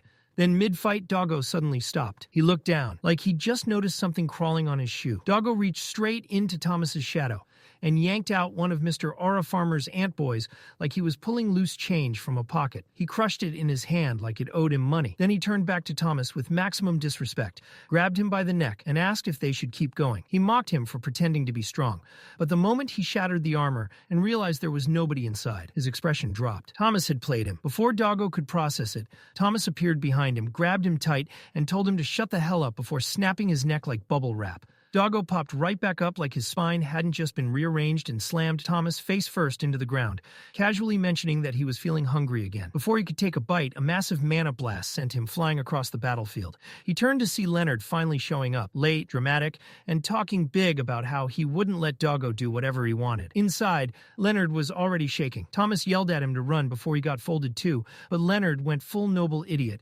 saying he knew he might die, but he'd still make the same choice. That resolve lasted exactly 3 seconds. Doggo stepped forward, and Leonard immediately realized he had made the worst decision of his life. Just as Leonard was about to become one with the pavement, something slammed into Doggo from behind. It was Kaisel. Before Doggo could regain his balance, my glorious king dropped in from the sky and kicked him straight into the dirt. Jinwoo told Leonard to grab Thomas and get out. Now, Doggo dragged himself from the rubble, whispering that he could smell the Shadow Monarch.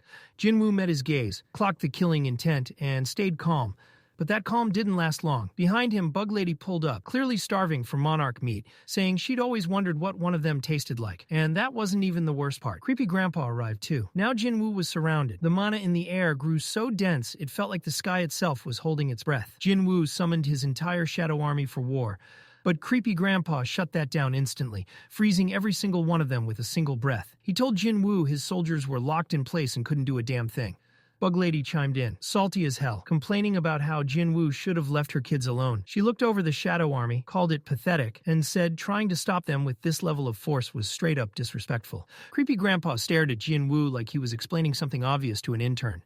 Ashbourne might have been the strongest, sure, but that didn't mean the rest of the monarchs were weak-side characters. That speech lasted right up until Jinwoo shattered the ice like it was tissue paper and stared all of them down without a shred of fear. Creepy Grandpa's smug expression evaporated instantly.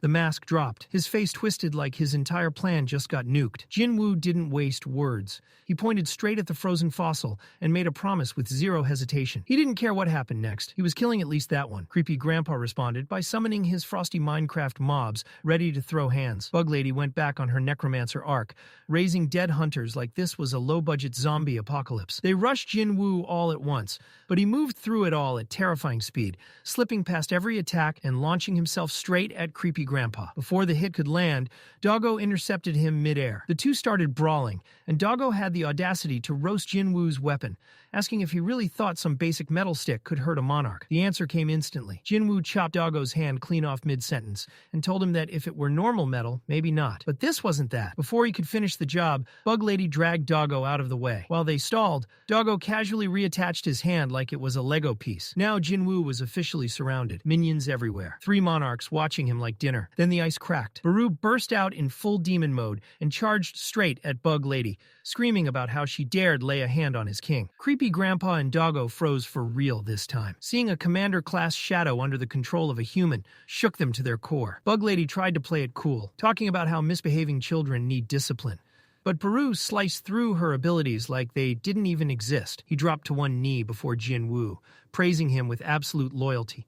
Even against higher beings, his lord never lost his shine. The minions rushed in next, but Baru and Jinwoo cleared them like they were sweeping trash. Just when things stabilized, Bug Lady landed a sneak attack. She wrecked Baru and sent Jinwoo flying through a building like he was made of paper. He slammed into the ground, barely standing in time to block Creepy Grandpa's ice spam. Grandpa started talking trash, asking how much longer he thought he could last against a double team. Jinwoo was done playing. He ran Creepy Grandpa straight through the heart and told him the one thing that never changes. "You're not walking out of here alive." Creepy Grandpa ripped the weapon out of his own chest and started screaming like someone had stolen his dentures, going full drama mode about how no human should dare talk back to a monarch. Mr. Aura Farmer watched the guy get stabbed clean through the heart, shrugged like, "Guess that doesn't work," and launched another attack anyway. But before the blow could land, Creepy Grandpa pulled a dirty trick. Space twisted for half a second, and suddenly Doggo was behind Jinwoo. The slash came fast. Steel tore across Jinwoo's back, and the moment his blood hit the ground, Baru completely lost it. He was about to erupt when a presence warped in behind him. A buggy weirdo materialized out of nowhere, her aura crawling like insects under the skin. She introduced herself as Querisha, claiming to be the mother of every insect alive. She grabbed Baru gently, too gently, and started talking like some twisted, fake-loving parent. She said she'd still hold him, even if he acted like a disrespectful brat. Meanwhile, Jinwoo was on his knees, getting folded by Doggo, who was serving pain like it was his full-time job. Doggo stepped closer, voice calm, cruel. "It's over." Desperate, Baru screamed at the others, asking what the hell they were doing. He told them to move, to save their king. That's when Greed finally snapped out of his frozen timeout, roaring that he would be the one to deliver the final blow. Doggo looked at him and instantly clocked it. Greed hadn't been normal in his past life. That aura wasn't something you just forgot. For the first time, Creepy Grandpa started to feel uneasy. The ice shattered again. Tusk broke free. Ygritte followed. Iron tore his way out like the prison never existed. The heavy hitters were back. Creepy Grandpa turned to Jinwoo, trying to regain control, saying his wounds were fatal and that playtime was over. Jinwoo just smirked. Then he stood up, fully healed. The overpowered status recovery kicked in like cheat codes, activating mid-fight. Everyone watching, hunters, civilians, analysts, lost their minds as my glorious king tanked everything and kept walking forward. The city was getting erased. Monarchs and shadows were throwing hands like it was a demolition derby. Leonard Nierman stood frozen, watching history unfold. Thomas Andre finally came to and asked what was happening. Leonard answered with the only thing that made sense. This is the end of the world. Beck watched too, wondering if this was even the same Jinwoo he once knew. He'd always known Jinwoo could grow fast, but this was something else entirely. On the battlefield, the shadows started winning. The monarchs were slipping. Their Regan wasn't keeping up anymore. Querisha lost her composure as Baru beat her down with pure rage. She tried to finish him, but Jinwoo stepped in, saying something cryptic about a burning pillar and inevitable death. None of it mattered. He was still standing. Elsewhere, Lim Tae-gyu watched from a rooftop, rifle slung, assassins positioned everywhere. He debated whether to intervene, but deep down he knew the truth. If they jumped in, half of them would die instantly. Even Thomas Andre had been folded. What chance did they have? Lim stalled, knowing no one wanted to be the first name on a monarch's kill list. Then a hand landed on his shoulder. A calm voice told him to sit down and enjoy the show. Lim turned and froze. His soul practically left his body. Back on the battlefield, every hunter stood useless. Front row seats to a gladiator match, they had no chance of surviving. Jinwoo clapped Bug Lady so hard she had to regenerate just to stay mad. She fired off a weak poison attack, and the system immediately flagged lingering venom. Jinwoo stared her down. "Poison doesn't work on me," she snapped, charged him screaming, but stopped halfway as gravity betrayed her. She panicked, realizing his authority was overwhelming hers.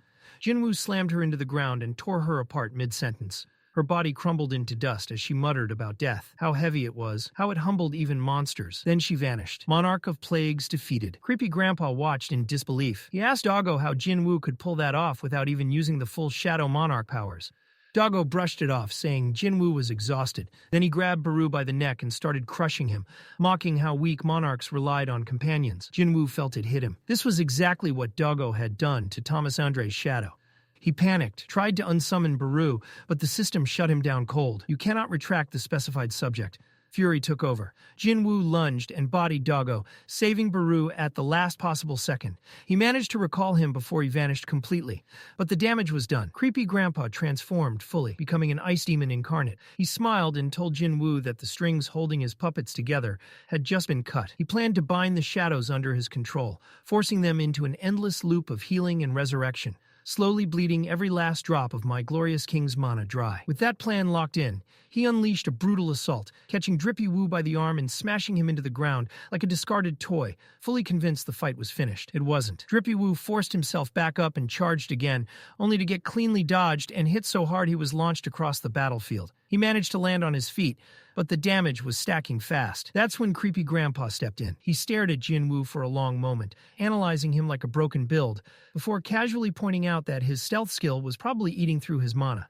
Then, without wasting another second, he jumped in himself, aiming to end things quickly. Blow after blow was exchanged. Jinwoo was reading every movement, every shift in posture, but even then, he couldn't help wishing he was just a bit faster. Creepy Grandpa unleashed another wave of ice magic, but by the time it landed, my glorious king was already behind him, blade raised and ready. That's when he noticed the smile. A bad feeling hit instantly. Everyone watching stood frozen, like they were stuck in a horror movie with no pause button. Even Leonard Norman looked like he was about to uninstall life when Doggo, The beast boss himself, Monarch of Fangs, appeared behind Mr. Aura Farmer and drove his claws straight through his chest. Raken, completely unprompted, opened his mouth and said, "So this is what happens when your speed stat fails." Mr. Aura Farmer dropped his weapons like his connection just died and stared down at the claws piercing his chest. His mind scrambled, running calculations. His level was higher, so he should be able to tank this. He was wrong. Creepy Grandpa stepped in, picked up one of Mr. Aura Farmer's daggers, and stabbed it straight back into him, like he was returning borrowed property. Smirking, he asked my glorious king if he planned to pull another clutch heel like before, but he already knew the answer. He just wanted to feel superior. Leaning in close, Creepy Grandpa whispered that Jinwoo wouldn't live long enough to witness the moment their armies descended upon this world. When that day came, there would be mountains of corpses. Then he went full villain monologue mode, talking about rivers of blood and piles of dead humans, like he was addressing a live stream chat. But soon his tone shifted. He said he had something special planned for this country. He would freeze everyone, slowly, one by one, trap them in endless pain, and turn the entire place into a living hell. And just to make it sweeter, he wanted Mr. Aura Farmer to die angry. As the ice crept over him, my glorious king focused on one thing. He just needed a few more seconds. But his HP hit 0. A system panel appeared, delivering the worst possible news. Death confirmed. Then another notification popped up and saved the entire season. The black heart he'd received wasn't just decoration. A hidden passive skill activated. Light exploded across the screen. Full anime climax mode. And the next thing he knew, my glorious king sat upright in a hospital bed like nothing ever happened. He looked around in panic, trying to understand how he wasn't 6 feet under after being stabbed straight through the heart. For a brief moment, he wondered if everything had been a dream. The hospital looked familiar. He checked his chest. He knew he'd been pierced. That's when Jin-Chul walked in with another man, asking if he was awake. Mr. Aura Farmer's brain immediately started malfunctioning. Where were the monarchs? Why was he alive? What happened to all the supernatural chaos? He called Jin-Chul chairman and demanded answers. Jin-Chul responded with 3 reality-shattering plot twists. First, he wasn't the chairman.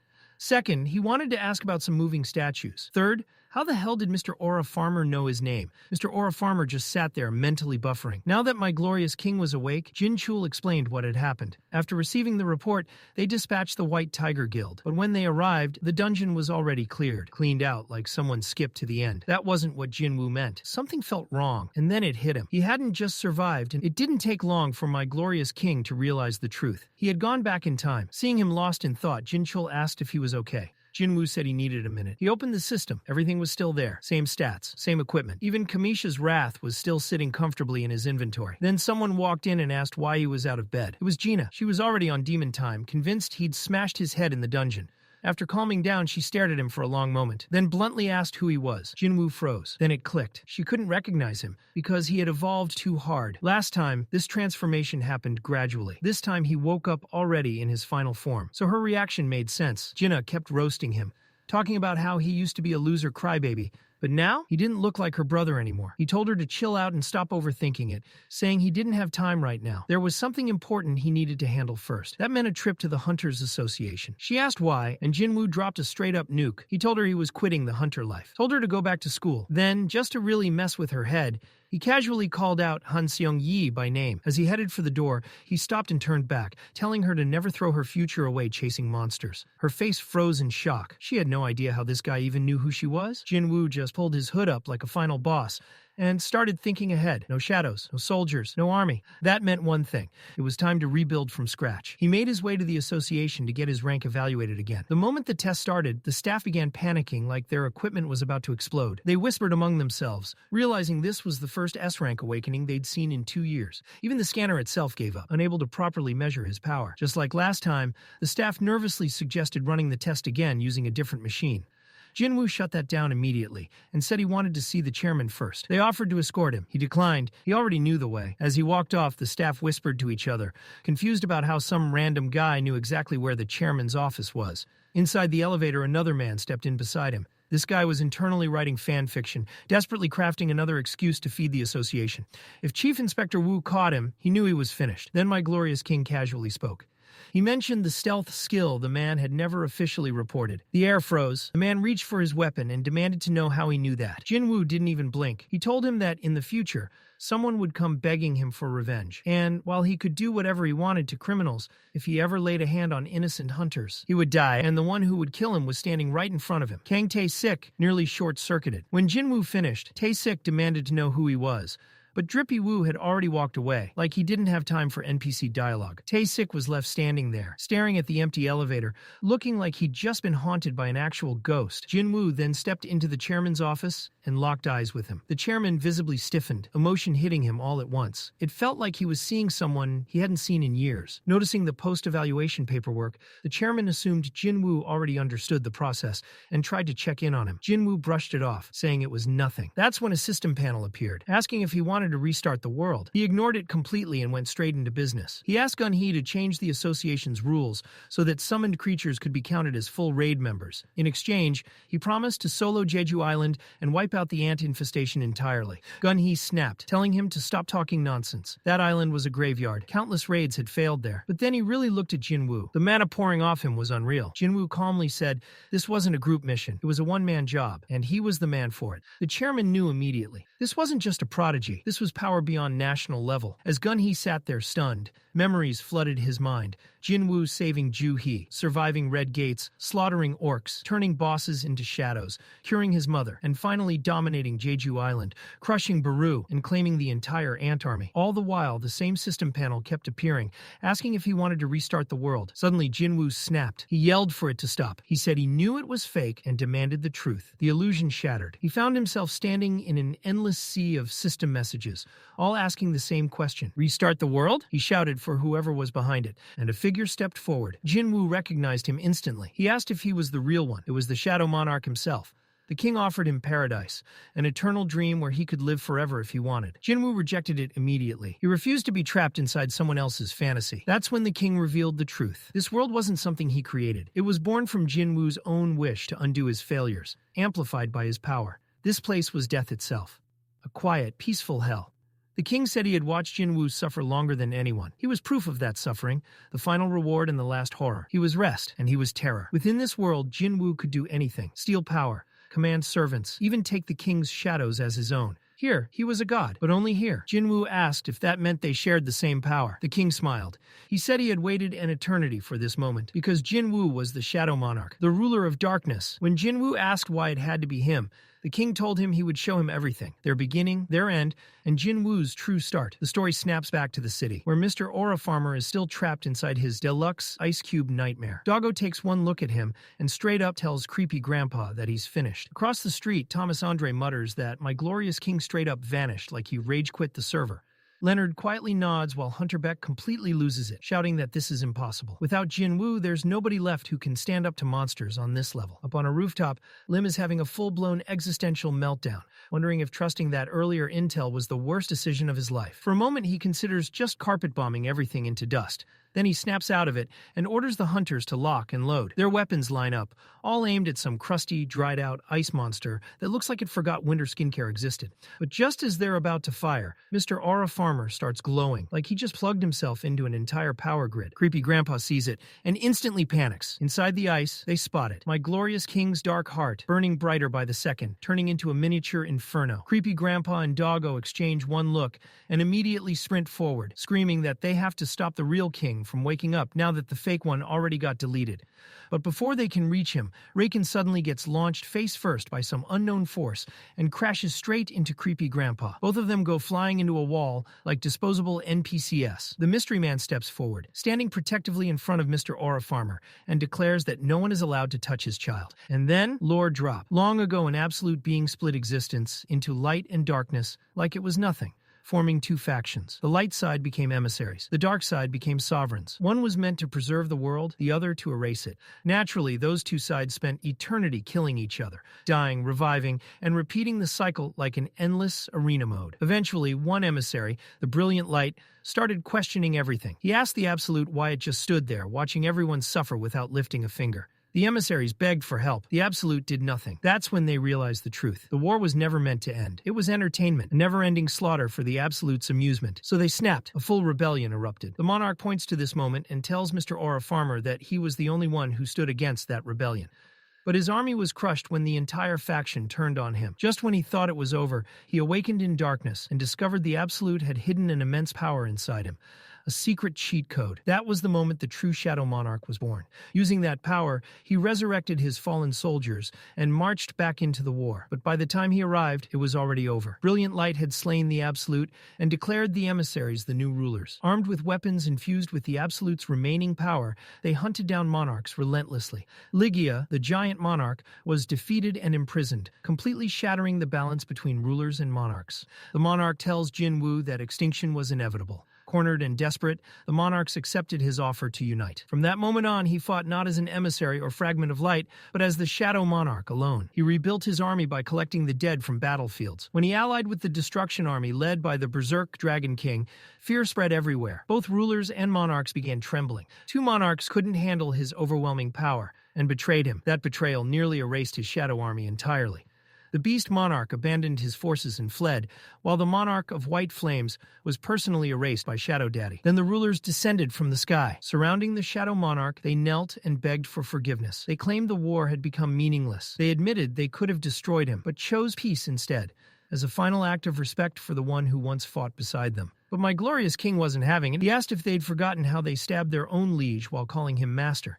That silence cut deeper than any blade. One ruler tried to reason with him, claiming they only wanted the war to end. So he told them to prove it. If they wanted peace, they should kill him right then and declare victory. Every ruler lowered their head. The Shadow Monarch was exhausted. With no clear path forward, he withdrew into the shadows to recover and plan. Since Baran was already sealed within him, he decided that once he regained strength, the Beast Monarch would be next. But while he was gone, the remaining monarchs got hunted down one by the rulers. By the time he returned, only a handful were left, hiding inside some cracked-out dimensional rift. The Dragon King stepped in immediately, shutting down any chance of infighting. He knew this wasn't the time for ego clashes. They needed to rebuild. So he welcomed the Shadow Monarch back, and together they began searching for a new world where everything could start over. The Shadow Monarch continued the story, and that's when Rulers Wu finally asked the question that had been sitting in Jinwoo's chest. "Are you talking about Earth?" The Shadow Monarch answered yes, and showed him visions of ruined cities that looked way too familiar. Jinwoo stared at the destruction and immediately felt it.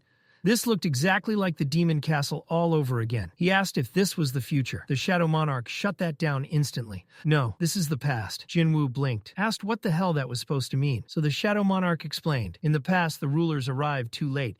The monarchs had already wiped the world clean. Furious that the Chaos Army they failed to destroy had resurfaced and annihilated yet another planet, the rulers panicked. To undo their screw-up, they used a forbidden relic left behind by the Absolute Being, the Cup of Reincarnation. They rewound time by 10 years, dumping everything into that single reset. But Earth was fragile, way too weak to survive a full-scale god-tier war between rulers and monarchs. No matter who won, the planet would still be erased. So the rulers entered full desperation mode. If they couldn't save everyone, they at least wanted someone to survive. That's when Jinwoo asked the obvious question. Is that why hunters exist? The Shadow Monarch confirmed it. Humans were given power, so at least some of them could survive in a world crawling with monsters wearing nuke-level stats. Then Rulers Wu had another realization. The Demon King from the tower wasn't real. He was just leftover memories from the Shadow Monarch. And this world? It might have already been erased multiple times. The Shadow Monarch confirmed that too. Time couldn't be reversed by higher beings, but they could sense when it had been tampered with. And now, the cup was broken. Jinwoo was shaken.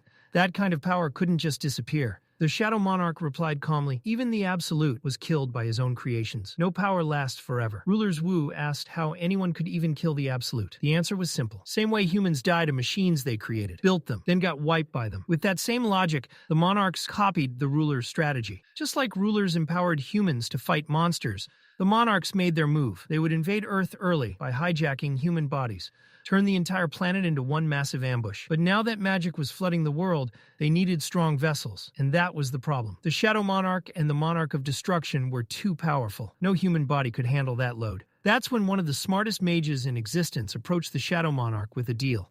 He'd find the perfect vessel. In exchange, he wanted an immortal body. That madman was the architect. But since no living thing could hold death without breaking apart, the architect created a system, something to slowly shape a human into a vessel capable of holding death itself. He needed someone who could sense magic instinctively, smash through buildings without hesitation, endure fatal injuries on repeat, and somehow stay mentally intact, a god in gym clothes. And he found one, a random nobody who didn't just survive the system, but broke it, forced it to adapt, and made it beg for updates. It was you, the Shadow Monarch said, a guy who used to be a walking hospital bill, always one hit away from death, yet somehow still standing. I watched you get back up again and again.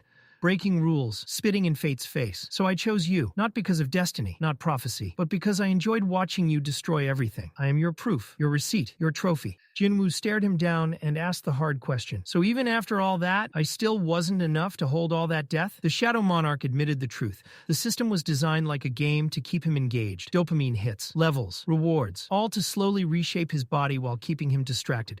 All that shadow energy molding him for this moment, and still, it wasn't enough. Then Jinwoo asked the question that cut deepest. Why did you betray the architect? The Shadow Monarch sighed. The rulers begged forgiveness. The monarchs stabbed each other in the back. He chose a side, not out of loyalty, but because he caught feelings. Time with Jinwoo mattered. He didn't want to let go, so he didn't. They merged, completely, body, soul, everything. Now he gave Jinwoo the choice. Stay here forever in this silent world of death, or return to reality and face what's waiting. My glorious king didn't hesitate. He asked one last thing, why the Shadow Monarch left to another world if he had already given up on the war. The answer hit like a gut punch, because there was nowhere left for him, no home, no purpose. Just empty space, and a fading will to exist. Jinwoo nods once. Then I'll choose the same. This isn't my place. Not yet. The Shadow Monarch hears him and smiles, quiet, proud, like an emo dad watching his kid finally get it. He turns and starts walking away. Jinwoo asks if this is goodbye. The Shadow Monarch answers calmly. He will return to rest. Jinwoo, as the new Shadow Monarch, will live an imperishable life. Then he drops the truth, blunt and cold. The chances of them ever meeting again are basically zero. His death finalized his power. He's about to explain more, like a tutorial pop-up, but Jinwoo cuts him off with a quiet, steady, I know. The Shadow Monarch grins. Of course he knows. They're the same person. Outside that death realm, creepy Grandpa and Doggo arrive just in time to watch my glorious king return from the void like he just stepped out for groceries. They immediately corner one of the shining light fragments and start interrogating him. A disaster is waking up inside that body you're guarding. Are you seriously trying to bring world-ending chaos just to help the Shadow Monarch? What is wrong with you? Doggo snaps at creepy Grandpa. They're out of time, and lunges first. But Il-hwan already saw it coming, and moves to intercept. The clash is immediate. All three crash into battle. Creepy Grandpa stabs first with his oversized fork, but misses clean. Doggo dives from above. Claws ready, but still lands nothing. Then Il-hwan slips behind Creepy Grandpa, and drives his blade straight into his shoulder, like it's personal. Creepy Grandpa tries to sneak around and lock Il-hwan in place, but gets wrecked again. Il-hwan kicks him straight into a building. Doggo lunges for the kill, jaws wide. Instead, he ends up with a hole punched clean through his skull. Before he can even scream again, Il-hwan caves his ribs in and sends him flying. Doggo crashes, yanks the weapon out of his head, and roars, but his body won't respond right. Then he turns and sees Ruler's Wu. That's when fear hits. The mana is screaming. This isn't the weak version from before. This is the real monarch. Creepy Grandpa recovers and snarls that cheap tricks won't work anymore. He orders Doggo to attack again. Doggo steps back. He says he's done. Creepy Grandpa stares at him like his brain just froze solid. After everything, he's quitting? Doggo tells him to listen to the mana. It's crying. The real Shadow Monarch is coming. He opens a portal and leaves. Creepy Grandpa shouts about broken promises, but Doggo shuts him down. That deal died with the human shell. Whatever's coming now, I want no part of it. Creepy Grandpa calls him a coward. Doggo shrugs. He wouldn't understand. He's never faced the real one. Then Doggo disappears. Left alone, Creepy Grandpa snarls. Fine. Then die cold. He slams his trident into the ground and summons a blizzard straight out of hell.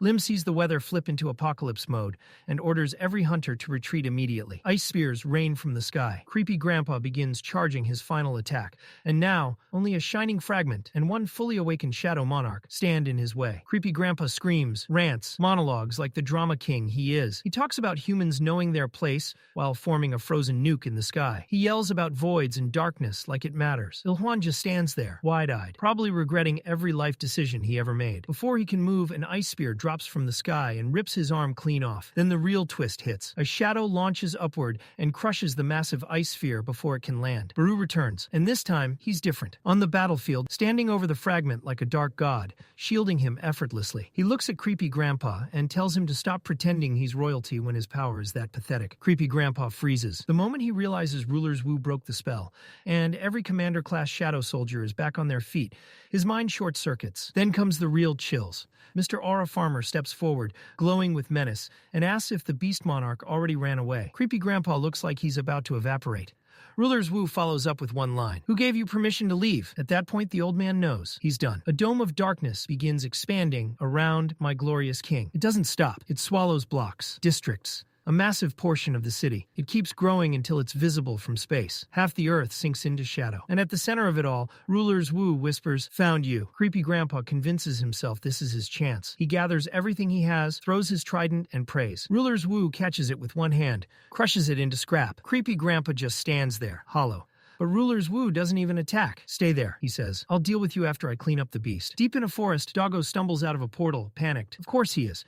He's running from death. He thought he had time, thought arguing with a frost monarch was worth it. He was wrong. Now he plans to hide until the Dragon King arrives. But the instant he senses my glorious king behind him, he drops to the ground. That isn't fear. That's survival instinct. He begs, swears loyalty, plays the obedient dog again, promises to help fight the Dragon King if spared. For a moment, Ruler's Wu listens. Doggo thinks he got away with it, thinks Jinwoo is soft, already planning betrayal, telling himself he just needs time. But Ruler's Wu smiles. "Sure," he says, "but we need to settle something. I've got 5 scars from your claws, survived 5 attacks, then I forgive you." Doggo's soul leaves his body. He transforms fully, roars like it matters, and charges, swearing he'll drag Ruler's Wu down with him. Ruler's Wu blinks. A flash. Doggo doesn't even realize what happened until blood sprays, and one arm is gone. Ruler's Wu looks him dead in the eyes. 4 more. Back in Korea, Baru continues patching up the hunters, while death finishes its errands. Creepy Grandpa watched from afar, completely indifferent to the humans scrambling below. They were insects to him. But the moment Igris stepped forward, his expression changed. That was when he knew. The night of death had arrived. One of the Shadow Army's 2 wings. A walking catastrophe. Now that the shadows had fully regained their power, Creepy Grandpa immediately understood the problem. As long as Jinwoo had mana, those soldiers would keep coming back, over and over. No exhaustion, no fear. And Creepy Grandpa was already running on fumes after pulling off that flashy transformation earlier. He dropped down to the battlefield and tried to posture, forcing confidence into his voice as he warned Igris not to get any ideas. "Do you really think you can stop me?" Igris didn't answer. Instead, he planted his sword into the ground. And from the shadows behind him, the real nightmare emerged. Jinwoo stepped out like he'd been waiting for someone brave or stupid enough to challenge him. He casually tossed 2 blood-soaked fangs onto the ground. Trash. That was all that remained of Doggo. Creepy Grandpa froze. It looked like his soul had been slapped clean out of his body. The Beast Monarch had been erased in minutes. Jinwoo didn't raise his voice. Didn't need to. The Plague Monarch is gone. The Beast Monarch is gone. And now, it's your turn. Creepy Grandpa tried to activate his ice, forcing mana through a body that was already failing him. But before he could even move, 2 daggers flashed. One pierced his chest. The other tore through his shoulder. He tried to retaliate, burning the last scraps of mana he had left. It was ugly, desperate, pathetic. Drippywoo grabbed him by the mouth and split him open like it was nothing. He casually mentioned that Doggo died on the 4th strike, then asked how long Creepy Grandpa thought he would last. The answer? Not long. Creepy Grandpa screamed as his body shattered into ice and dust, scattered by the wind. Just like that, every monarch who had stepped onto this battlefield was erased. Jinwoo turned to Baru. "Where did the man who protected me go?" Baru answered quietly. "He vanished." The scene shifted, and that man was dragging himself across the ground, his body breaking apart into particles of light. His hand crumbled mid-crawl. The price of borrowing power meant for something far beyond human, and he accepted it. "This is how it's supposed to end," he whispered. Then, a dagger landed beside him. A familiar voice followed. "You really thought I wouldn't notice you leaving like that?" Jinwoo approached slowly, asked why he disappeared without saying a word. Then quietly, "Father." The world shifted to the past. Sunil Hwan was trapped inside that cursed dungeon. After killing the boss, he was supposed to have an hour to escape, but something went wrong. The rulers appeared before him and gave him a choice: rot in the void forever, or take their power and fight the monarchs. He accepted. He became their pawn, sent back to Earth to hunt the monsters they feared, including the Shadow Monarch who had yet to be born. Despite all that power, despite everything he sacrificed, he failed. And now, he stood face to face with the one he was meant to kill, his son. The rulers, those crusty lightstick cosplayers, knew exactly what was sealed inside Jinwoo, and yet they did nothing. After centuries of trying to prevent the Shadow Monarch's awakening, they suddenly changed their tune. The brightest among them issued Il Hwan a new command: protect the Shadow Monarch. Because now they finally understood the truth. Only the Shadow Army could stop the Dragon Monarch, and that monster was coming, long before the rulers could get off their holy asses. It was the biggest gamble in history, betting the entire planet on one man who could just as easily destroy it. No one knew if Jinwoo would protect humanity or wipe it out. But now they had their answer. That's why Il Hwan stood in front of his son, why he chose protection over execution. When he finally admitted it, he looked shattered. He never wanted his son to see him like this. And for the first time, Jinwoo cried. The same man who had been bodying monarchs like it was warm-up cardio broke down because his father finally spoke. Il Hwan asked softly, "Did you hate me?" Jinwoo answered honestly, "Sometimes." Then he apologized. Every time he stood on the brink of death in a dungeon, every time he fought just to survive and see his mother again, he thought of his father. He hated him, but he missed him too. Grief tangled with love. So, "Did you miss us?" he asked. Il-hwan smiled weakly. "Every day. You couldn't see me," he said, "but watching you grow, that's what kept me alive." He hugged Jinwoo, told him he turned out well, and it hit like a truck. Jinwoo's voice cracked. "Was it the rulers? Did they control you, then discard you?" Il-hwan shook his head. "They gave me a choice. I chose this." He chose to protect his son, even if it cost him everything. No regrets. All he wanted now was a little more time, just a moment longer, to stand beside him. "I'm sorry," he said. "I wasn't a good father." Then he began to fade, dust carried away by the air as his son screamed in agony. The camera pulled back as Jinwoo collapsed in the middle of the ruined battlefield. Far away, his mother stood by a window. Her heart cracked for reasons she couldn't explain. She turned to Jenna. "Let's move now." Tears fell as she repeated it. "Let's move now." Somewhere deep inside she knew it was finally okay to move on. Back on the battlefield, Jinwoo stood drenched in blood, grief, and rage. He turned toward the sky. "You will pay." Every word cut like a blade. "Every last one of you will pay for what happened today." That scream marked the beginning of the real war. The scene ended with a drone sweeping over the devastation, as officials confirmed. Thomas Andre survived. Ambulances flooded the battlefield, hauling away hunters who were lucky enough to still be in one piece. For now, the chaos finally settled. Chairman Jin-Chul stood motionless in the ruins of what used to be a city, staring at the aftermath. His thoughts circled back to the Beast Monarch, the Frost Monarch, and the Plague Monarch. These weren't random monsters. These were walking extinctions. He remembered what my glorious king told him at Chairman Go-Gun-Hee's funeral. "I'll take care of them myself." The memory hit harder than any punch. Tears slipped down Jin-Chul's face as he looked across the shattered battlefield. He had truly believed the Frost Monarch was the one responsible back then. He whispered a quiet thank you to Jinwoo for avenging their fallen chairman.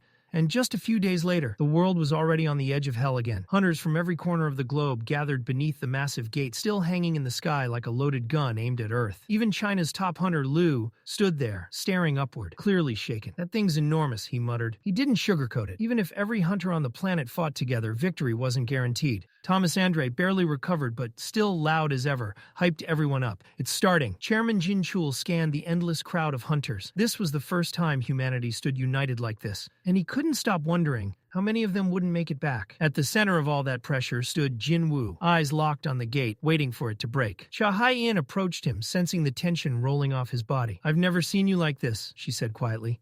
The air froze. Then the gate began to crack. Hunters raised their weapons, muscles tensed, hearts pounded. The war was supposed to start, but Jinwoo's eyes widened. What emerged wasn't monsters, it was shadows. Shadow soldiers poured out one after another, lining up like rush-hour traffic from hell. Hunters nearly attacked out of reflex, until a voice told them to stop. Everyone froze. Confusion spread like wildfire. Chairman Jin-Chul turned sharply to Mr. Aura Farmer. "What the hell are you doing?" The man didn't even flinch. "It's fine." Then the sky itself split open. Shadows rained down from above, an endless army descending like a storm.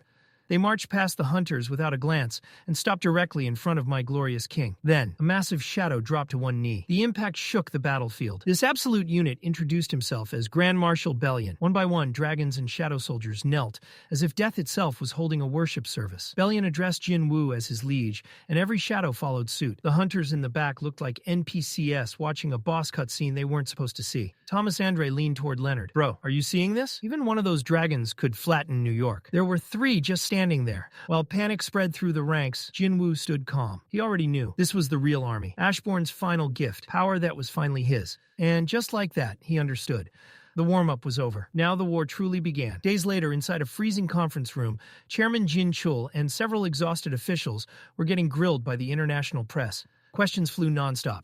America wanted answers. Where was my glorious king? Jin-Chul thought about it. Hundreds of thousands of demons came through that gate, and every single one now served one man, a Korean man. No one saw this coming. He looked around the room and acknowledged the panic about Jinwoo disappearing again. But honestly, this wasn't new. The man had a habit of vanishing whenever he pleased. Jin-Chul had learned to live with it, so he told them straight, "Get used to it." The Hunter Association couldn't comprehend the weight Jinwoo carried, then no one else stood a chance either. Meanwhile, in a wasteland that looked like it lost a fistfight with a nuke, Mr. Aura Farmer stood atop Tusk's massive hand, surveying the land like a final boss. Below him, the Shadow Army prepared for battle, against itself. Bellion was stunned. I never imagined training soldiers by splitting the army in half and making them fight.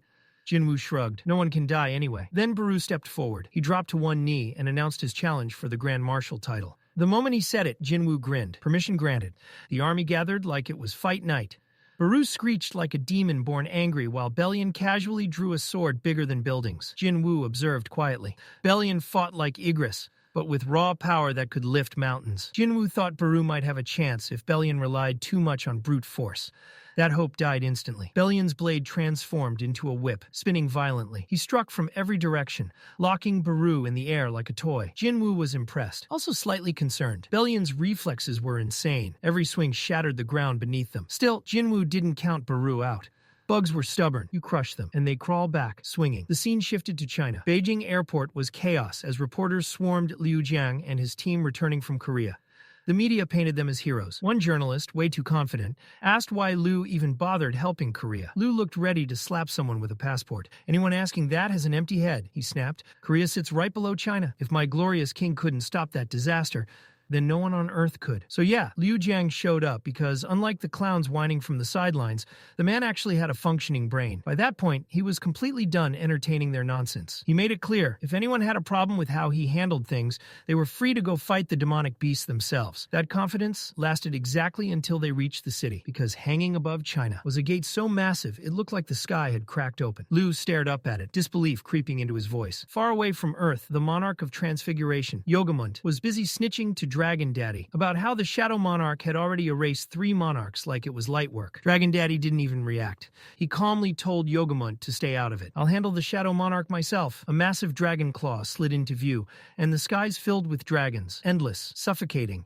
apocalyptic. The order was simple. Prepare for war. Back on Earth, Beru was face first in the dirt. Bellion had slammed him down and planted his sword beside his head like a tombstone. The battlefield fell silent. Then Baru moved. Broken, battered, but still standing, he told my glorious king that he could continue. That answer caught Jinwoo off guard. He asked Baru why he was so obsessed with becoming Grand Marshal. Baru didn't hesitate. I want to stay by your side forever. That earned something rare. A smile. Jinwoo nodded. Fine. Grand Marshal stands on the right. Baru, you stand on the left. Baru looked like he was about to cry, like someone had just accepted a marriage proposal. But Jinwoo shut it down instantly. Don't. Igra stepped forward, clearly ready to challenge as well, but Jinwoo stopped him. Fall back. You'll stand behind me. Before things could settle, the dragons in Tusk decided to flex. The dragons combined their power and launched a massive inferno into the sky, like a synchronized tantrum. Tusk didn't even blink. Using the Orb of Avarice, he fired a single blast that erased the dragon's attack completely and lit up the entire island. The soldiers lost their minds. The dragons? They looked pissed. Mr. R. A farmer just stood there, thinking this was probably cheating. Then he noticed shadow soldiers stacking materials. What are they doing? He asked Bellion. They're building a resting area, Bellion replied, so the king may be comfortable. Jinwoo then asked why Bellion hadn't recalled the Shadow Army yet. He wanted to give them peace. They'd been trapped for ages. They deserved rest. Then he asked Bellion if it hurt, never being able to reunite with Ashbourne. Bellion stood tall, loyal as ever. He followed Ashbourne from the very beginning. Fought beside him against the rulers. He even called himself the first soldier of the Shadow Monarch. No hesitation, no doubt, pure eternal loyalty. For once, Jinwoo was genuinely moved. He asked Bellion to tell him everything. Bellion warned him it would take time, then dropped the bombshell. He once existed as a fruit on the world tree. All heavenly soldiers began that way. Seeds that matured into warriors. And the tree itself was so massive it blanketed the sky like a divine umbrella.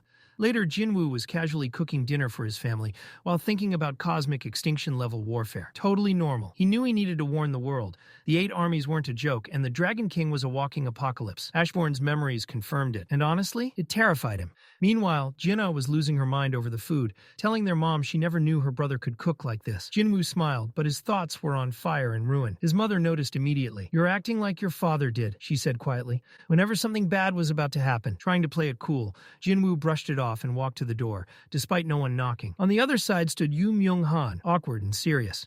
He apologized for showing up unannounced and asked to talk. As they walked, Han admitted something. He thought waking from eternal sleep meant he was special, but only 2 people had ever done that, which made him wonder if Jinwoo was involved. When he asked why Jinwoo helped him, the answer was simple. Because you didn't look like someone who'd sell his soul for power. If you were, Jinwoo added, I wouldn't have helped. Han got emotional and offered to repay him. Jinwoo only asked one thing. Protect my mother and sister if anything happens to me. Later, Jinwoo and Chairman Jin-Chul sat together, watching footage of a massive gate hovering over Shanghai. Turns out there were 8 more like it around the world. Jin-Chul asked if those monsters were Jinwoo's people. No, he replied, they're enemies. Then he asked Jin-Chul something directly. Do you trust me? Without hesitation. Yes, that was enough. Jinwoo placed a finger on him and dumped everything into his mind. Past wars, the rulers, the monarchs, the true scale of the enemy. When it was over, Jin-Chul looked like his entire worldview had collapsed, like a man who just learned Santa wasn't real. He rambled about hunters being divine protectors, about humanity's role, before realizing the truth. Hunters were never the answer. The real war was monarchs versus rulers. Humans were just stuck in the crossfire. Sweating and shaken, Jin-Chul asked if Jinwoo was really planning to fight them alone. Yeah, Jinwoo said calmly. No problem. Jin-Chul looked like he was seconds away from passing out. And then, the scene shifted. A massive room filled with hunters from every corner of the world. The calm before the storm. Jin-Chul checks in, asking if anyone else is still on the way. The reply comes quick. No, sir. All 152 countries are already present. Someone nearby gets curious and asks what Drippy Woo told him yesterday, because the man's been walking around like he saw the Grim Reaper personally. Jin-Chul remembers that moment perfectly. An army of dragons filling the sky, and one dragon flying behind the rest that radiated such cracked energy, it felt like the planet itself was about to rupture. Trying to stay professional, Jin-Chul calls Mr. Aura Farmer to ask where he is, but before he can finish the sentence, the man is already standing behind him. Jin-Chul immediately gives up on life, hangs up the phone, and mutters that asking for locations is officially pointless. He tries to warn Jinwoo that revealing the truth might send the world into full meltdown mode, and that some countries are definitely going to start throwing hands. Jinwoo just nods, yeah, I know, and keeps walking. Meanwhile, David Brennan is sitting in a room full of global political heavyweights, looking like he wants to sink into the floor. He's desperately hoping Drippy Woo will say something comforting. Deep down, he knows that's not happening. When my glorious king finally speaks, there's zero sugarcoating. He straight up tells them they're about to get hit whether they like it or not. Some officials pretend they aren't internally screaming and start questioning him. One of them actually asks if national-level hunters won't be enough. Jinwoo shuts that down instantly. He tells them hundreds of beasts stronger than Kamish are about to show up, and nobody on Earth is ready for that. The room explodes in panic and demands proof. Drippy Woo casually raises his hand like he's stretching. Suddenly, multiple gates tear open behind him. The officials are now fully cooked. From their perspective, this man just summoned apocalypse portals on command. Mr. Aura Farmer calmly raises his hand like he's presenting a PowerPoint and explains that the enemy can open gates anywhere, anytime, just like he did. The only reason the world isn't already drowning in monsters is because they're still organizing their massive army. A twitchy suit next to Brennan completely loses it and accuses Drippy Woo of being one of them, then immediately backpedals like his soul almost left his body. Brennan, choosing sanity, asks the real question. What should humanity do? My glorious king keeps it simple. Stay away from the gates, unless you're trying to die early. Fast forward, ghost towns everywhere. Cities emptied overnight because Jinwoo's not a TED Talk triggered global panic. He said the apocalypse was coming, and for once humanity listened. Even the pigeons dipped. Back in boss territory, Drippy Woo rides in with Baru and lands before a colossal fortress. He stares at it and asks if this ridiculous structure is really his.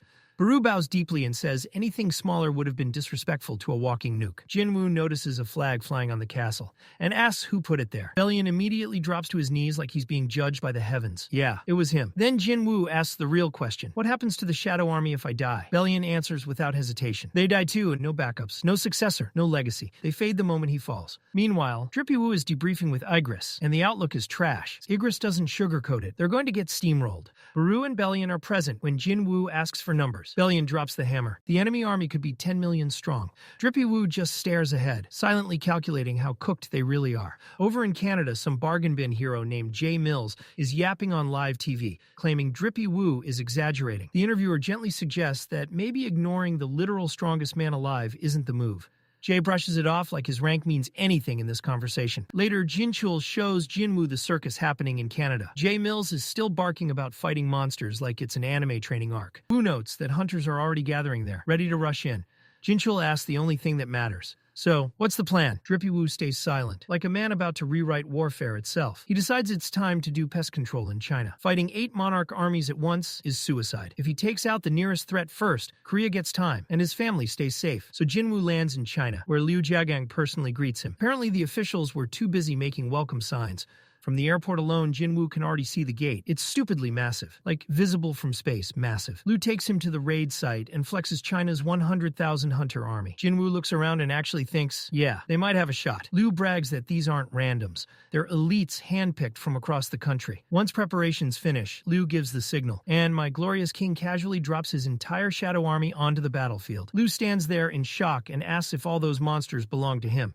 That's when Baru steps forward and announces that the king's left side is reserved, and anyone trying to take it is getting folded. Jinwoo has to calm his bug boy down and clarify that Liu isn't competition. Then the gate starts cracking open. Drippy Woo braces for hell to pour out. Nothing comes. Bellion checks and reports 0 life signs. That's when it clicks. Every gate around the world is empty. The truth finally clicks. The enemy was never planning to attack everyone at once. All those gates around the world were fake, decoys meant to scatter humanity's strongest fighters, while everything was funneled into one real gate on the other side of the planet. In Canada, Jay Mills is still playing pretend hero, standing at the front of a massive crowd of hunters and civilians, running his mouth about how My Glorious King is overhyped, while protesters scream about defending the homeland like this is a movie. Then the gate finally cracks open, and nothing comes out. The hunters hesitate. People start whispering that maybe Jinwoo was bluffing. Then something steps through. A floating humanoid figure emerges, and the entire crowd goes dead silent. At first, they think it's just some guy. They're wrong. From the gate descends Dragon Daddy himself, dropping from the sky like the world is his stage. Jay Mills, completely out of his depth, asks if he's their king, standing there like a lost tourist until another hunter explains that demonic beasts aren't mindless. They have intelligence, ranks, they craft their own gear with runes, and they've been ignoring humans this whole time like background characters. Mills hears all this and gets cocky fast, thinking this must be how My Glorious King did it. Just talk a little, and boom, loyalty unlocked. So he throws out a try-hard line and asks what if he's the king. The entity doesn't even look at him and whispers, not here. Like Mills doesn't exist. 10 minutes earlier in China, Mr. Aura Farmer is grilling officials asking if anyone has any clue what's happening in Canada, and one guy says he'll try something. Jinwoo contacts Adam White about the massive gate, but Adam sounds like he's at a rave, and Jinwoo instantly realizes he's actually there. Jin-Chul snaps, asking what the hell he's doing, and Adam says the Bureau didn't want to sit around so they showed up in person. Drippy Woo's expression darkens immediately, because they're being way too casual about this. This enemy isn't just big, it's biblical. Adam says the gate looks empty, just like the others, and everything is quiet. Jinwoo almost relaxes until Adam suddenly says, someone just came out. Jinwoo's whole face changes, and he starts yelling at Adam to run, but before Adam can even blink, every hunter standing at the front line turns to ash in a single second. Jinwoo shouts again, saying there's still time, just run. But Adam is frozen, watching dragons drop from the sky, dozens of them pouring out of the gate as a full fantasy apocalypse unfolds in front of him. Jinwoo makes the call to save him, activating the shadow marker he placed earlier and preparing to teleport him out. But a high orc steps in front of Adam, and then another presence appears, and calmly asks where he thinks he's going. Adam finally realizes he's cooked. His voice shakes as he calls out for Jinwoo, and the last thing he sees is a fireball rushing straight at his face. Jinwoo hears the explosion and knows he's already too late. My Glorious King stands there silently, knowing this was always the plan. They knew exactly what they were doing. His shadow army grows stronger the longer the fight lasts. So instead of spreading their forces, they dumped everything into one gate far from his position. A full send into Canada to end it fast before he could build another power spike. Even if he moves now, it's already a full-scale war with no prep time left. His stall plan is gone.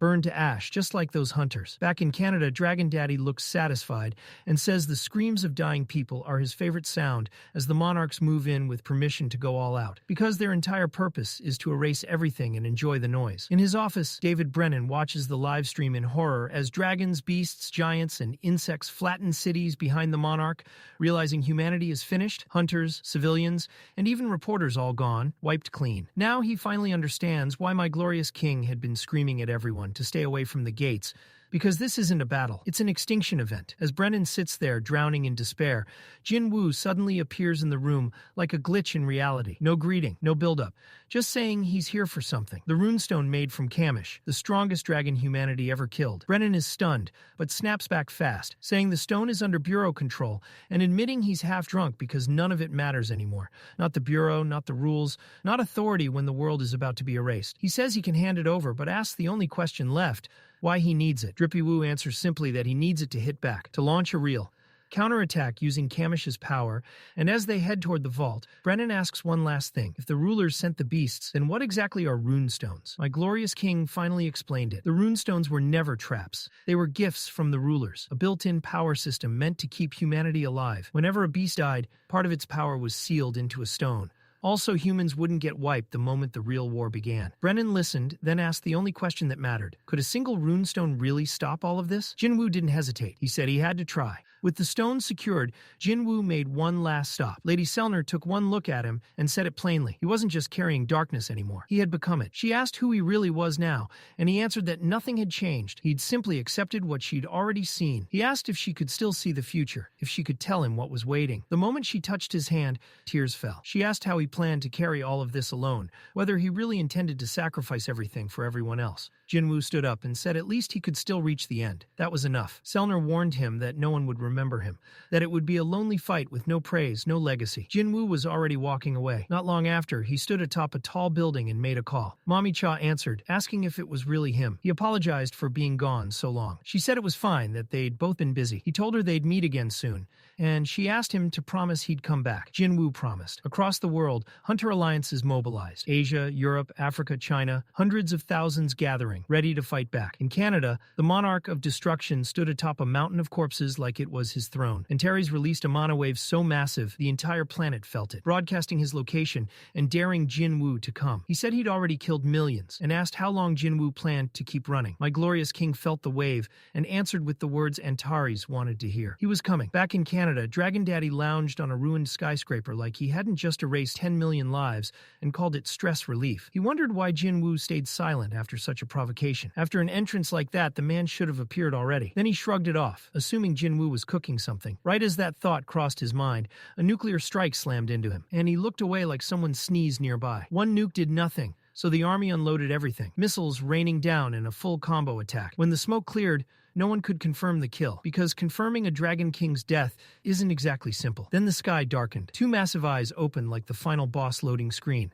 Antares revealed his true form, muttering about boredom before erasing the entire army without effort. Meanwhile, inside the fortress the Shadow Army built, Jinwoo sat quietly, thinking ahead. He noticed a small note Baru left on the wall and smiled like a proud older brother. Baru burst out crying because he already knew what was coming.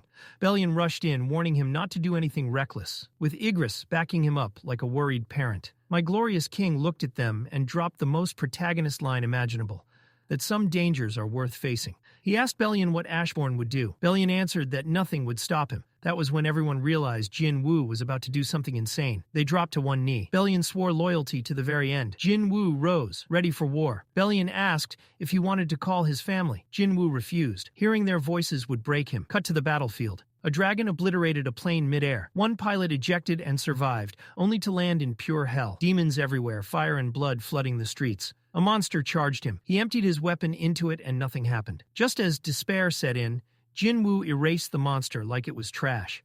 He told the pilot to run, then face the incoming horde alone. One swing. Gone. No hesitation. He called it the first step and began raising the fallen as shadows. Elsewhere, Dragon Daddy felt it, the familiar aura. The Shadow Monarch had entered the battlefield. He summoned the other monarchs. Yagman said it was time to go all in. Tarnak questioned why the undead army wasn't present. Antares guessed Jinwoo was spreading his forces, absorbing their numbers slowly, buying time by avoiding direct confrontation. Even he wondered what Jinwoo was really planning. Back in Korea, Jin-Chul watched the news in silence as reports showed hunters and the entire U.S. military being wiped out, trying to stall the invasion. If even America's firepower meant nothing, what chance did anyone else have? All that remained was prayer. But for what? A miracle, a cheat code, a divine patch update. My glorious king. Back on the battlefield, the situation was only getting worse. Hundreds of fresh shadow soldiers tore themselves out of the ground and surged forward like death on autopilot. The battlefield drowned in darkness until a sudden pulse of purple split the void. Mr. R. Farmer had entered the chat. He carved through enemies without slowing down, killing them and turning them into shadow soldiers mid-stride like it was basic muscle memory. Then a massive monster landed a punch so heavy it cracked the ground itself. Everyone watching thought that was curtains. But nope, Drippy Woo stepped out of the dust cloud looking even fresher than before. He blurred forward, sliced the monster's leg clean off, and let the shadows dogpile the rest. As he caught his breath, he looked up and froze. The sky was crawling with dragons, wings blotting out the horizon. The army of doom had arrived, but something wasn't right. Dragon Daddy wasn't there. Jinwoo realized it instantly. They were holding back. Fine by him. If they wanted to hide, he'd give them a reason to stop. He raised the fallen giant as a shadow and sent it charging into the sky like a living missile. It smashed through dragon after dragon before a massive fireball erased it completely. Then the real problem showed up. A colossal dragon descended, roaring about how no one who defied Dragon Daddy ever lived. It declared itself his loyal servant and prepared to unleash hell. Too bad it never noticed Drippy Woo already behind it. The dragon turned just in time to see the blade flash. One clean slice, head gone, instantly finished. That was Jinwoo's response to the so-called Army of Doom. Somewhere deep in the void, Antares felt his dragons getting erased and muttered what was already obvious. The Shadow Monarch was growing stronger by the second. Waiting was no longer an option. He abandoned the plan on the spot, ordered the Monarch of Transfiguration to stay back and prep the ambush, and decided to hunt Drippy Woo himself. The sky fractured as portals tore open like it was raid day. Antares made it clear. Jinwoo wasn't leaving alive. On the ground, chaos ruled. The military tried to hold the line, but their guns might as well have been toys. Bullets bounced, did nothing. The commander issued the most desperate order imaginable. Keep firing. Aim for the legs. No one listened. They were too busy dying. The monsters closed in, and the slaughter began. Just as an ogre lunged at the last surviving squad, a massive fist shattered its jaw midair. That was when the battlefield gained a new main character. Thomas Andre had landed. He told the soldiers he'd seen bigger clowns than these in dungeons before, and none of them were real threats. Hope came roaring back. The troops started believing they might actually survive. Then the air shifted. Thomas turned as a voice echoed, one that clearly never skipped Ego Day. Tarnak, the monarch of the steel body, emerged wrapped in smoke and arrogance. He sized Thomas up and mocked him, calling him the same punching bag who almost got folded by the beast monarch. He claimed snapping him would take seconds. Thomas didn't flinch. He said he didn't care for complicated nonsense. That's when the shadows moved. Bellion stepped in beside Thomas, radiating pure menace. Tarnak froze. The Shadow Army was already there, and he hadn't sensed a thing. He tried to warn the others, but Tusk appeared like a magical bouncer and shut that down instantly. Tarnak finally realized this wasn't Jinwoo's usual style. No speeches, no dramatic entrances, just pure strategy. That realization enraged him. He began transforming, screaming that this wasn't how monarchs were meant to fight, that Drippy Woo didn't deserve the crown. That's when Baru stepped forward, mana exploding off him. He demanded Tarnak take those words back, because disrespecting his king was unforgivable. Tarnak refused. Fully transformed, towering over Baru, he prepared to turn the battlefield into a personal execution ground. The real clash was about to begin. Cut away. My glorious king now stood face to face with Dragon Daddy himself, the Monarch of Destruction. Antares was already irritated that he couldn't reach the Monarch of Steel and started spiraling, suspecting Mr. Aura Farmer was pulling strings behind the scenes. Without warning, the dragon lunged, throwing everything into a killing blow. Jinwoo barely dodged, and the ground where he'd stood disintegrated into nothing. When the smoke cleared, there he was, floating calmly like the final boss he was always meant to be. Jinwoo called his army. But instead of skeletons rising, the sky answered. Shadow dragons rained down like an airstrike, descending to crush Antares under sheer domination. Meanwhile, over in China, Liu Zhigang was casually mopping up giants like it was routine cleanup duty. One giant gets clapped, and Liu Zhigang mutters that giants only matter when it's waterworld levels of flooding. Then his sixth sense detonates like a migraine. The entire country is shaking with mana. Hunters everywhere are fighting for their lives. Cities are burning. And this man is just standing in the middle of the street like he's waiting for a bus. Back at the real mess, a massive explosion tears through the battlefield, and shadows scatter like confetti. Antares starts roasting Jinwoo again, talking reckless like this is a diss track instead of a war. He calls the summoned army trash and mocks him for sending the real fighters somewhere else. But then he notices something off. Jinwoo is already slipping away through a portal, and like a petty ex who can't let it go, Antares chases without thinking, straight into the trap. On the other side, the full Shadow Army is waiting exactly where they're supposed to be. Antares turns, and reality slams him in the face. Tarnak is already done, half his body missing, and Baru is casually sitting on him like a throne. The monarch of the steel body is finished. Then Yogamont appears, smug as ever, standing atop a ruined building, with the sky ripped open behind him, gates stacked like cheat codes. Antares flexes, convinced he just won. Dragons pour out in waves, and he starts gloating, calling Jinwoo's move a fatal mistake. But my glorious king doesn't react. Instead, he recalls every single summon. Antares pauses, confused. The dragons rush in, thinking it's over. That's when Jinwoo activates the Kamish runestone.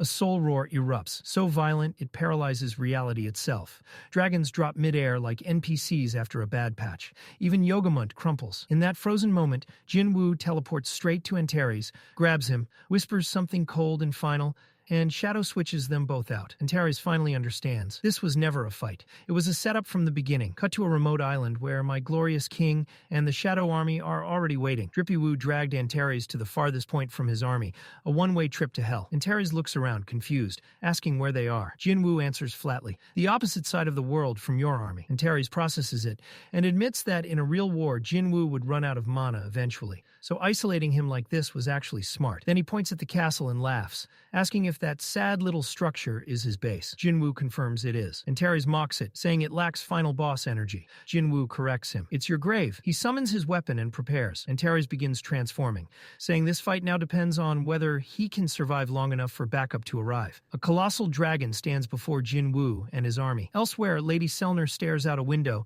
as dragons turn the world into a disaster film. David stands behind her, explaining that all mana types are going feral across the region. He admits he didn't think Drippy Woo was telling the truth. Then he asks the only question left. What now? Selner answers calmly. He's not the only hunter. The scene cuts to Thomas Andre mid-rampage, crushing demons like they owe him money. Selner explains that hunters worldwide joined the fight, from E rank to S rank, but reality is cruel. E ranks are just humans with seasoning. D and C ranks barely last. Even S ranks, who can slaughter thousands, still fall eventually. They fade like dying stars.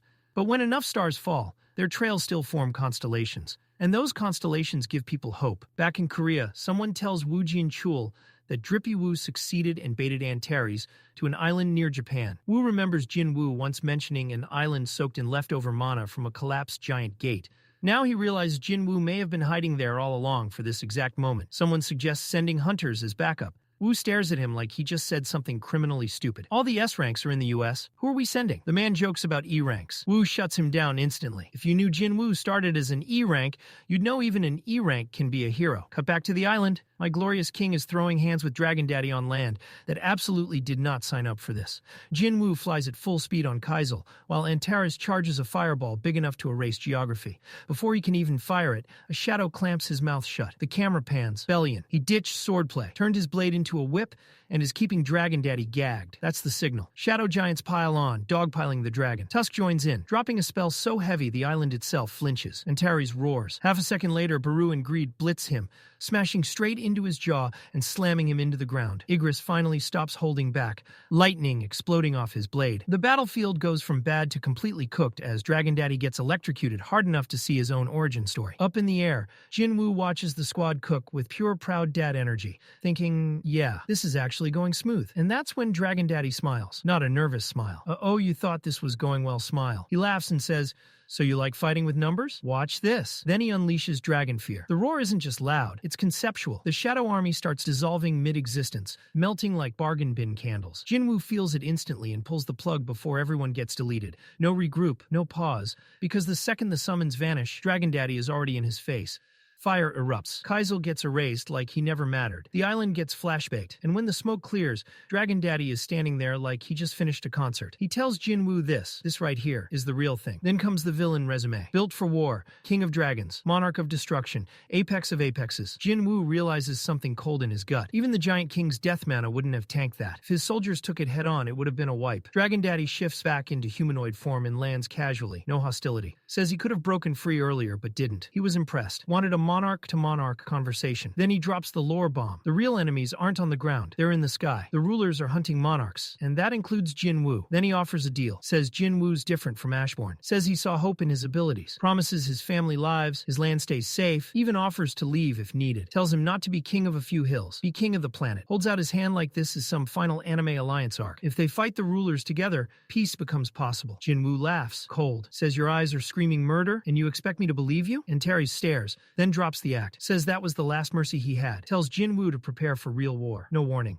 He lunges, his arm morphs into a massive claw, but Jinwoo hops back and summons Kaisel. Dragon Daddy goes full lizard mode and floods the air with fire, but Jinwoo and Kaisel dodge like it's an unread message. Jinwoo orders a low dive, launches himself midair, blade aimed straight for the throat. Clean strike. Perfect landing. 0 damage. Not a scratch. Dragon Daddy smirks. You thought that hurt? Jinwoo tells Kaisel to retreat, but Dragon Fear hits again. Kaisel freezes. Acting on pure instinct, Kaisel whips Jinwoo away with his tail and takes the blast himself. Jinwoo lands, looks up just in time to see Kaisel get cooked. The explosion slams him into the dirt, flames everywhere. Dragon Daddy mutters like a bored therapist, you won't die from that, probably. Then chaos. A blur slices through smoke. Jinwoo lands on Dragon Daddy's neck and stabs down. Nothing. The scales laugh it off. Jinwoo senses it and dips just in time, summoning everything. Shadows explode out like bottled hatred. 3 massive shadow dragons pin Antares while fire rains down. But even that isn't enough. off. Jinwoo watches, irritated. Ancient dragons can't scratch him. Normal moves won't work. He mutters, I need the kind of strength that makes mountains cry. The darkness answers. Mana surges, swallowing him whole. Like the universe was waiting. Antares crushes the shadow dragons and scoffs. Is that all? Then he turns and freezes. Jinwoo isn't just standing there anymore. He's wrapped in darkness so vast it drowns the battlefield. The world goes quiet. Antares stares. What is that? What are you planning? Jinwoo's voice shakes the land. This is the armor of darkness. Every living thing will see this and know who I am. The power keeps rising, past limits, past logic. Antares feels it and panics. Astralization, impossible, forbidden. And yet here it is. Jinwoo took what belonged to gods and claimed it. Antares finally understands. This is why Ashbourne chose him, a man who lived one breath from death and came back stronger every time. If he doesn't end this now, the world burns. So Antares charges everything. Flames swell, mana detonates, and the monarch of destruction prepares his final desperate all-in. He unleashed everything he had in one last all-or-nothing blast. But Mr. Aura Farmer didn't even blink. He calmly lifted a single hand and fired back a counter like he was swatting a fly. The attack split the flames clean in half and slammed straight into Dragon Daddy's chest, ripping a scream out of him like he just lost a ranked match. Still, he wasn't finished. What followed was pure chaos. Two absolute monsters throwing hands. After that first impact, silence crashed down, heavy and suffocating, the kind that tells you something catastrophic is about to happen. Then they collided again, and the earth tore itself apart. Dragon Daddy grew to his full height and swung that massive claw, but my glorious king answered with a punch so violent the sky itself recoiled. Dragon Daddy clamped down hard, teeth sinking into Mr. Aura Farmer's side, and hurled him through the air like trash. The landing cratered the ground like a building had been dropped. Getting up already hurt like hell, but Dragon Daddy wasn't done. Another blast of fire came roaring in. Drippy Woo dodged by a hair, but not clean enough. The flames tore his arm clean off, blood spraying everywhere. Kane screamed, but Drippy Woo didn't slow down. Half-cooked and bleeding, he charged straight back in. Dragon Daddy tried to burn him again, but Drippy Woo sliced through the fire and the dragon in one clean motion. That pissed him off. Dragon Daddy whipped him away with his tail and shot up into the sky to reset. And that's when things got ugly. The monarch of destruction started charging something apocalyptic. When it fired, the battlefield vanished, erased into dust and ruin. Then, from the smoke, a spear of pure shadow ripped through the air and impaled one of Dragon Daddy's wings. The scream echoed like it shook the heavens. More shadow attacks followed, each one screaming for an ending. Dragon Daddy snapped, igniting the sky to burn them away, and they clashed again, fists, blades, fire, and rage smashing together non-stop. My glorious king held his ground until a brutal hit finally shattered the shadow armor. Massive chunks fell away, darkness peeling off like broken armor. When the smoke cleared, Drippy Woo stood there, barely holding together, soul screaming but legs still locked in place. Dragon Daddy landed nearby, watching him like prey, impressed and irritated. That kind of power will eat you alive, he said, dropping back into his humanoid form. Like this was still a warm-up. One last offer. Join me or get erased. Mr. Aura Farmer stood up, bleeding but unbroken, and said no. I don't stand with monsters. That snapped something. Dragon Daddy summoned a blade. Fine. Then die. They rushed each other again, air cracking with every movement. As they fought, Dragon Daddy ran his mouth, saying the monarch of transfiguration was already tearing apart everything Drippy Woo cared about. That heroism always fails. Their blades clashed again and again, each strike shaking the world. Then came the jab meant to finish it, reminding him that even a king of death was still human. And humans fear dying. The blade slipped through, straight into Drippy Woo's gut. Blood poured. Dragon Daddy leaned close, smug. Now you feel it. Ashbourne's curse whispering through you. He thought it was over. He was wrong. Drippy Woo kicked him so hard he staggered back for the first time. Distance opened again. Dragon Daddy walked forward calmly, like time meant nothing. This is war, he said. Those screams in your head? That's the world breaking. Let it crush you. He pressed the blade to Drippy Woo's shoulder, cold and cruel. Regret every second you resisted me. But Drippy Woo didn't flinch. Calm, dead-eyed, he stared him down. I should be saying that. His blade shimmered into existence behind Dragon Daddy and shot forward, forcing the monarch's attention just long enough for Drippy Woo to reposition. The strike bounced off that cursed barrier. Dragon Daddy laughed, looking down on him. You thought a dragon's fang could wound the king of dragons? He kept talking like he was hosting a TED Talk in hell, about flame born of darkness clashing with darkness born of light, until he finally said, this ends now. Drippy Woo wasn't listening. He'd already seen the ending. Dragon Daddy sensed it, brow twitching. So you've accepted this as pointless? No answer. Drippy Woo moved, straight at him. No fear, no hesitation. Dragon Daddy boasted one last time, promising his army would come, that he'd carry Drippy Woo's severed head as a warning. Didn't matter. As the first light of morning broke over the battlefield, my glorious king whispered, just loud enough, the sun cast longer shadows. And that's when Dragon Daddy finally realized he was cooked. The shadows around him weren't normal anymore. They weren't just stretched by the sunrise. They were solid, standing, alive. A full shadow army had risen and locked him in place. Dragon Daddy lost it, screaming in demon tongue, raging against the sky, but it was already over. Drippy Woo raised the blade his father left behind and let Ashbourne flood through him completely. The Dark Monarch stood within his body, and together they weren't human, weren't shadow. They were judgment itself. A younger Drippy Woo moved inside that power, like a living memory, and then the slash came down clean, cutting straight through the Monarch of Destruction. The massive beast staggered, fading, and Drippy Woo looked at what remained and said calmly, almost curiously, I wonder if you'll witness your own end. His father's dagger gleamed, having finally found its purpose. Another strike fell, and the sky itself cracked open like it couldn't handle what it was seeing. As realization hit him, Dragon Daddy's last words weren't rage. They were confusion. He muttered that this shouldn't be possible, that no gate like this could exist, that he'd felt no energy when he arrived. Then it clicked, piece by piece, too late. How? Is the ruler's army here? The air split apart, and an avalanche of soldiers from another world poured through. Dragon Daddy's voice turned bitter as he understood. So this was your plan. You baited me. You blew open the space between realms to summon them. I thought you wanted a clean fight, but you were playing chess. Jinwoo finally spoke, calm and sharp. There was a way. The ruler's vessels never left. Their connection remained. Dragon Daddy's face fell as the truth crushed him. You found a way to win the war even if you lost the battle. You were never trying to defeat me. You were trying to defeat all of us. I lost because I was obsessed with myself. Then Drippy Woo dropped the final blow to his pride. You were the one who told the Monarch of White Flames and the Beast to jump Ashbourne, right? Dragon Daddy hesitated. Was it the White Flame who told you? Drippy Woo didn't answer. He just raised his middle finger and said, Ashbourne wanted me to send his regards. With a roar, Dragon Daddy lunged forward with everything he had left, but it didn't matter. The ruler's army descended like divine punishment, impaling him mid-charge. Above him, the sky split open, and blinding light hovered like it owned reality itself, staring straight down at him. Dragon Daddy was already breaking apart, and as his body turned to dust made of regret and bad decisions, he admitted the world had been drowned in too much light and too much darkness, and he never really stood a chance. He said he'd wait in true eternal rest, not that fake dream world. Drippy Woo answered coldly that they'd meet again, then dipped like a final boss carrying depression and god-tier resolve. Mr. Aura Farmer stood there quietly, like he hadn't just ended a cosmic war. A glowing fragment descended and tried to be polite, thanking him for ending everything and admitting it didn't know how to repay him. My glorious king looked at it and said, yeah, actually, I need something big. The fragment said it would do anything it could. So Drippy Woo casually asked to use the cup of reincarnation again. Every glowing shard in the sky went dead silent. The main fragment looked shaken, warning him that rolling back time would mean the monarchs would remember everything and come back worse than before. Jinwoo didn't hesitate. That's exactly what he wanted. No interference, no retrees, just him versus every monarch, solo. The fragment argued this was the best possible reality, that he was throwing it all away.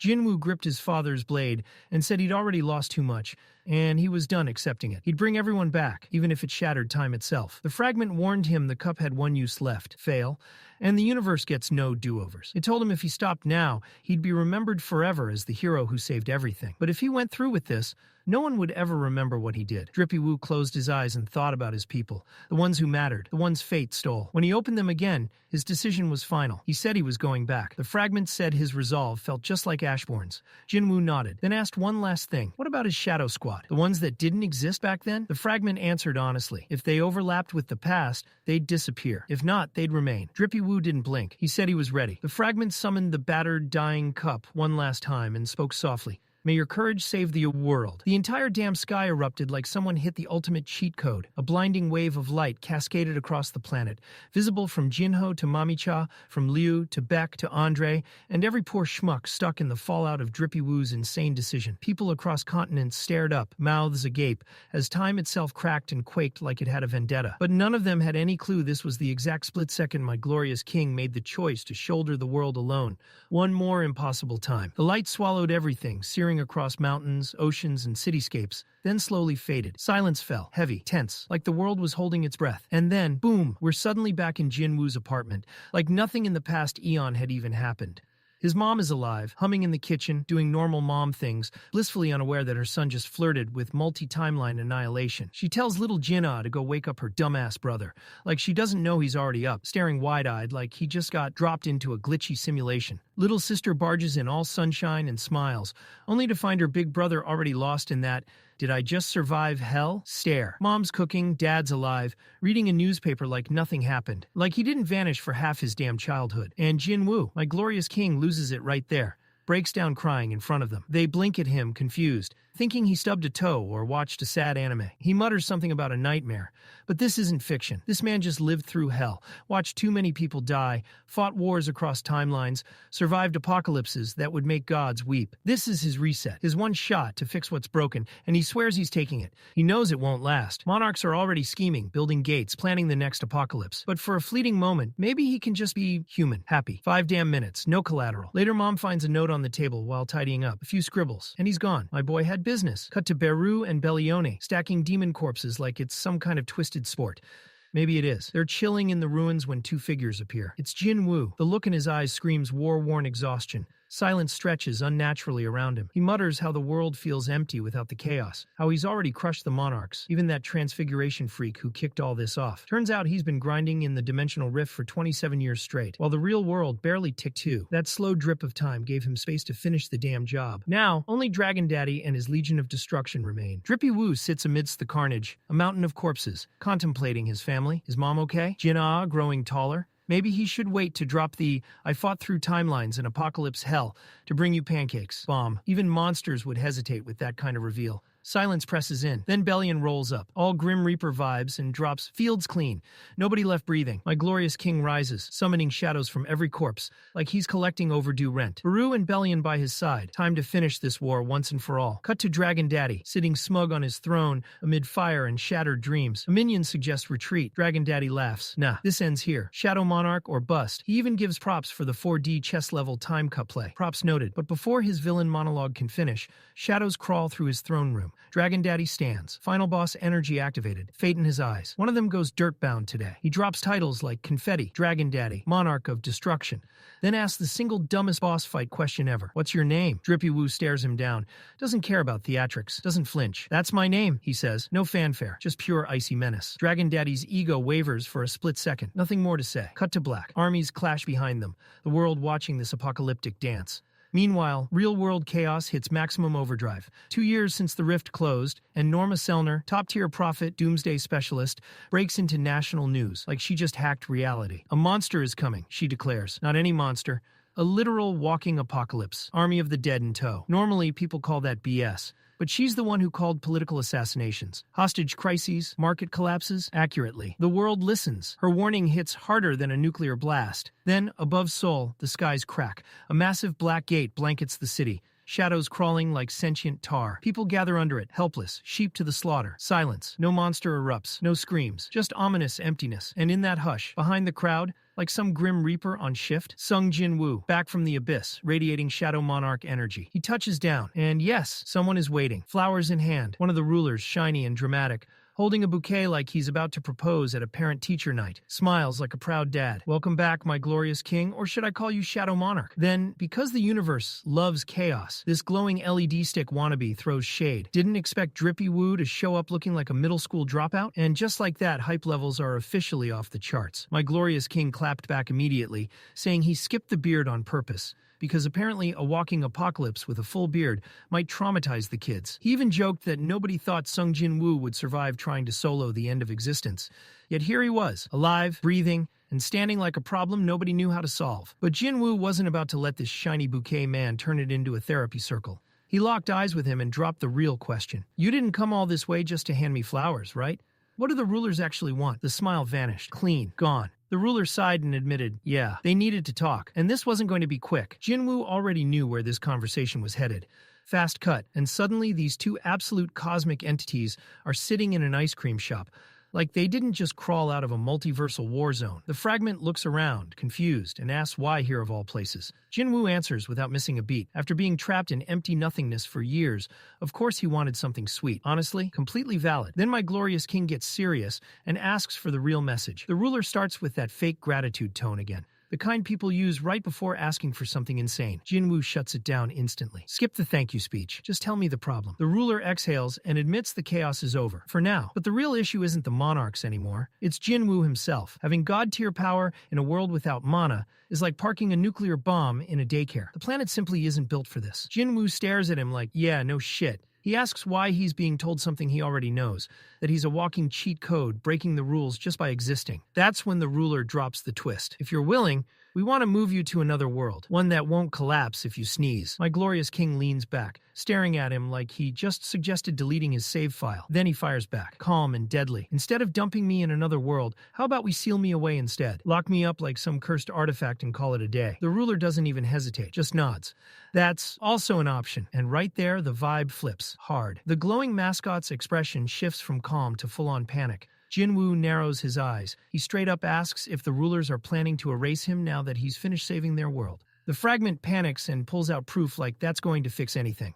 He shows him a news article. Lady Selner front and center, eyes glowing, acting like the neighborhood apocalypse oracle. The headline basically screams a monster is coming. The end is inevitable. Jinwoo doesn't even wait for the explanation. He connects the dots instantly. My return triggered her powers, didn't it? Weak nod. Confirmation. Apparently just brushing against Jinwoo's existence turbocharged her foresight. That's how broken my glorious king is. He comes back from the abyss, and people start leveling up just from proximity. Jinwoo goes quiet, tells the ruler they'll talk later, dismisses him like a king ending court. The fragment bows and leaves, relief written all over his glowing face. Now Jinwoo's alone, sitting in an ice cream shop with a half-melted sundae and the weight of the universe on his shoulders. A living nuke with no launch codes. He starts wondering if everyone has a purpose, and his was to end the Monarch War, then what is he now? The mission's complete, but the power's still here, heavy, directionless. Then something snaps him out of it. A girl passes by the window. Jinwoo freezes. Full system error. His eyes widen like he just saw a ghost that smells like strawberries and destiny. He bolts outside without thinking, pulled forward like gravity just rewrote itself. In his head, doubt still whispers. Maybe he should leave this world behind. Maybe he's just leftover code in a finished game. Then he sees her, Cha Hae-In, standing there like fate finally gave up on subtlety. She's casually sniffing the air, thinking ice cream smells incredible, while Jinwoo's entire worldview collapses in slow motion. He watches her, and something clicks. He remembers everyone he fought for, everyone he protected when nobody asked him to. For the first time, it's not about saving the world. It's about staying in it, staying for the people who love him, for the people he still loves. That's enough. More than enough. When Cha Hae-In finally turns toward him, they just stand there, saying nothing, saying everything. No bloodlust, no war, no destiny screaming in their ears. Just two people existing in the same moment. Sung Jinwoo stands there like a man who just survived the end of time, and discovered something better than power. He thinks maybe Earth isn't so bad after all. Across the street, Cha Hae-In stands frozen near a snack stall, sniffing the air like it's her first time experiencing happiness. Jinwoo watches her and tells himself he still has people here, people worth staying for, and maybe he'll find even more reasons not to leave. Their eyes meet. For once, neither of them looks like they're about to kill a god. And just like that, the solo leveling story officially ends. After the main story finally slammed its final page shut, after the wars, the resets, the sacrifices, and Jinwoo's long, lonely battle that literally rewrote reality, we were given something unexpected. The side stories take us into a peaceful world, rebuilt after time itself was reset. The story starts into a police station. No warning, no mercy. Jin-Chul was there, locked into full brooding detective mode, doing his best tragic lawman with unresolved trauma routine. 4 years on the force, and he still walked around like life personally owed him an apology. Every few days, that same hollow ache crept up on him, like he'd lost something massive, something important. A junior officer nervously approached him, coffee in hand, clearly debating whether this was a good idea. He asked if Jin-Chul was okay. Jin-Chul gave him that tired smile people make when they're holding themselves together with duct tape in spite, thanked him, and moved on. Inside the investigation office, the atmosphere was straight up cursed. The moment Jin-Chul stepped in, he felt it. One guy was shaking so badly, it looked like he was auditioning for a possession scene. Jin-Chul asked what the situation was, and that question snapped something in the man. He completely lost it. Full breakdown. Said a shadow crawled out of the floor, stared him down, and told him to confess or regret being born. The man was sobbing, screaming, begging them to arrest him immediately. Lock him up. Anything. Just don't let it come back. And then the worst part hit. Everyone else in the room confirmed it. Same shadow, same threat, same impossible experience.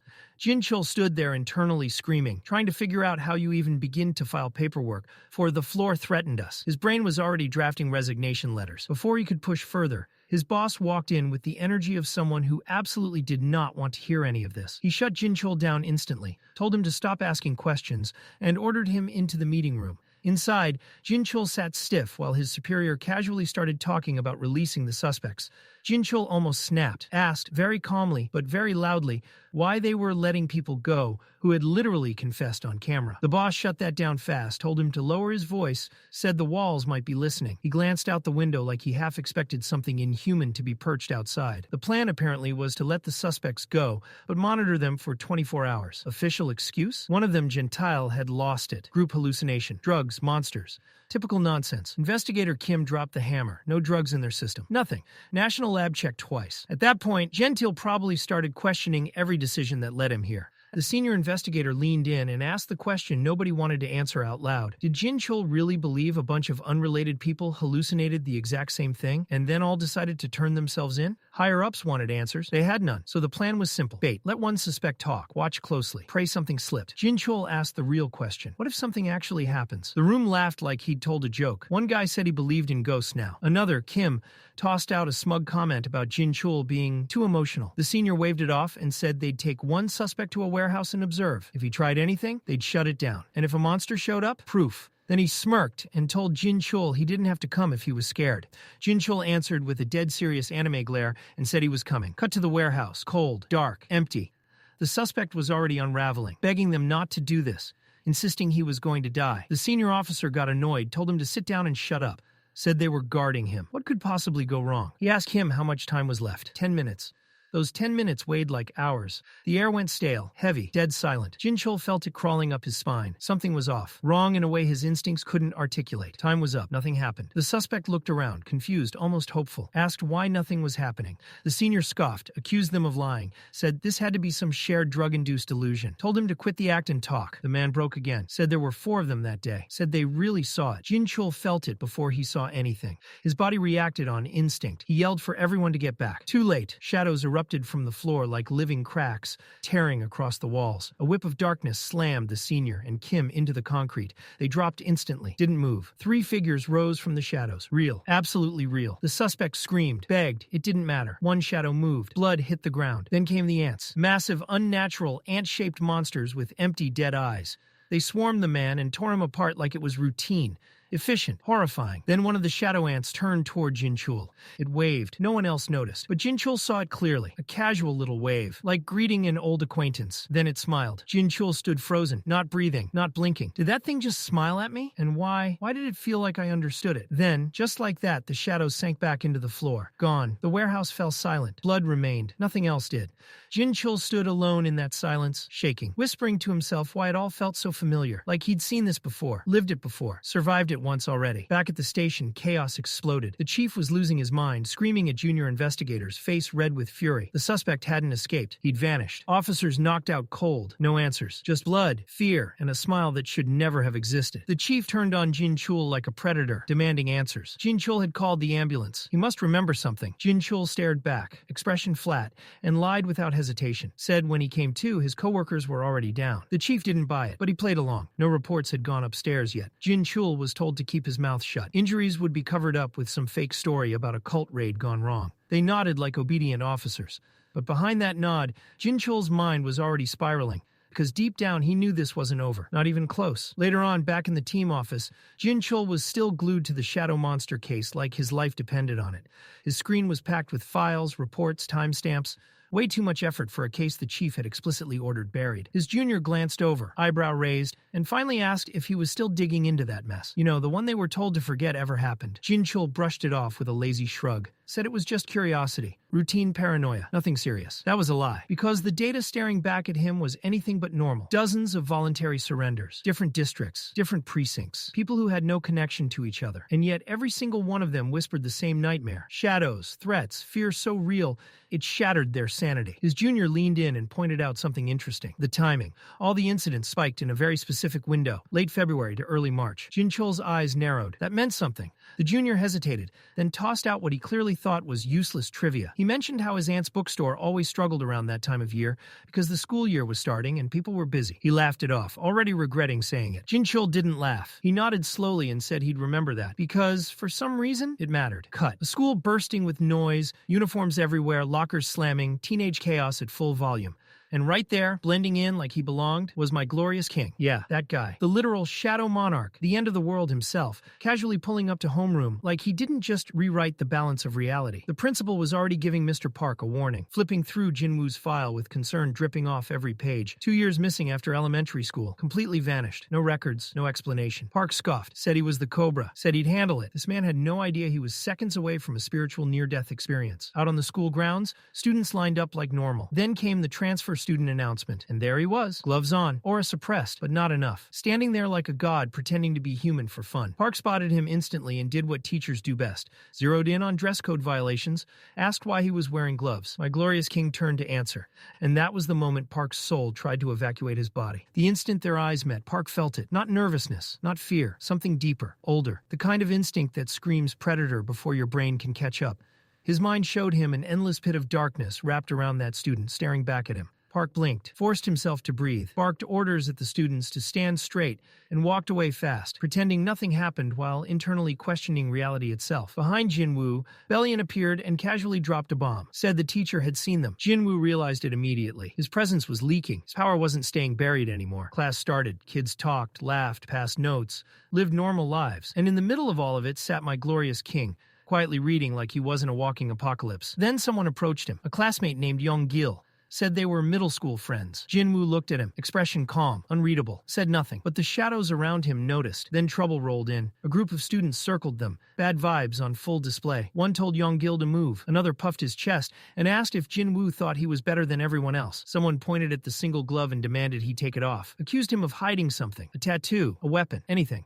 Jinwoo stayed silent. Inside his head, Baru was absolutely losing it, begging for permission to erase these kids from existence for their disrespect. Jinwoo told him to relax. Then, slowly, deliberately, he began peeling off the glove. When his hand was revealed, the entire group froze. That hand was ruined, burned, scarred beyond healing, like it had been dragged through hell and back.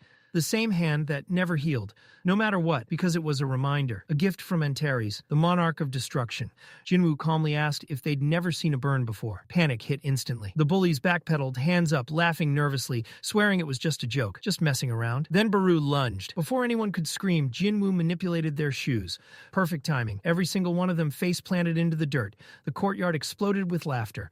The bullies scrambled up looking like clowns covered in dust and humiliation. Jinwoo smiled. That one was just for fun. Later in the hallway, Jinwoo and Young-gil talked. Young-gil said Jinwoo had changed, said he stayed way too calm back there, asked if he'd been training during his time away. Jinwoo nodded, said he trained a lot. Young-gil asked if he was joining a club. Jinwoo smiled faintly. There was one he had in mind. Cut to the field. Choi Tai-woong, captain of the track team, stared at Jinwoo like he wasn't sure this was real, asked if they were joining together. Jinwoo said it was just him. Some club members wandered over, throwing shade, mocking him for choosing track of all things. Choi ignored them and asked if Jinwoo had any athletic background. Jinwoo answered honestly, number. That didn't help. One guy sneered, asked why someone with zero experience was wasting their time. Jinwoo calmly said he wanted to meet someone at the tournament, someone important. In his mind, Cha Hae-In. The members looked unimpressed. A few looked ready to laugh. Choi thought for a moment, then pointed to a second year standing nearby, the slowest one on the team. That was the test. If my glorious king could beat him in a straight race, he'd be allowed to join. Simple as that. The guy he was up against didn't look bulky or intimidating at first glance. Lean build, calm face, but his legs were thick, grounded, and his stance screamed experience. This wasn't some random background NPC. This was someone who ran. Still, Jinwoo accepted without hesitation, like the condition didn't even register as a risk. A few club members snorted behind their hands, whispering like idiots. Clearly this freshman had no idea who he was lining up against. That guy? Third place in last year's regional tournament. Not elite, but absolutely no joke. Choi made the rules official. Win, and Jinwoo joins the team. Lose, and he's stuck doing everyone's laundry and cleanup for an entire month. Outside on the track, tension built. Meanwhile, inside the school, Park Seol was trying very hard to pretend he was fine. A fellow teacher asked if he was feeling better after earlier. Park waved it off, said he just needed a smoke.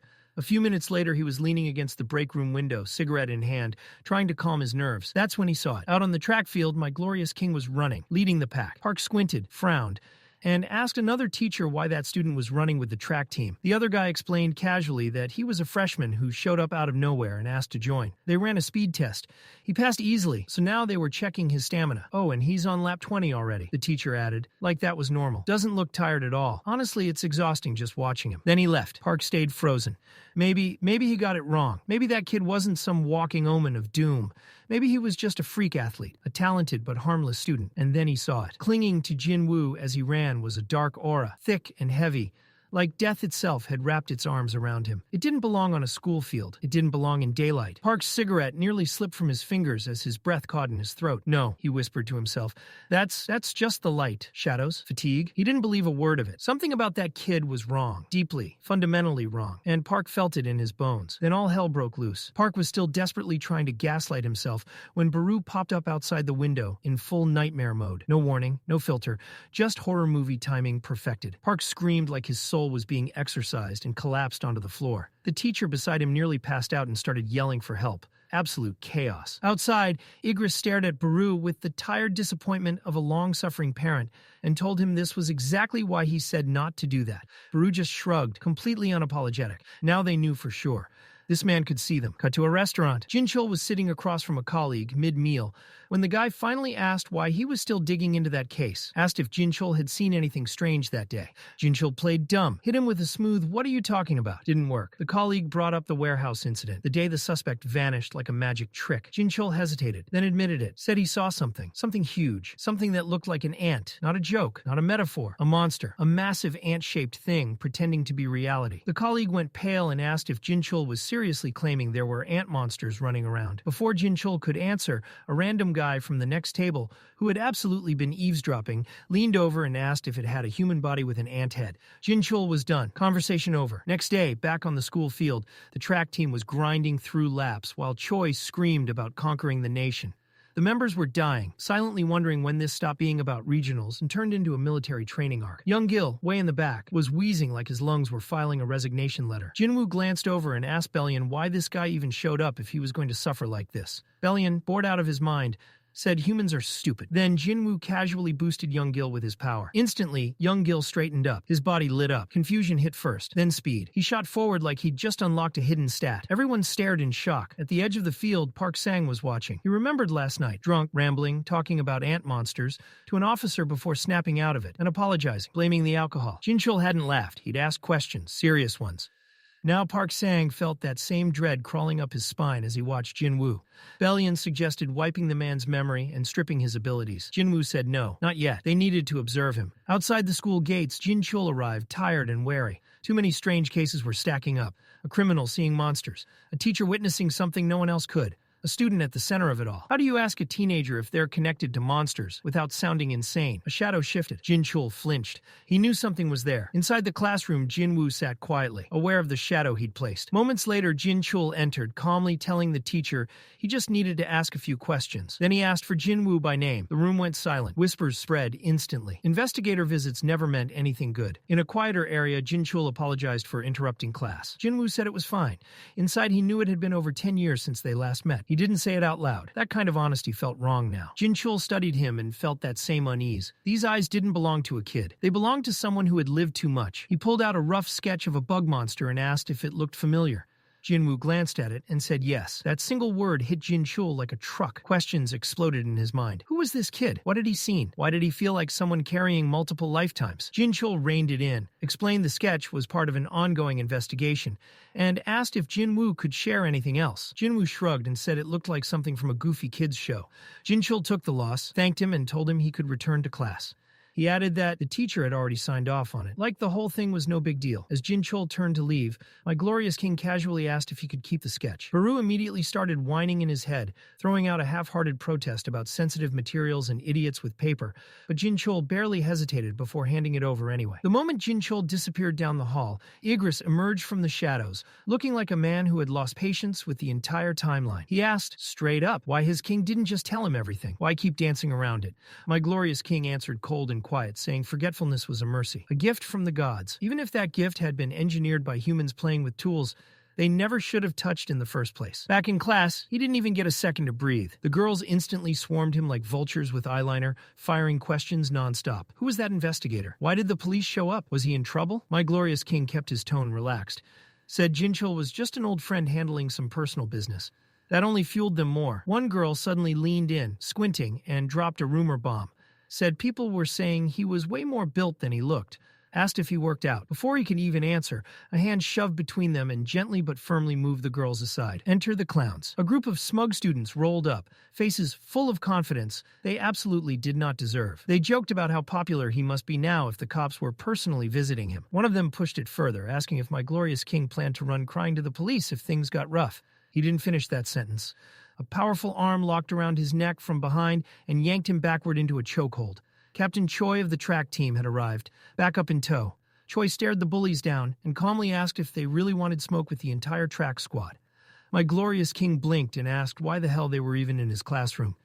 Choi laughed and said they were just preventing him from losing control and turning the place into a crime scene. My glorious king told him to stop joking. Choi waved it off and said they were actually there to remind him about the newbie welcome party. Then, like it was nothing, he invited both my glorious king and Young to come along after school. As the track team escorted the bullies out, my glorious king asked what they planned to do with them. Choi smiled and said, just a light jog, nothing illegal, just enough cardio to force some serious self-reflection. Later, as the team was heading out for the party, Choi joked about maybe scaring the bullies a little more for fun. My glorious king shook his head with a rare smile and said no need. The message had already landed. Just when he thought the day was finally done, someone called his name. He turned and saw Jin-Chul walking toward him again. Jin-Chul asked if they could finish their earlier conversation. My glorious king nodded, but Choi shouted from a distance that he'd take Young hostage if my glorious king ditched the party. My glorious king told Jin-Chul to keep it short since his friend was waiting. Jin-Chul inhaled slowly. Then his entire presence shifted. He spoke two words that hit like a sucker punch. Hunter Sung Jinwoo. My glorious king didn't respond. He didn't need to. The look in his eyes said everything. Whatever mask he'd been wearing evaporated instantly, and Jin-Chul knew it. Jin-Chul's mind snapped back to earlier that day. Right after handing over the sketch,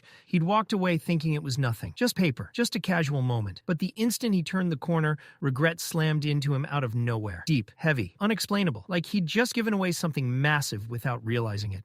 Then the voice came. Association chairman, do you trust me? Jin-Chul froze, looked around. Nothing there. Then another voice answered. His own. I trust you. That was enough. The floodgates burst open. Memories crashed into him violently. He collapsed to his knees as visions tore through his mind. Not dreams, not imagination. Broken timelines. Reset worlds. Everything bending around one man. Through my glorious king's eyes, Jin-Chul saw it all. Endless gates, oceans of blood, monarchs, rulers, wars that never made it into history. A life erased, so this one could exist. He remembered asking once if Jinwoo planned to handle everything alone.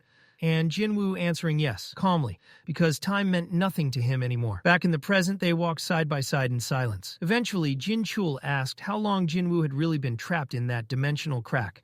The official record said 2 years, but logic clearly didn't apply there. Jinwoo answered evenly. 27 years. Jin-Chul visibly flinched. Then he asked the question no one else would. Did he regret it? Jinwoo shook his head. Said he'd make the same choice 100 more times without hesitation. Jin-Chul studied him and said he seemed to be doing okay now. Jinwoo smiled faintly. Said he was happy, except for not aging anymore and constantly needing new identities, which was a pain in the ass. That's when it truly hit Jin-Chul. This man had beaten death, time, power, immortality itself. He could rule the world if he wanted. Instead, he sat in classrooms, pretending to be normal. Jin-Chul asked if he'd ever considered joining their side. Law enforcement was falling behind, and those shadow beasts scared criminals more than prison ever could. Jinwoo laughed, said if he joined the cops, there'd be nothing left for anyone else to do. Jin-Chul smiled and said that was the dream. When asked again, Jinwoo gave a vague maybe. As he walked away, Jin-Chul yelled that he'd wait for him. Jinwoo fired back that he shouldn't hold his breath. The pay sucked, and the headaches weren't worth it. The air settled. Time moved on. Everything stayed quiet. Until late April. In the scorched wastelands of Western America, something cracked open where nothing should have existed. A man staggered through the sand and called emergency services. His voice shook, but he wasn't injured. The operator asked if he was lost, and he said no. Then paused. He wanted to report something, and he just didn't know how to explain it. She kept pressing him, voice steady but tight, asking exactly what he saw. The man stalled, swallowing hard like the words themselves might kill him. Then he finally muttered it. Cracks. Not one. Not two. A lot of them. She asked where, probably already bracing herself. His answer came out barely above a whisper, like saying it louder would make it real. The sky. The sky is breaking. Cut back to my glorious king's place, where peace has a strict 5-minute expiration date. He was laid back with Igris, buried under scrolls, relics, and ancient unreadable nonsense that probably shouldn't exist anymore. Then his expression changed. No warning, no build-up, just that feeling. The balance shifted. Something brushed against Earth's air that absolutely did not belong here. Hard cut to a quiet little cafe that looked harmless on the surface, but spiritually, absolute war zone. A ruler's vessel walked in like a normal customer, sat down like they were ordering coffee, then casually dropped a title heavy enough to bend reality when addressing my glorious king. No pleasantries, no small talk. My glorious king got straight to it, asked if the sky cracks and all the messed up disturbances were their doing. The vessel nearly folded in on themselves, denied it instantly, said rulers don't travel like that. Not their method, not their style. So my glorious king asked the real question. Then who the hell is knocking on Earth's door? The ruler explained it like a nightmare you don't wake up from. There's a race called the Titans, absolute units, planet-eating cosmic parasites that drift from world to world, devouring minerals, mana, and anything else not nailed down. They once tried to invade the ruler's world, got absolutely erased by the army of the sky. Now they've locked onto Earth. My glorious king asked why now. The ruler's voice dropped, said they believed it was because of the cup of reincarnation. That timeline reset cheat code may have wiped history, but it didn't wipe the echo. The Titans remembered the power that once existed here, the power from the erased timeline. They're not hunting Earth, they're hunting him. My glorious king asked the obvious question, if he was the reason. The ruler didn't deny it, didn't dodge it, said straight up the Titans are chasing the god-tier energy. My glorious king now radiates just by existing. The rulers already sent their sky army toward Earth, but my glorious king shook his head. Too slow. That gate will take years to fully open. Earth doesn't have years. Then he said it. No hesitation, no drama. I'll handle it myself. Meanwhile, across the American wastelands, a top-secret Area 51 level zone slammed into full lockdown. The U.S. government threw emergency protocols at the sky cracks like paperwork was going to scare cosmic horrors. Scientists flooded in talking about atmospheric anomalies, spatial fractures, nonsense words that meant nothing in the face of what was happening. One old researcher told a soldier he'd studied the sky for 30 years and had never seen anything even remotely like this. The soldier tried to reassure him, said if anything comes out, the military's ready. Right on cue, a tank started levitating, not shaking, not sliding, floating. That's when everyone collectively lost their souls. In the distance stood my glorious king, casually flexing ruler's authority like he was brushing dust off reality. He looked at the missiles, the guns, the entire human war machine, and shut it down instantly. Useless. Whatever's coming isn't stopping for metal and bullets. The ground cleared, dust settled. He looked up at the fractured sky like he'd just unlocked the final boss arena. The stage is ready. He could feel it now. Something massive drawing closer. A hunger so intense it screamed across dimensions. A desire to devour the world itself. He summoned his daggers. Then the shadow sword followed, sliding into his hand like it belonged there. He spoke calmly. You're not fighting a hunter today. You're fighting a monarch who hunts. Job titles stacked. Back at the breach, the gate wasn't just a crack anymore. Titans started pouring out like cursed loot drops. Huge, deformed, wrong. Leading them was a flying titan radiating main villain energy. He spotted my glorious king standing alone and laughed, asking if it was really just him. My glorious king answered without raising his voice. Do I look like I came alone? The shadows spread. The land darkened. The army rose from the ground like the planet itself answered his call. Shadow soldiers, giants, commanders, an endless tide. My glorious king lifted his hand. It begins. No speeches, no countdown. Elsewhere in the White House, the president sat pale, surrounded by chaos. Reports were incoherent. Cracks in the sky. Lights. Monsters. No explanations. No playbook. He wasn't even sure this was something humanity could stop. Officer Harrison walked in like a man carrying spoilers. Said it was already over. Told the president to come to the briefing room.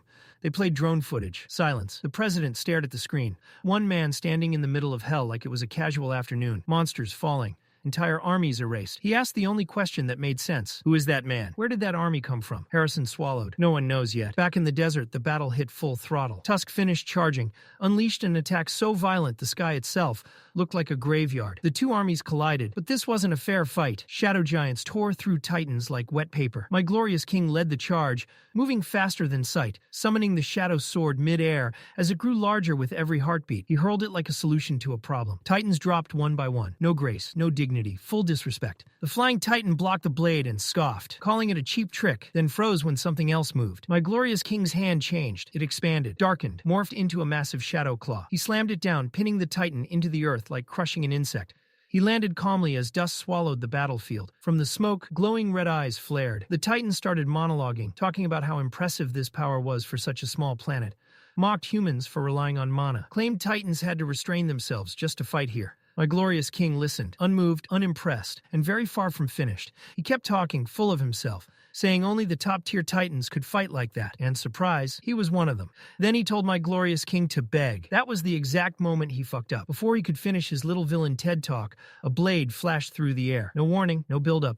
One clean, merciless cut. The titan split open like paper. Marshal Bellion stood there, with his sword already lowered, like he'd just swatted a fly. Bellion glanced back at my glorious king, head tilted slightly, checking if he'd interrupted something important. My glorious king shook his head. Nah, these things talk way too much. Looks like they need special attention. Bellion nodded once. Say less. And then he was gone. Rushing forward, carving through titans like they owed him money and were late on payments. Limbs flew. Massive bodies collapsed. The battlefield turned into a titan graveyard real quick. Back in the White House briefing room, the entire squad was glued to the screen. No one spoke. No one even breathed. The president finally broke the silence, asking if they had figured out who this mystery man was yet. Of course they hadn't. The guy was out there bodying cosmic monsters while they were still stuck at square one. The president rubbed his face, muttering that it felt like he was watching a movie instead of real life. He asked if there was any way to identify him. Director David Brennan hesitated, then said honestly, no, not directly, but there was another approach. The president looked up immediately. Brennan dropped the name, Madame Norma Selner. He said if anyone could find the truth, it was her. She always did. Hard cut to South Korea.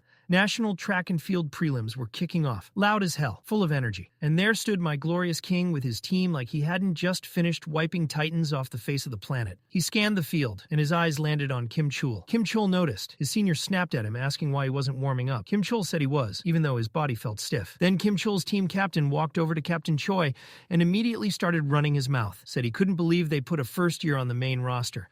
Asked if Sang-in was so broken from his injury that they had to fill the slot with a rookie. Choi didn't flinch, said their first year was about to shock everyone. The other captain laughed, said they must have given up on running and switched to comedy. That laugh wasn't going to age well. Jin-Chul tried to act confident in front of the crowd, bragging that his team had their own monster rookie now. But when his eyes landed on my glorious king, his brain straight up short-circuited. Sweat broke out on his forehead. His heart skipped. For a split second, he thought he might pass out. He couldn't explain it. This overwhelming pressure. This instinct screaming at him to kneel. The guy looked like a normal student, so why did his soul feel like it was about to fold? Jin-Chul told himself to stop being dramatic. Then he suddenly shouted, loud enough to make people jump. Someone asked if he was okay. He waved it off, said he was fine, but even he knew that was bullshit. He walked straight up to my glorious king, forcing himself not to flinch. He repeated the lie in his head, this guy's weak, just another kid. Then he glared and snapped, telling my glorious king that if he had something to say, they should say it somewhere private. Captain Choi and the others panicked instantly, told my glorious king to relax, not to break anyone. Choi cracked a joke about acting noble and not spilling blood on school grounds. My glorious king calmly told them not to worry. Nothing bad would happen. Later, they moved to a quieter spot. The moment they were alone, Jin-Chul grabbed my glorious king by the collar and started yelling, demanding to know if this was some kind of joke. Behind the scenes, the Shadow Squad was watching like it was a live sporting event. Iron was hyped, wondering if this meant Iron was finally back in action. Bellion, meanwhile, was pissed. He hated how the kid was touching his king and offered to handle it permanently. Then it happened. Jin-Chul froze. His legs gave out. His knees slammed into the ground. His body started shaking uncontrollably. Tears spilled down his face, and he had no idea why. He looked up, broken, asking why this was happening to him. My glorious king stood there silently. Then he thought it through. This kid was still human, not a shadow, not an enemy. No need to go full monarch on him. He turned and started walking away. That's when Jin-Chul said something so unhinged it bent reality. Is this what love feels like? My glorious king stopped dead. He turned back, confused, asking what kind of trash Iron had been whispering into people's heads again. He sighed. Fine, cleanup time. He gently rewrote Jin-Chul's memories, made it so Jin-Chul remembered trying to pick a fight, but backing off after realizing my glorious king was close with his father. Told him there was no reason for hatred. That kindness was the better path. Snap. Before leaving, my glorious king added one final line into his mind. You helped protect this world. Be proud. As he walked away, Jin-Chul slowly came back to himself, looking around like he'd just woken from the strangest dream. An announcement echoed across the field, calling middle school runners to the track. Scene cut. United States. David Brennan arrived at Lady Selner's place, polite and stiff as ever. She smiled like she already knew everything and invited him inside. The smell of food filled the air. He asked if she'd been eating. She said no. Some other guests had arrived just before him. David skipped the small talk and said he'd get straight to the point. Lady Selner calmly replied that after the last visitor, she lost the ability to see the future. David stiffened, asking if she meant that man again. She ignored the nickname and told him she'd already answered the question he was about to ask. David raised an eyebrow. She explained She only repeats answers to questions he's already asked in the past. She's seen those moments. She's just delivering the replies now. She knows exactly who he's looking for, but she won't say a word about him. When David asked why, her smile faded. Because that man could be unimaginably dangerous, and he might be the greatest threat the country has ever faced. That's exactly why she keeps her lips sealed. David can still see the footage burned into his brain clear as day. One single man standing dead center against monsters so absurdly powerful they could flatten cities just by sneezing wrong. And yet, instead of running or flexing for glory, that man was shielding humans like it was the most natural thing in the world. No hesitation, no doubt, just protection. David is so deep in his thoughts that he nearly jumps out of his skin when Selner suddenly speaks again. "Would you believe me?" she says calmly. "If I told you this has happened before?" David freezes. She goes on, explaining that humanity has brushed against extinction-level disasters like this multiple times in the past, and nobody ever noticed. They survived without even realizing how close they came to being wiped off the map. That thought alone rattles him. He starts wondering if the man from the video really could be something like that so-called god of death she mentioned earlier. Shaken, David finally turns toward the door, ready to leave, but he stops with his hand on the handle. He looks back and asks the question that actually matters. "Can you promise me that the man in that video isn't dangerous?" Selner answers instantly without hesitation, like she's reciting a fact carved into reality itself. "Yes, I can promise that." That's enough for David. He nods, satisfied. For now. He says he'll take her word for it and very deliberately pretends he didn't hear her earlier slip about already knowing the man. As he turns to leave, Selner casually offers him some freshly baked cookies, almost like she's trying to keep him there just a little longer. David smiles politely, declines, and promises he'll come back soon. The moment the door closes, Thomas Andre steps into the room, wearing the kind of expression that says he hates everything about what just happened. He bluntly says he doesn't like David, and asks Selner if she wants him to handle it. Selner doesn't even look impressed. She reminds Thomas that he's already one bad move away from getting banned from the fighter world entirely, and tells him to relax for once in his life. And there he is, Thomas Andre, standing in the kitchen wearing an apron, looking like a confused dad who wandered into the wrong sitcom. A man built like a walking natural disaster, dressed like he's about to sell baked goods on daytime TV. She hands him the cookie bag like she's feeding a child and nods. Thomas proceeds to absolutely vacuum every cookie like his soul depends on it. Then, with crumbs still probably in his beard, he gets serious. He starts talking about how people die every day from stupid accidents, how traffic deaths alone are insane, and asks her why she even bothered saving him when she didn't know him at all. Without her, he figures he'd be burning in hell right now, probably suplexing demons with a steel chair. So why him? Selner doesn't answer right away. She just smiles faintly, walks over to the window and stares outside like she's watching something only she can see. After a long pause, she finally says that Thomas did many good things in his past life. Thomas looks at her like she's completely lost it. He straight up asks if she's sure she's talking about the right person. This is him, the so-called devil of the UFC. The guy known for breaking bones and collecting teeth. Good deeds doesn't exactly match his resume. Meanwhile, as David starts his car outside, Thomas turns back to Selner and asks what the man in that video possibly did to make the entire government come running to her like she's the last sane person left on Earth. Selner pauses again, milking the moment so hard Thomas nearly groans. Then she drops it. That man saved the world. Thomas blinks hard. At this point, he's convinced she's off her meds. But honestly, he's not exactly a pillar of mental stability himself, so he rolls with it. He asks what this so-called world-saving hero is doing now. Flying around? Saving kittens? Being dramatic? Selner laughs, genuinely amused, and says, even she doesn't know. And then, hard cut, back to Korea. There she is, Cha Hae-In, sitting under a tree like she stepped straight out of a dream sequence. Peaceful, beautiful, untouched by the chaos of gods, monarchs, and apocalyptic wars. My glorious king stands nearby, watching her silently. No monsters, no blood, no end-of-the-world stakes, just quiet tension thick enough to choke on. But rewind a few hours, because the vibe back then was completely different. The middle school preliminaries are about to start, and the place is buzzing. Kids are stretching, hyping themselves up, bouncing on their feet like they're about to run for their lives. Everyone's nervous, but none of them have that unmistakable main character aura like Mommy Cha. And yes, we are absolutely ignoring the shameless thirst angle panels because the artists knew exactly what they were doing. The whistle blows and they're off. Some kids sprint like this is the moment they've trained for their entire existence. Others gas out halfway through and start lagging behind, realizing far too late that cardio is in fact important. But Cha, she runs like the devil himself, is chasing her with unpaid bills and zero mercy. She crosses the finish line fast, but there's no smile, no celebration. She quietly limps away from the crowd and collapses under a tree. She pulls off her shoe and yeah, her ankle is absolutely cooked. swollen, bruised, looking like it just lost a boss fight against gravity. She sits there, wondering if she can even keep going, mentally cursing every god she knows. That's when, out of nowhere, my glorious king appears, calm, collected, dressed like he casually walked out of a shonen anime. She turns, confused, trying to figure out why this random guy is talking to her. His uniform tells her he's a participant too. But why he's here feels like an unsolved math problem. Before she can even question him properly, he starts talking, telling her not to be stupid. Running on an injury is how stories end early. He talks about someone who ignored the pain and paid the price. Meanwhile, she's thinking, who the hell is this guy? And then, because fantasy romance laws demand it, the scent happens. But before she can process that, her ankle flares up again, like it's personally offended. He suddenly touches her ankle, and for half a second, she's ready to label him a certified weirdo. But instead, he lightly taps it, and the pain vanishes completely, like it was never there. She stares at him, stunned, because she just watched someone do something that felt an awful lot like magic. She just sat there staring at him, probably wondering if she'd accidentally wandered into some kind of underground medical drama starring a random track kid with miracle hands. My glorious king told her straight up not to hesitate. No regrets.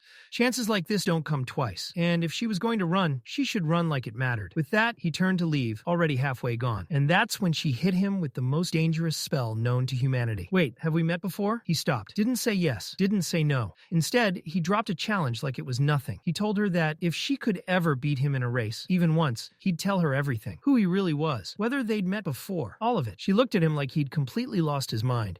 Because as far as she knew, this guy was unbeatable. Every prelim, every match. Always first, always ahead. Like some kind of running machine engineered purely for victory. Still, she didn't back down. She said she'd beat him someday. Not only that, she'd set a new record while doing it. He agreed easily, already walking away, thinking to himself that, yeah, she really hadn't changed at all. Time moved fast after that. My glorious king slipped into school life like he was actually normal. Track practice, classes, games, homework. Just another student trying to vibe. Except he was secretly the most broken existence on the planet. He ran with the team, studied with them, laughed with them, all while holding back power that could fold reality in half. Then Christmas Eve arrived. The city lit up like a holiday movie set. Warm lights everywhere. People laughing, shopping, enjoying the night like the world wasn't constantly one bad day away from ending.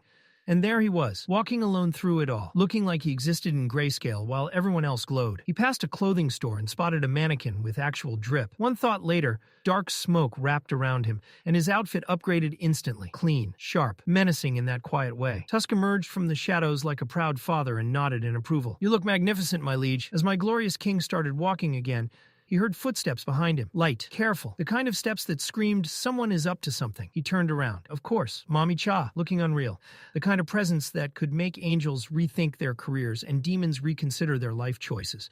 She clearly thought she was being sneaky, but he'd noticed her the moment she stepped into range. They talked, nothing dramatic, just updates.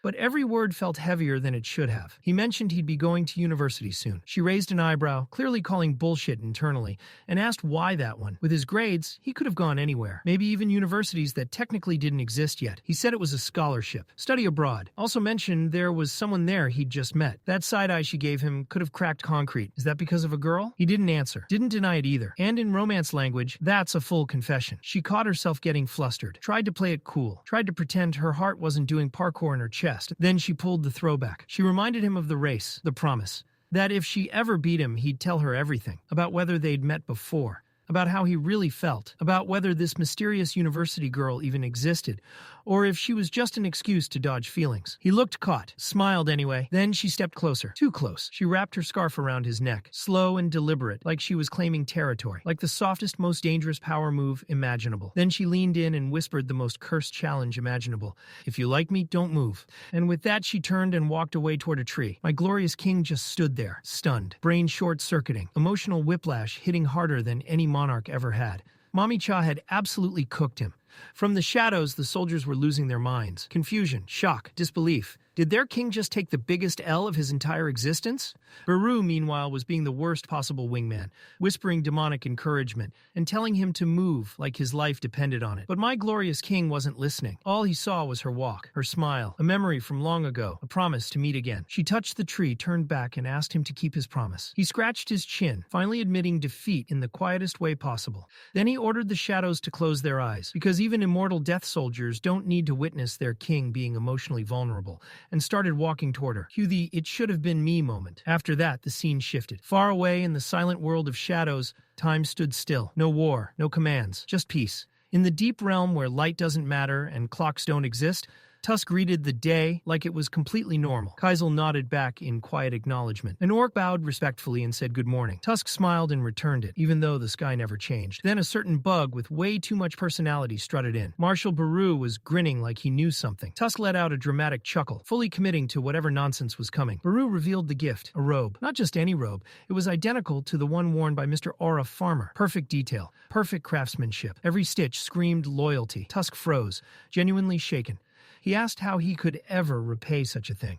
Baru waved it off like it was nothing. Tusk put the robe on, holding himself together like he was one emotion away from ruining the moment. Then Baru pointed at the orb Tusk carried and suggested turning it into a proper staff, something worthy of a general. Tusk summoned the dwarves, the real ones, not background extras. They bowed deeply, saying it was an honor to work on a sacred weapon left behind by their king. In this endless world of darkness, over 10 million shadows existed together. Some slept, some trained, some fought, some argued, some tried to kill each other with yelling alone. What started as an army of silent dead had turned into something chaotic and alive. They had emotions now, curiosity, friendship, joy, drama. They were no longer empty copies, they were reflections of their king, the one who ripped them out of death itself and handed them something they never had before, purpose. In that rare stretch of peace, every single shadow felt it. Gratitude. The staff was finally complete. It radiated power, pride, legacy. When Tusk lifted it high, the shadows erupted. Cheers thundered through the dark like a coronation ceremony for a king who didn't even need a crown. This wasn't just a weapon.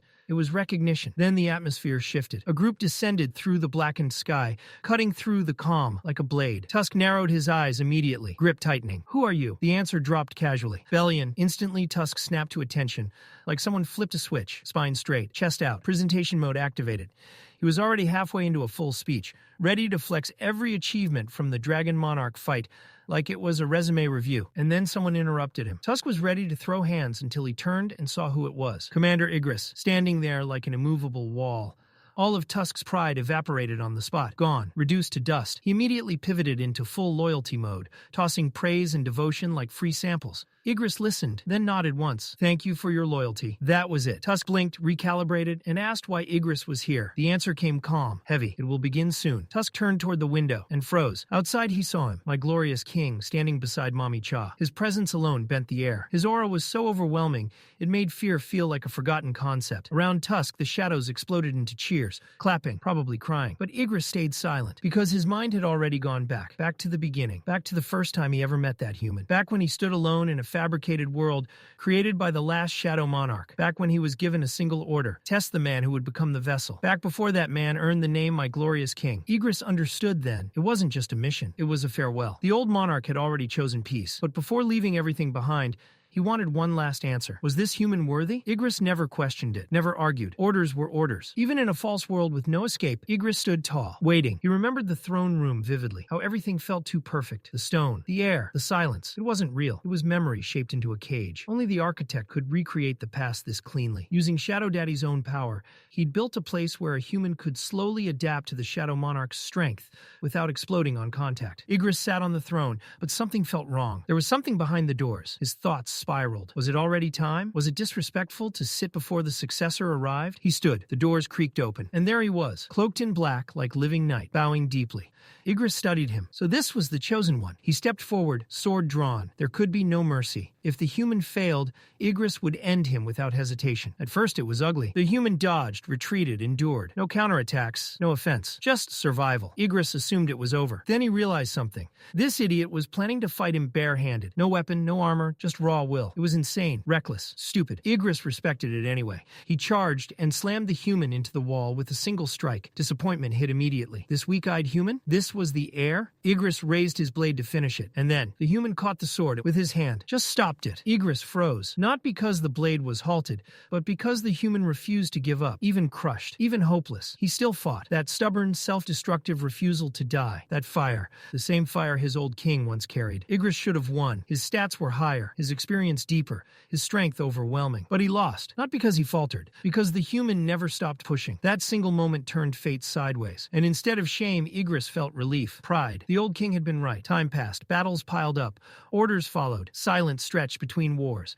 And that fire only grew brighter. My glorious king never treated Igris like a tool. He spoke to him, saw him, respected him. That mattered. Grief faded, loyalty took root. This wasn't just a ruler anymore, this was a comrade. Then the old guard returned, the true Shadow Legion, veterans of ancient wars, and among them, Bellion, an old ally from before peace. Their reunion should have been emotional. Instead, chaos immediately followed. Bellion had clearly spent way too much time around that overgrown insect and caught terminal Baru brain. He suggested planting a massive black flag on top of the castle. Igris said nothing, but internally he sighed. This was his life now. Baru went feral, screaming that it was absolutely necessary to honor their king. But Jinwoo, cold, efficient, heartless menace, looked at the flag, asked why it existed, and a few seconds later Bellion's head was buried in the ground. Peace as usual didn't last, because the universe stays obsessed with trauma. War returned, monarchs resurfaced, and with every fight, my glorious king grew more cracked than before. Stronger, sharper, more terrifying. The shadows evolved with him. Like a never-ending raid, they kept winning, even after time itself got slapped backward by the cup of reincarnation. And still, they stood, victorious, waiting for whatever dared to come next. 30 damn years slipped by like a blink, and by the end of it, everything that carried destruction in its lungs had been erased. Every monarch, every nightmare, everything, except the final wall standing between peace and oblivion. The dragon monarch himself, and the legion of destruction that followed him like a funeral procession. And even that ended. The last war was a blood-soaked eclipse. The sky burned, the ground screamed, and when it was finally over, victory stood alone among corpses older than history. During that final massacre, one dying dragon dragged its broken body close enough to spit venom not with fire, but with words. Its breath rattled as it laughed at Igris. "You were once a wing of the Shadow Army," it hissed. "Now you kneel behind a human. Have you no shame?" Igris didn't hesitate. His blade fell, and the dragon's head followed, but the words lingered. For a moment, just one, guilt tried to climb his spine. Had he abandoned his old king? Had he turned his back on the legacy he once served? Then he remembered. Number. He hadn't forgotten. The past simply stopped mattering. My glorious king had given him something the old era never could. Purpose without chains, loyalty without obligation. The legend of the former monarch no longer lived in his mind rent-free. The silence left behind wasn't emptiness. It was peace. After the war, my glorious king met with Jin-Chul. They spoke quietly, they parted cleanly, and once they were alone, Igris finally asked the question that had been sitting in his chest. "Why didn't you tell him the truth?" The answer came calmly, without drama. "Forgetfulness is a gift from the gods," my glorious king said, "even if it was built by men using tools they were never meant to touch." Igris nodded. He understood. He also understood something else. Unlike greed and iron, who chose comfort, rest, and quiet lives in the remade world, Igris stayed. Loyalty was never a leash to him. It was a choice. And he chose my glorious king not as a master, but as his truth. Battlefield or classroom, war or homework, it didn't matter. He would never leave his side. Which was why, when his king faced a new kind of enemy, exams, Igris stood ready. The answer to question 14 is 1, not 2. My glorious king corrected it instantly. This burden had fallen to Igris because, frankly, the rest of the marshals were useless. One was a brute with muscles where thoughts should be. The other was literally a bug. That left Igris, honor-bound, precise, academically gifted. Top of his class at the Knight Academy. No shame in saying it. Then the scene shifted. My glorious king's father sat alone, staring into nothing, his face worn by thoughts that never slept. Gates haunted him. Those massive portals that vomited monsters into the world. Clear a dungeon, and you had 1 hour before the door shut. He hadn't made it. He'd been trapped in the space between worlds. Lost, forgotten. While drifting in that nothingness, the rulers reached out. They offered power, a mission, stop the monarchs. Then one of them, the flashiest, loudest of the bunch, gave him another task. Protect the Shadow Monarch. That was why he returned years later, fists flying beside his son in a war that should never have existed. He apologized, once, then again, for leaving, for failing, for forcing his son to walk through hell alone.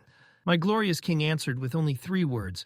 And suddenly the air felt heavy. His father tried to smile, said he was proud, said his son was strong, but the pain bled through the pauses between words. Time was running out. He wished they had more of it, said sorry again, as if repetition could stitch broken years back together. Cut to a quiet apartment. My glorious king's mother and sister sat at the table.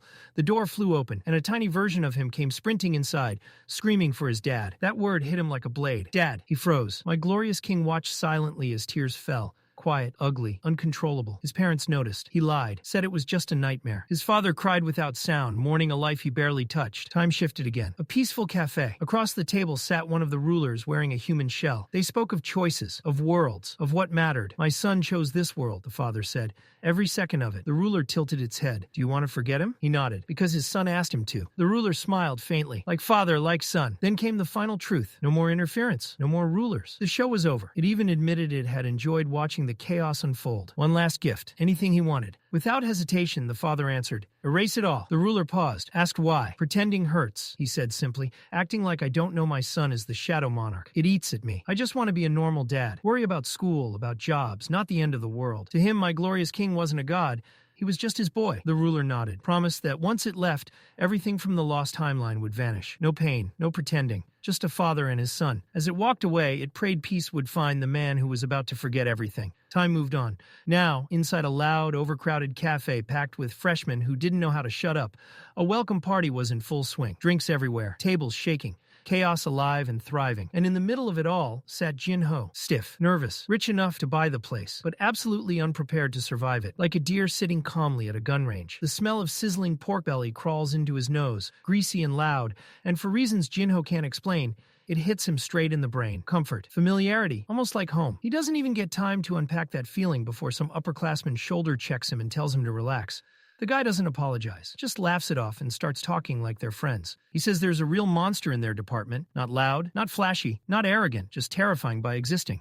The kind of guy who doesn't need to raise his voice, because the room already shuts up for him. Jin-Ho nods along, eyes unfocused. He barely hears the words. His mind circles around a single thought. Nothing is scarier than him. The conversation drifts, like pointless background noise. The senior starts gossiping instead, lowering his voice like he's spilling national secrets. Apparently there's a campus legend, some absurd idol-athlete hybrid girl everyone worships. Jin-Ho mutters a name half-heartedly. The senior's eyes light up, points across the room, says, "Yeah, that's her. And by the way, she's dating the scary guy." Before Jin-Ho can even process that information, the air shifts. The temperature drops. Not metaphorically, actually drops. My glorious king walks in and sits down, like the world rearranged itself, just to give him a chair. No rush, no tension, just ownership. Both Jin-Ho and the senior freeze mid-breath. The senior suddenly remembers he has urgent business somewhere very far away and vanishes instantly, leaving Jin-Ho abandoned like a sacrifice. My glorious king slides a glass across the table. Jin-Ho stares at it like it might explode. Soju, clear, innocent, suspicious. He drinks, stops. That's not alcohol. Confused, he looks up. My glorious king meets his eyes with that lazy, soul-crushing stare. Says if Jin-Ho can't even hold a drink, what exactly is he so nervous about? Then he pours more like he's offended by the weakness. Casually adds that Jin-Ho should stop calling him Sun-Bai. From now on, he says, "Use my name." Jin-Ho's brain short-circuits. His mouth betrays him. The name slips out before his thoughts catch up. Clean, natural, like muscle memory. And that's when the unease hits. It feels too easy, too familiar. Like he said that name 1,000 times before. But that's impossible. So why does it feel right? And worse, how does my glorious king already know his name? No explanation comes. Just a raised glass. Jin-Ho clinks it without thinking. Something settles between them. Unspoken. Heavy. Cut. Now my glorious king is walking fast, phone glued to his ear, stride sharp like he's late for war. On the other end, Jin-Ho sounds pissed, complaining that he ditched the department lounge event. Demanding to know where he is, my glorious king says he had something to handle, tells Jin-Ho to cover for him during the afternoon lecture. Jin-Ho tries to object, gets shut down instantly. My glorious king adds that he's on a field trip. Before he can ask, the call ends. A calm voice saying he's counting on him. Elsewhere, Mami Juhi crosses campus with stress written all over her posture. She made it into a Seoul university, but her accent feels like it's screaming at everyone. She overthinks every sentence, tries to sound proper, complains that nursing classes drown her in English. Everything feels harder than it should be. Then my glorious king passes right in front of her. No words, no dramatic music, just a feeling. Something clicks wrong in her chest. Like she saw someone important without knowing why. He keeps walking, unbothered. Like gravity doesn't apply to him. She stops dead and blurts out, asking if they've met before. He turns just enough to look at her, says no. Calm voice, faint smile, nothing revealed. He walks away. She stands there, embarrassed, annoyed, confused as hell. Wonders why she spoke to a stranger at all. Shakes it off and keeps moving.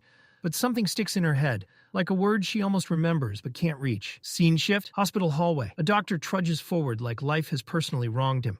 He stops at a guarded room, nods to security, gets waved through without question. Inside lies Gun-hee, the OG chairman. Man looks like he aged 50 years in a week. He tries to sit up and immediately regrets it. The doctor rushes in. This is clearly the one patient he actually gives a damn about. Then he notices the bottle. Weird, out of place. He points at it and asks what the hell it is. Chairman Go smiles like a man holding forbidden knowledge. Says some kid stopped by and left it. The doctor frowns. Security didn't log anyone. Gun-hee laughs softly and says, yeah, the kid slipped past them anyway. Like it was nothing. Then it gets stranger. The kid claimed that in another timeline, one that doesn't exist anymore, they fought monsters together, side by side. This bottle was a goodbye gift. Then he vanished. The doctor looks ready to throw the bottle out the window. Asks if Gun-hee seriously believes that nonsense. The old man sighs. Says it doesn't matter.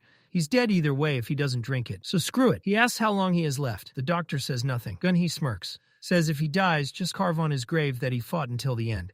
Then he drinks it, all of it, leans back, closes his eyes, says he needs a nap. The doctor leaves, emotionally exhausted, tells staff to call him if anything weird happens. Time passes, morning light creeps in and touches Gun-hee's face. He opens his eyes. Death isn't there. He breathes deep, smiles at the sky, whispers that winter hasn't come yet. And while Gun-hee is realizing he just bought himself a few extra years, somewhere far beyond Earth, in a far uglier timeline, Dragon Daddy decides it's his turn to talk. He goes full narrator mode. First monarch, born in darkness, strongest of all, king of dragons, ruler of destruction, feared across dimensions, worshipped, respected.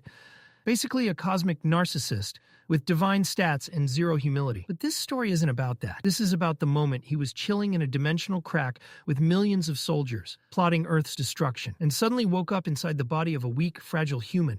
Dragon Daddy takes one look at the mirror and nearly throws up on principle alone. This body is an insult. Weak frame, frail muscles, a face that looks like it would lose a staring contest with a wet napkin. And the worst part? He's not even some seasoned warrior. He's a teenage boy, an E-rank hunter, working himself half to death in a tiny speck of a country called South Korea. The audacity. Fuming, he digs through Jinwoo's memories like he's scrolling through trash files. Years of suffering flash by, endless hospital visits, crushing debt, a missing father who went out for milk and straight up deleted himself from reality, a sick mother, a little sister depending on him, a life built entirely on exhaustion and quiet despair. And that makes Dragon Daddy laugh, because to him curing a human illness is a joke, child's play. If he were in charge, Jinwoo's mother would have been healed with a lazy flick of a claw. No effort, no drama, just fixed. But he shrugs the thought away, deciding humans are strange creatures who insist on suffering even when solutions exist. Weird species, weird habits. Still, the existential dread creeps in. This body is fragile, temporary, mortal, the incarnation of destruction reduced to rent, debt, and muscle soreness. Then, his phone starts ringing. He stares at the device like it personally offended him, picks it up, instantly gets blasted by some woman yelling on the other end, demanding to know where the hell he is because the raid is about to start.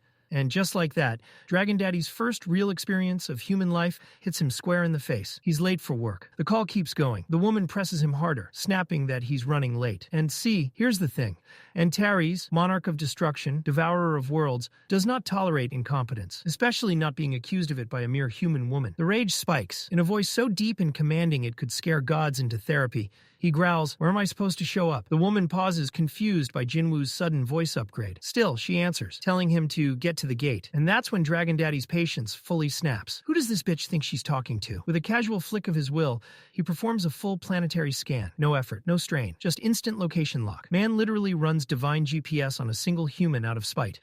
Then he calmly says, "I have found you." She has absolutely no idea what that means. He hangs up. Seconds later, Dragon Daddy appears right behind her and asks in the calmest tone imaginable if he's late. She damn near leaves her soul behind. He scans the room unimpressed. Weak auras, frail bodies. Every single one of them looks breakable. One idiot even waves at him and asks if he's eaten yet. And Terry stares at the man, seriously debating whether this is a subordinate or just a walking corpse with confidence issues. Then he strides over to the coffee guy and demands a cup.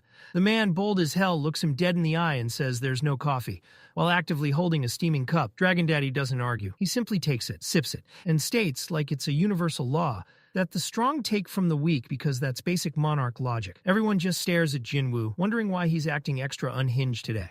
Then Jui arrives, immediately scolding him for getting injured again. Dragon Daddy lets her rant, mentally noting that humans are incredibly loud for creatures with such short lifespans. Before it gets too awkward, Mr. Kim gathers everyone and casually asks if they're cool with him leading today's raid. Everyone agrees. He's experienced, reliable. But Dragon Daddy isn't listening. He's staring at the dungeon. Gates on Earth were always tools of the rulers. Cheap tricks. But this gate is different. It's leaking monarch energy, and that makes his instincts scream. As he steps closer, some guy, aware of Jinwoo's legendary streak of getting absolutely demolished, asks him to please not get injured this time.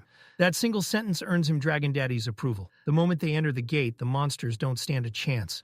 Antares tears through them like they're made of papier-mâché. One blink, monsters alive. Next blink, corpses everywhere. The rest of the hunters just stand there, weapons ready, no targets. Their scrawny crybaby just soloed the dungeon. Now everyone's confused. Were today's monsters weak, or did Jinwoo unlock Ultra Instinct off-screen? Dragon Daddy crushes a goblin's skull and turns to the group with a look that says, "We're going deeper." Mr. Kim tries to suggest a vote. Antares shuts him up instantly. No discussion, no democracy, just raw authority. He looks at the others and asks if anyone else wants to vote. Shockingly, no one does. They move forward. As time drags on, anxiety spreads. They've been walking nearly an hour. The gate should have been cleared by now. Something feels wrong. Then they reach it. A massive door. The kind of door that screams enter and die horribly. Even Dragon Daddy feels the power pouring out from behind it. Ungodly, ancient, dangerous. While the others panic and argue, he yanks the door open and, to prove a point, grabs the tracksuit-wearing idiot and hurls him inside like a test subject. Tracksuit guy starts screaming curses midair. Dragon Daddy just watches, unimpressed. Dragon Daddy turned back to the group and announced it plainly,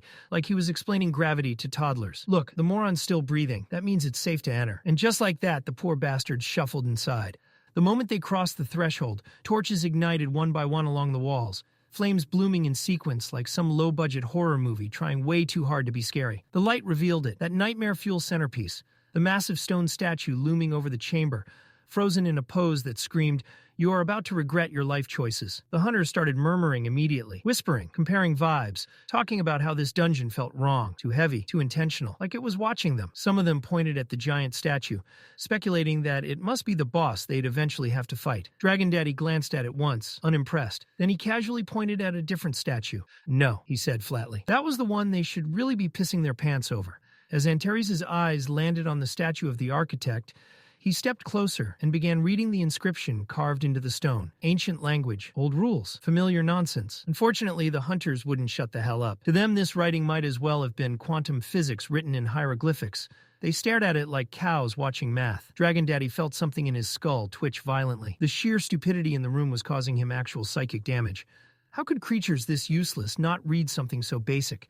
He forced himself to refocus and read again, when suddenly Jui grabbed his arm. Her grip was tight. Her voice was shaking. "Jinwoo." The statue moved. Dragon Daddy didn't even look. He shrugged her hand off like an inconvenience and kept reading. The commandments were exactly the same holy garbage as before. First, worship the god. Second, praise the god. Third, prove your faith. Same cult nonsense. Same manipulation. Same fake divinity dressed up as law. And Terry's turned to the group and summarized it in a way even these idiots could understand. "Anyone who doesn't follow these rules," he said calmly, "will be leaving this dungeon in a body bag." The second the words left his mouth, the giant statue behind them activated. Its eyes flared. Then the laser beams fired. But Dragon Daddy wasn't just angry anymore. He was nuclear. How dare this glorified rock mock him with power this pathetic?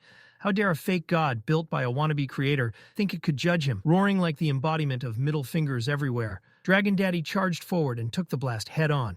The beam smashed into him, and instead of dodging, he spread his stance, shielding the hunters behind him. Not that he actually cared if they lived, but instinct was instinct. Then he showed them what real power looked like. Destruction breath ignited. And the statue didn't just break, it ceased to exist. Stone vaporized. Structure collapsed. Power erased. The hunters were frozen in place, pants metaphorically and possibly literally soiled. Steam rolled off Dragon Daddy's body. His claws were out. His breath hissed like a kettle possessed by Satan. His eyes burned red, so red they made hell look underlit. At this point, no one was sure if the dungeon or Jinwoo was the bigger threat. Then the other statues activated. They charged. Dragon Daddy grinned. New toys. He met them head-on, laughing, taunting, tearing through stone like it was wet cardboard.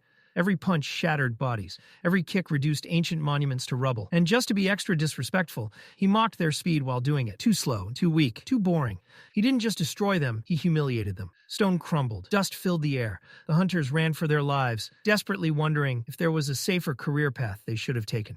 Dragon Daddy, meanwhile, was having the time of his life. When the last statue fell, he stood atop a mountain of rubble, cracked knuckles, and complained that the fight hadn't even warmed him up. That was when the architect finally snapped. Dragged out of hiding, the knockoff dungeon master materialized, clutching a stone tablet like a theater kid with a prop. He screamed, demanding to know who Dragon Daddy thought he was, then shattered the tablet in rage, crying about how long it took to build all this, only for it to get bulldozed. And Taras didn't let him finish. He punched him mid-sentence, square in the face. Shut up. No patience, no respect, no mercy for a fake god playing creator. He demanded the real authority show itself, while his fists made the same request repeatedly. That's when Shadow Daddy arrived. Seizing control of the giant statue like a personal mech, he spoke about destiny, about inevitability, about how they were bound to fight someday. Today was as good a day as any. He rose from his throne and declared their connection would end here. Dragon Daddy was thrilled. A worthy opponent? A real fight?